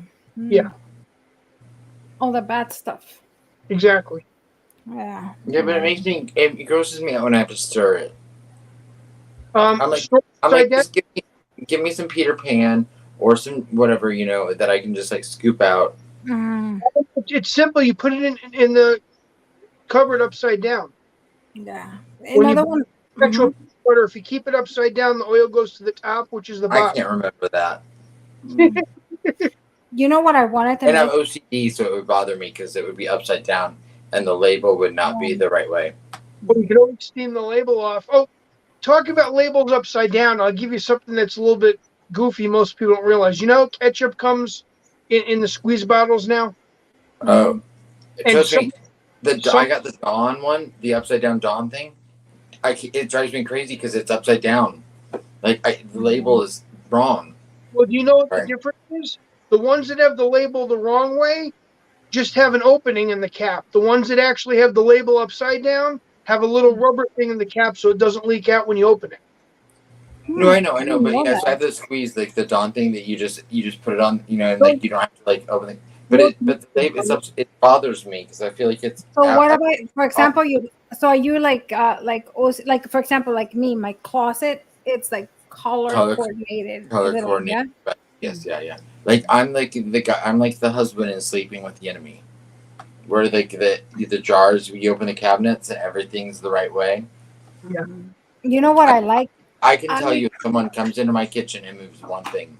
Yeah, I love putting everything on bins. Like I take things, I took everything out of the packaging and I put it on bins, and then I label everything, like everything, Yeah. like under my I mean, sink, everything is like. God bless my ex because he lived with me for 10 years, and dealt with it all. So heaven forbid someone else has to get into this situation because it won't be easy. Not to mention the whole YouTubing until 3 a.m. thing. See you guys. I know my husband's like, wait a second. They're like, you come, because I was in the city, and he's like, so you're coming home, and I just came home. I'm like, okay. I'm like, I gotta go. I'm like, can you please start setting everything up, the lights and everything. And then he's like, oh, I guess I won't see you until tomorrow. Paladin, you spelled your own name wrong. Then if that's the case, I know. Yeah. you forgot a You know what P. was funny? Can Adam, can I Yeah, say something that was funny? Papa. Yeah. Is as soon as I seen that name, I instantly turned on my camera and I look over to chat because I was looking at my phone talking to my sister. Anyway, so as soon as I seen, my eye just froze. As soon as I seen that name, I was like, that person smells like trouble. No, I like Paladin. And then, he spelled Papa Roger definitely wrong. You can't be Papa Roger and spell it wrong. You don't have the 2 P's, so you're really the Papa. Mm-hmm. So I sent you a video of them removing the mattresses if you wanted to show it on Fox News Sunday before we go Oh off. yeah, I do. Well, I need to figure something out for a second, if you can. My sister said it said subscriber only mode, and she's showing me that she's subscribed, and yet it's telling her she can't chat unless she's in. So I said, "I'll unsub and resub." How long do you have to be a subscriber? I turned it off. Okay. Yeah, and so I'm going. She's chatted in here before. I know. Was it here? Or was it in the other channel? Is she the same account? Yeah. Is she in her design account? Yeah. Are you underneath your creations account? Home Because that's where she's only ever chatted in here in that creations account. Mm-hmm. So she might be logged into a different account. That's what I'm wondering. But she was showing that she was subscribed still. Oh, Diamond Eyes, thank you. But Diamond Eyes, I need someone that tolerates me. Tolerates you? Uh-huh. No. My husband would probably go, "Yeah, I can." You need somebody to compliment you. Yeah. Well, Diamond Eyes said I need someone that cherishes me. I said no, because I would probably walk all over them. I need someone that tolerates me and calls me out on my. Good. You always find somebody that loves you more. That's what my grandmother used to say. Find somebody that loves you more so they can put up with all your crap. Here I am, 20. No, I'm kidding. No, I love them the same. I need someone that keeps me in check, because if not, I can dominate a little bit. I can easily keep you in check, Adam. You do. I can keep you in check. You try it. I think when you love each other, I think you even though you're because I'm very dominating, but I mean my husband always puts back and he lets me do my thing. But that's what I like. I mean, I need someone that's just as strong though, but in a complimentary way. Yeah. Because if I get someone that's too weak, I won't know it, but I'll walk all over them, and I don't mean to. But I get you, right? But then if I get someone that's too strong, then I fight back, because then I'm like, no, you can't control me. It depends how strong, right? Because me and my husband have very strong personalities, but then there's that side, like, meaning, but there's no control anything or whatever. So meaning, if he was I do not like wimp ass guys. I do not. Yeah. Because again, then you can just walk over. I need someone that makes me feel like I'm alive still, not like that they're just gonna go wishy-washy. Yeah. Really, he has a strong personality. I would say that he's like a teddy. He reminds me like my husband, like a teddy bear. Like, No, yeah, they are strong, but Sonny's husband's an alpha. Really? An alpha, yeah. Oh wow. From what I've seen. Wait, in a good hold way. on. Tell me what an alpha is again, then. Like, he's strength. He exerts his strength, and and I think that it makes you respect him more. And for him to be young, and for him to be the age he is, I think that it shows confidence. Anyone would, when it comes to anyone that would want a man that never puts you down and only brings you up, that's my husband. But by the same token, don't treat him like a puppet, what he always says. And he's like us, Alexa, as well. He's a man. There she is. There she finally. is. But she does. Like, if I say to husband, husband, go stand near the fireplace. He's like, I'm not a puppet. And I'm like, because he must have something issue about puppets or whatever. But I'm like, I'm not talking to you like a puppet. I'm just saying, go over there, please. Like, usually I was like, whatever. But he's like, please. And I'm like, well, I mean, I usually say that sometimes after, not at the start, but whatever. But anyway, so anytime that somebody tries to tell him what to do, or we don't really tell each other what to do. Right. If I had someone tell me what to do, just like a typical Cancer too, I would, get my back up in the air when people tell me that I have to do something. So right. My husband, or even worse, someone not care. Yeah. That to me is the worst thing, is if they just show, if they don't have any interest or care about what you're doing. I mean, it's one thing to let you do your own thing, but it's another thing to have no interest or care. Exactly. My husband loves me, and he's a good man. Even like I said, there's a few things that we have quirks about each thing that we do, but he's a good man, and I like that balance. I need that type of balance. Again, not the wishy-washies. I hate wusses. They're just. I hate the ones that are just they're just passive to everything. What do you want to do? What do you want to do? Good. Now, how about you choose something this time? Can't So do it. I lose respect for you then. Hey, yeah, right. Wow. I want to know what Lewis's wife thinks. We need to have her on one night. Yeah, Lewis. What does she think of the whole YouTube? Let's bring Miss Lewis on one night. Alexa, I didn't hear you. I said, what does she think about the whole YouTube? You being with us all the time, or giving you expertise? Does she even know that you're on YouTube all the time at work? She's not really interested in it. So she doesn't like much to do with any of the stuff we talk about. So. See, I mean, my husband's not interested in the true crime thing, but because we both like computers, that's where, again, it's kind of like he's doing his thing that's making him happy. I'm doing my thing, and I don't, there's no resentment. There's a little bit sometimes when I'm like, okay, if I go out into the kitchen and I'm like, can you look at me? I love you, honey. Love you. Love you, honey. Can you look at me? But he'll just sit there gaming away. Love you. I mean, what I like about my husband, and I think this is the secret we kept so many years, 24 years altogether, is the fact I'm not an affectionate person. And that was the first thing I told him. I'm like, if you want somebody to hug you and be kissing you, you're with the wrong person. Like, I love you, but that doesn't mean that you're going to be on top of me or you're going to be next to me all the time. I'm like, go away. Alexa, should we get married? I know, right? Like, and you know what? I love that about him, that he is not insecure. I mean, so I sleep usually in my other room because he snores a lot, and I have trouble with that. When you go to functions, when you go to a party together, do you do your thing and he does his? Sometimes, yeah. That's something else. When you go to a social situation, I can't stand someone that has to be to me. I know. I just float around. No, like we come in, we say hello, and sometimes we're there. But sometimes I gravitate with some people, and he goes with us. No, it's like he's his own. But there are those people that have to like stay with you, and then you're like, And that was the thing I told him is just because we're married doesn't mean that we're the same. yeah. But the only thing I said was with money. I said my money is my money. Your money is my money. That's the only difference. Yeah, right. Okay, I'm glad you said it like that because I was about to be disappointed if you said it. I was hoping you could say unless he has more money than his is mine. Yeah. That's the only thing it's clear. It's like that's it.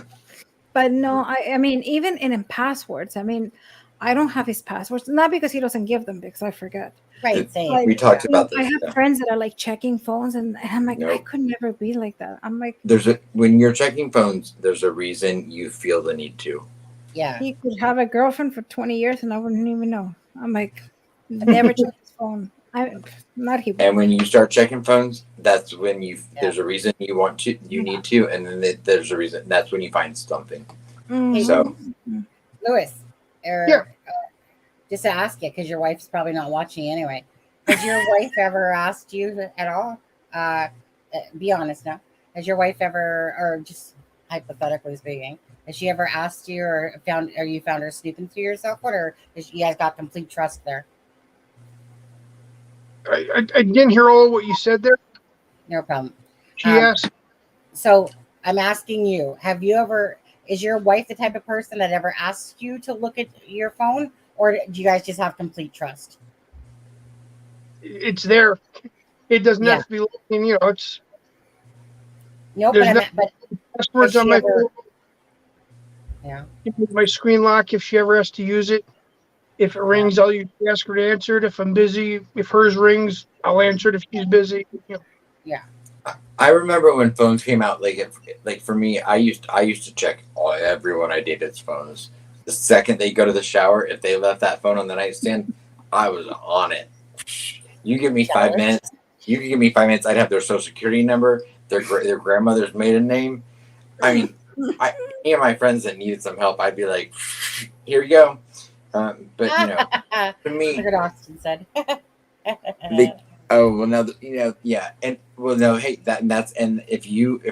I was dating someone and their search history was empty, red flag. But to me, this is always the biggest thing. If you take a phone and you sit it down like this, face down. Yeah, secrets. Reason they need to. If you don't care and you sit your phone out, face up. I agree with that. You have nothing to hide. Exactly. Yeah. I disagree. Especially in friend situations or at work, like I put it face down because that's no one's business. But if I'm in a relationship, I don't make a point to put my phone face down. Especially if the relationship is new, I think it shows respect for the other person because you're not going to look at your phone. You're down face down to avoid looking at it, and you're paying 100% attention to them. Well, yeah, I get that because in the beginning of a relationship like that, you shouldn't be suspicious of anything anyway, or you shouldn't be even entertaining the relationship. But if you're dating someone for 6 months or a year, and they put their phone face down every time they put it down, I would be suspicious. And your wife is not jealous that you do the, like, for example, like the lives with the beautiful Sunny? No. No. No. What? Or the messengers all night long. No. Wait. Sorry, I was reading Paladins. What did you say, Alexa? I said, does his wife get jealous when he does the lives with the horrible Sunny? No, I'm kidding. With the beautiful Sunny. Just you lost it, I think, Alexa. Well, it's like she was talking and then it kind of like cut out, and then I'm like, no, I said, does his wife get jealous when he does the lives with the beautiful Sunny? I think does my husband's wives get jealous? Oh, nor does his. You talking about Lewis's? His wife. Oh yeah, Lewis, go on. Do tell. Have any Sunny issues? Anyone else have Sunny issues?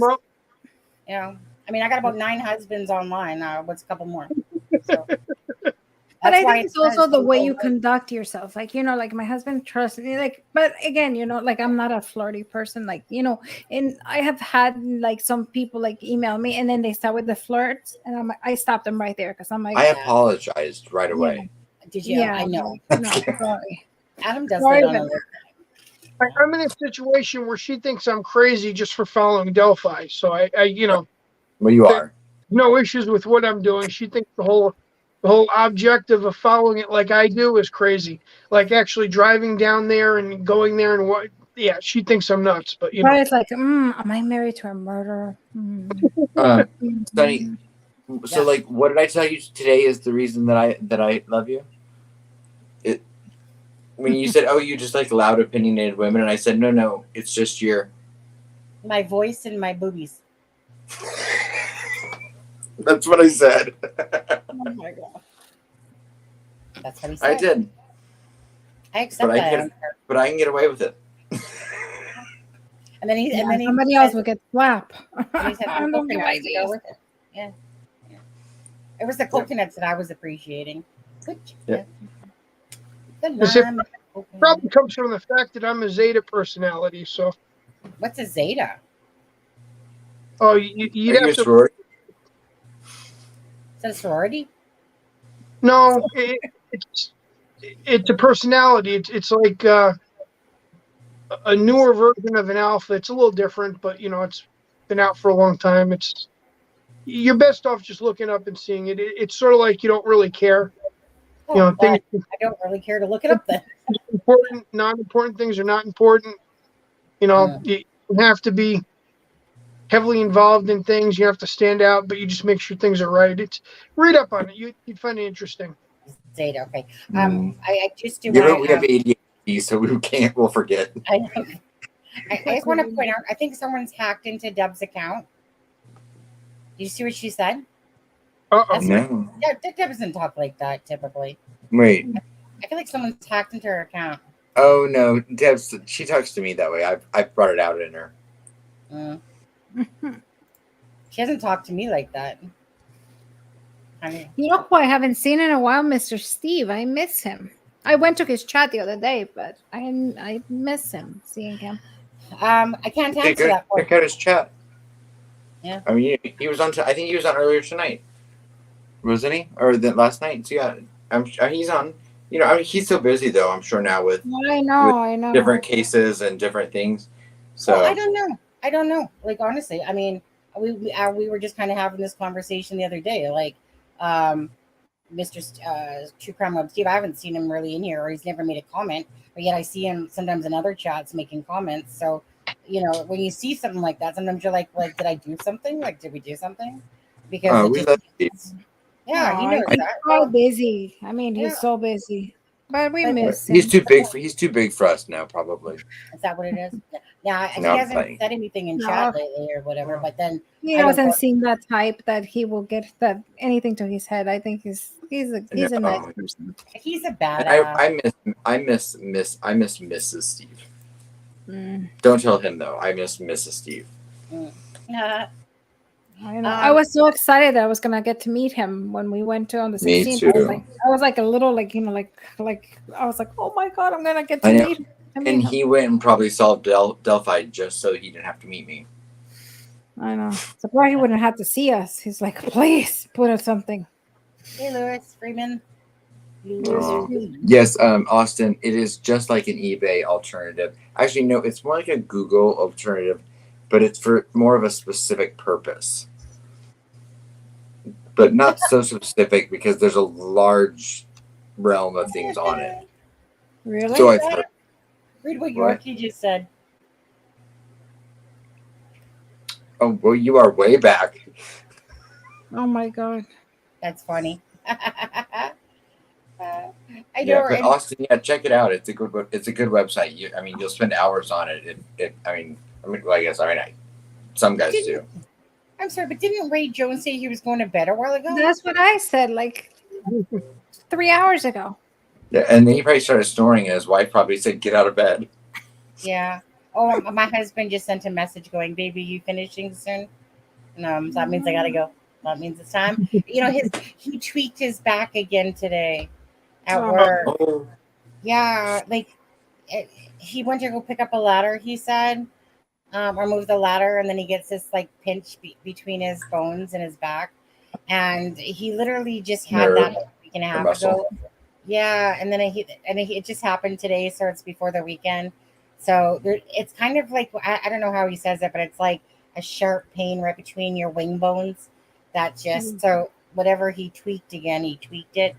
I mean, like I said, my husband has Poland's there, so I don't really know if it's just his muscles are weaker a little bit there, or but Right. sometimes I feel bad for him because he works hard and I hate it when he's in pain. So I'm gonna need to go use the back massager for him. And so as you say that, Lewis Freeman asks the question. I mean, so Lewis, are you talking about Idaho or? Because I mean, I don't know if anyone can give a 30-second abbreviated answer to that. Brian Lewis, are you? Well, You know what you should do, Lewis, is you should go read that affidavit online. or just look at one of our earlier videos or one of the shorter ones. It'll recap it. Well, I mean, I feel like we could do this. 4 students in Idaho were murdered. And November 13th. November 13th of 2022. They were looking for a white Elantra, and basically, Bryan Kohberger was just recently arrested for the murder of those the 4 Idaho students, and now it's about waiting on jail or trial and all that stuff, and lawyers and all that stuff. So, I mean, it was just simply one of those things. 4 students in Idaho were murdered. They just recently finally arrested someone in connection with that.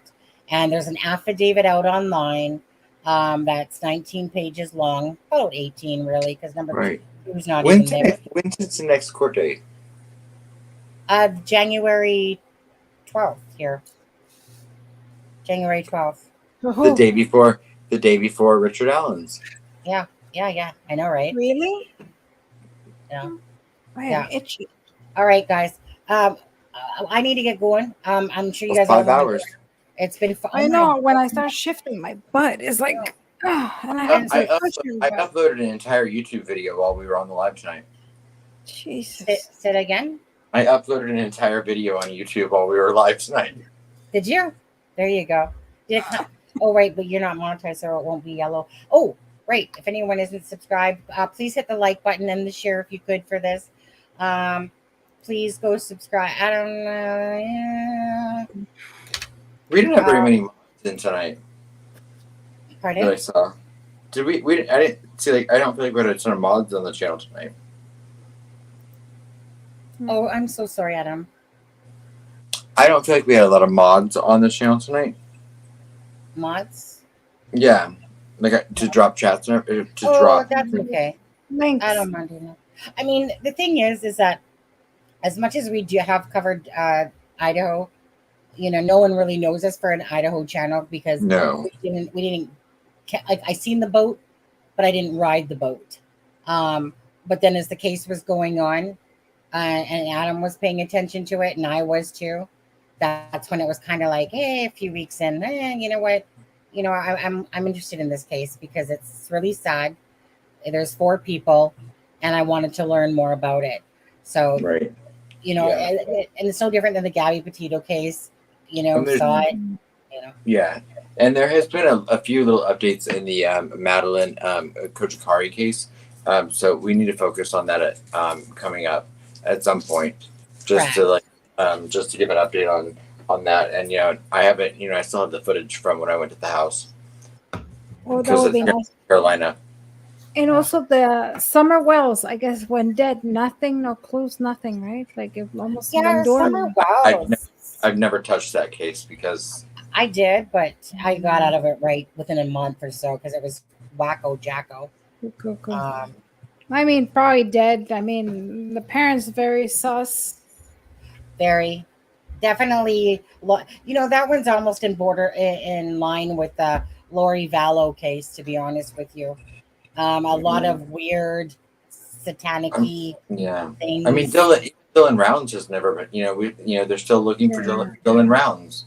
I mean, and those are just a few. I mean, there's so many. They've never, they've never found Amaya Robertson. I mean, there's so many, victims out there that, have never gotten the justice they deserve. So, Yeah, the Dylan Rounds, that's a very weird case. Very well, weird. and sadly, it was with that case that had all of the attention. And then because nothing was happening It died off. and no one talks about it. Yeah. I mean, I know that no thanks, and that's still talk about it. And, Right. Duty Run, I think, brings it up. But Well, like Suzanne Morphew, kind of a. yeah, absolutely. Just quickly, Fresh Enemies says, it's quite the tongue, Fresh Enemies. Does anyone know if his dad had another kid with someone else before him? For who? For Brian? I assume you mean Brian. I don't know. I mean, judging by, I have the marriage license for the parents. They got married in Brooklyn, New York. They were very young. I don't believe he did, but I don't know for sure. Can I? Yeah, I want to say something about this whole Kohberger thing. For some reason, this is not, whether it's the mom, the only person that really shows up on Intellius is Amanda and maybe some other relatives. For some reason, Kohberger's name and stuff like that, even the dad, Michael, they're not coming up in simple little like on certain search engines they are. But like on Intellius, I've never been stumped as much as I have that I've entered the mom's name, the dad's name, Brian's name. Did you do her maiden name? Yes, I've tried her in a maiden name. Exactly. Because I seen that. And I'm like, okay, well, maybe he's underneath of a different name or something. And so when I pull him up underneath of, not even People Search was that good. I wonder if it was People Search that I finally found his dad. But in actuality, Bryan Kohberger. Well, another thing that you're gonna have to pull this up once I find it. You guys know what his parents did for a living? Yeah, his dad was in HVAC. His mom was a substitute teacher that worked in the school. His dad was a what? HVAC. He worked in, and his mom was a substitute teacher that worked in the school system. But I do want, before we go, I know, Sonny, your husband has to go to bed, but I do want you to show this really quick, as soon as I can find it really quick. Because this is something that I've just realized that I've had, again, for a while, that's been out there now, that's coming out just now. Okay. And I was like, oops, I guess I should have posted that earlier. Because people are just now catching wind of it. One second. Yeah, I'm not going to show the Idaho mattress one. Okay, that's fine. Just because, like, if my husband wasn't going to bed, sure, I got time with you. Deb sent an attachment. But I will drop the link in the chat for it if anyone hasn't seen the mattress. I haven't. Well, I want to go see it. Yeah. That's the link there. What Deb sent. Mary Ann. Oh, I did that one. Which one is it? Is that what I'm looking for? Is it? I did this one actually. I actually showed this one. Louis, I hope you don't have to work tomorrow. Or she was probably just giving it for names, though. Yeah, she was probably just sending it for names, though. Is it? You talking about the ones with the names on it, Adam? No, no. I sent her and you that one. Oh, I had seen that one like a week or so ago. Well, if it's the same one, if it's the same one, I made it, so it couldn't have. No. I'll show you what I'm talking about. Maybe we're talking about different things here. This one here, it wasn't on this site. It was on another one. If this is what you're speaking of. No, that's not. No. I was seeing. I don't think that's what you're talking about. Yeah, no, I was talking about the one with the family names that I sent you guys. Yeah, there was one I think you sent from Facebook. Yeah, no. Yeah, I have that one. But what I wanted to send was this one little thing that there was an article about Ted Bundy written by a family member. Oh, sorry. What did you have, Adam? Sorry. I'm trying to find it really quick. Okay, I've got yeah. so many screenshots. You guys can talk for just a minute. Yeah. So this here is just saying like, so Amanda, Melissa, Bryan, Christopher Kohberger. This one is about like the 13 things about. I like how they did 13. Because obviously the people were murdered on the 13th, and don't really. Yeah, Don't that forget one. Hey. Don't forget next Friday. Yeah, and next Friday, you guys, is Friday the 13th. Thank you to Lewis to telling me about that. I didn't even know. Really? Wow. Yeah. Ooh. And happy. Oh, right, Epiphany Day. We were just talking about that. I didn't even know it existed. Epiphany.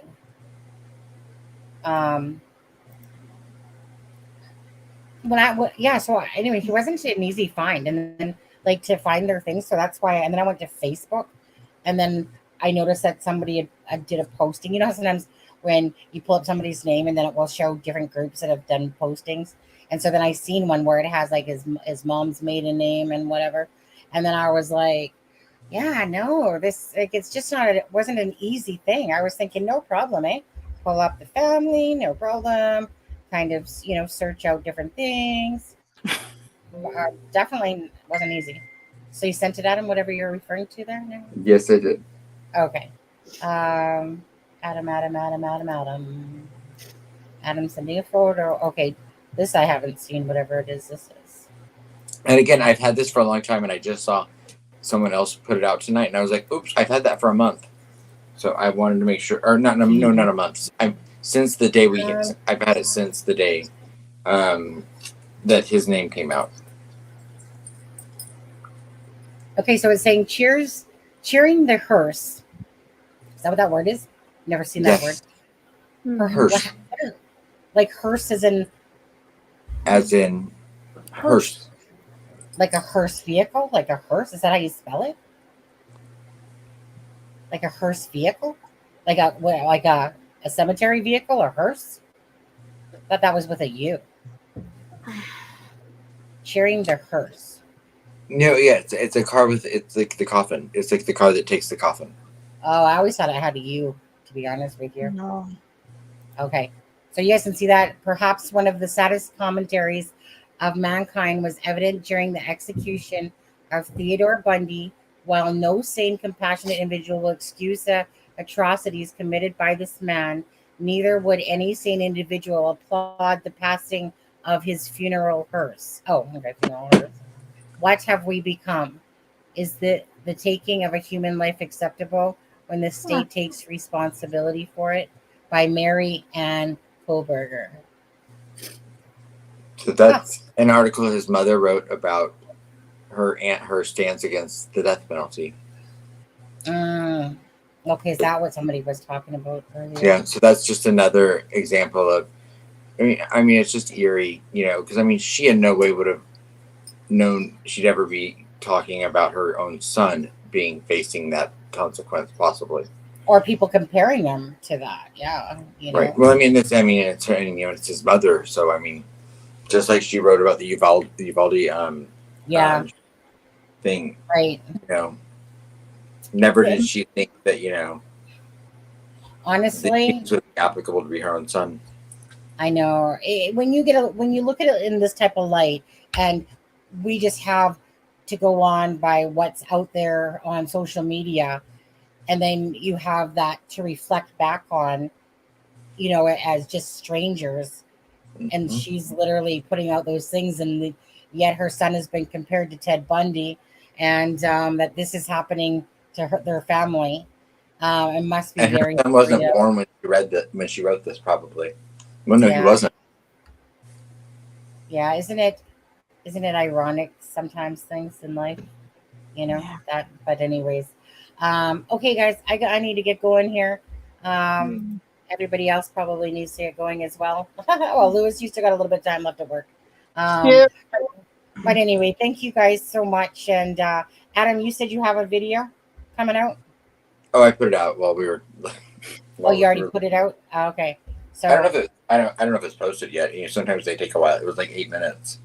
Oh, okay. Aspen, Connor. So does anybody have any last things to say before we head off? No, just have a good night. Everyone stay safe. Have a nice weekend. Right. I know we have 84 people in the chat. If everyone could please hit the thumbs up button. If you will share the video. If you're not subscribed, please get subscribed. We're just trying to, you know, push our algorithm back up. But we would really appreciate that. And if there's any suggestions or anything you want us to, like, anything you want to know about the affidavit or a case that you want us to cover or talk about, drop it in the suggestion or in the comment section. You know, we'll look at all of those things, and even if it's with Delphi too. There's something that you guys want to talk about with Delphi, go ahead, ask. Whatever, right? You'll look. Good night, angels. Angels on your pillows. Yeah, I like that one too, sure. Okay. Always a pleasure talking to you guys, Louis, Adam, Sunny. Thank you for having me. Thank you, Alexa. You guys have a great. Nope. Go ahead. Who was talking? Who was going to talk? Lewis. Oh, no, I just everybody have a great night. Yeah, thank you so You too, much. Lewis. And thank you to all the like shares. Thank you to the donations that people had sent in tonight. And then I'm not sure when we'll see you next. Or we just, Monday? we'll see you definitely on our, what is today? 3 hours. No, we'll Today's definitely see you Sunday night. We'll definitely see you right? Sunday night. Could see you tomorrow night. Not sure. Never know. I want to see what my twin's doing tomorrow. Because she needs to make a video. But anyways, you guys take care. Have a great one. Thanks so much for joining us, Louis and Alexa. Thank you for the signature talk. That was great. And No problem. I'm sorry, but yeah. No, and I enjoyed the sociopath thing. So yeah, I appreciated that everyone's opinions on that. So thank you. Yeah, it's kind of hard one because it's like I see both.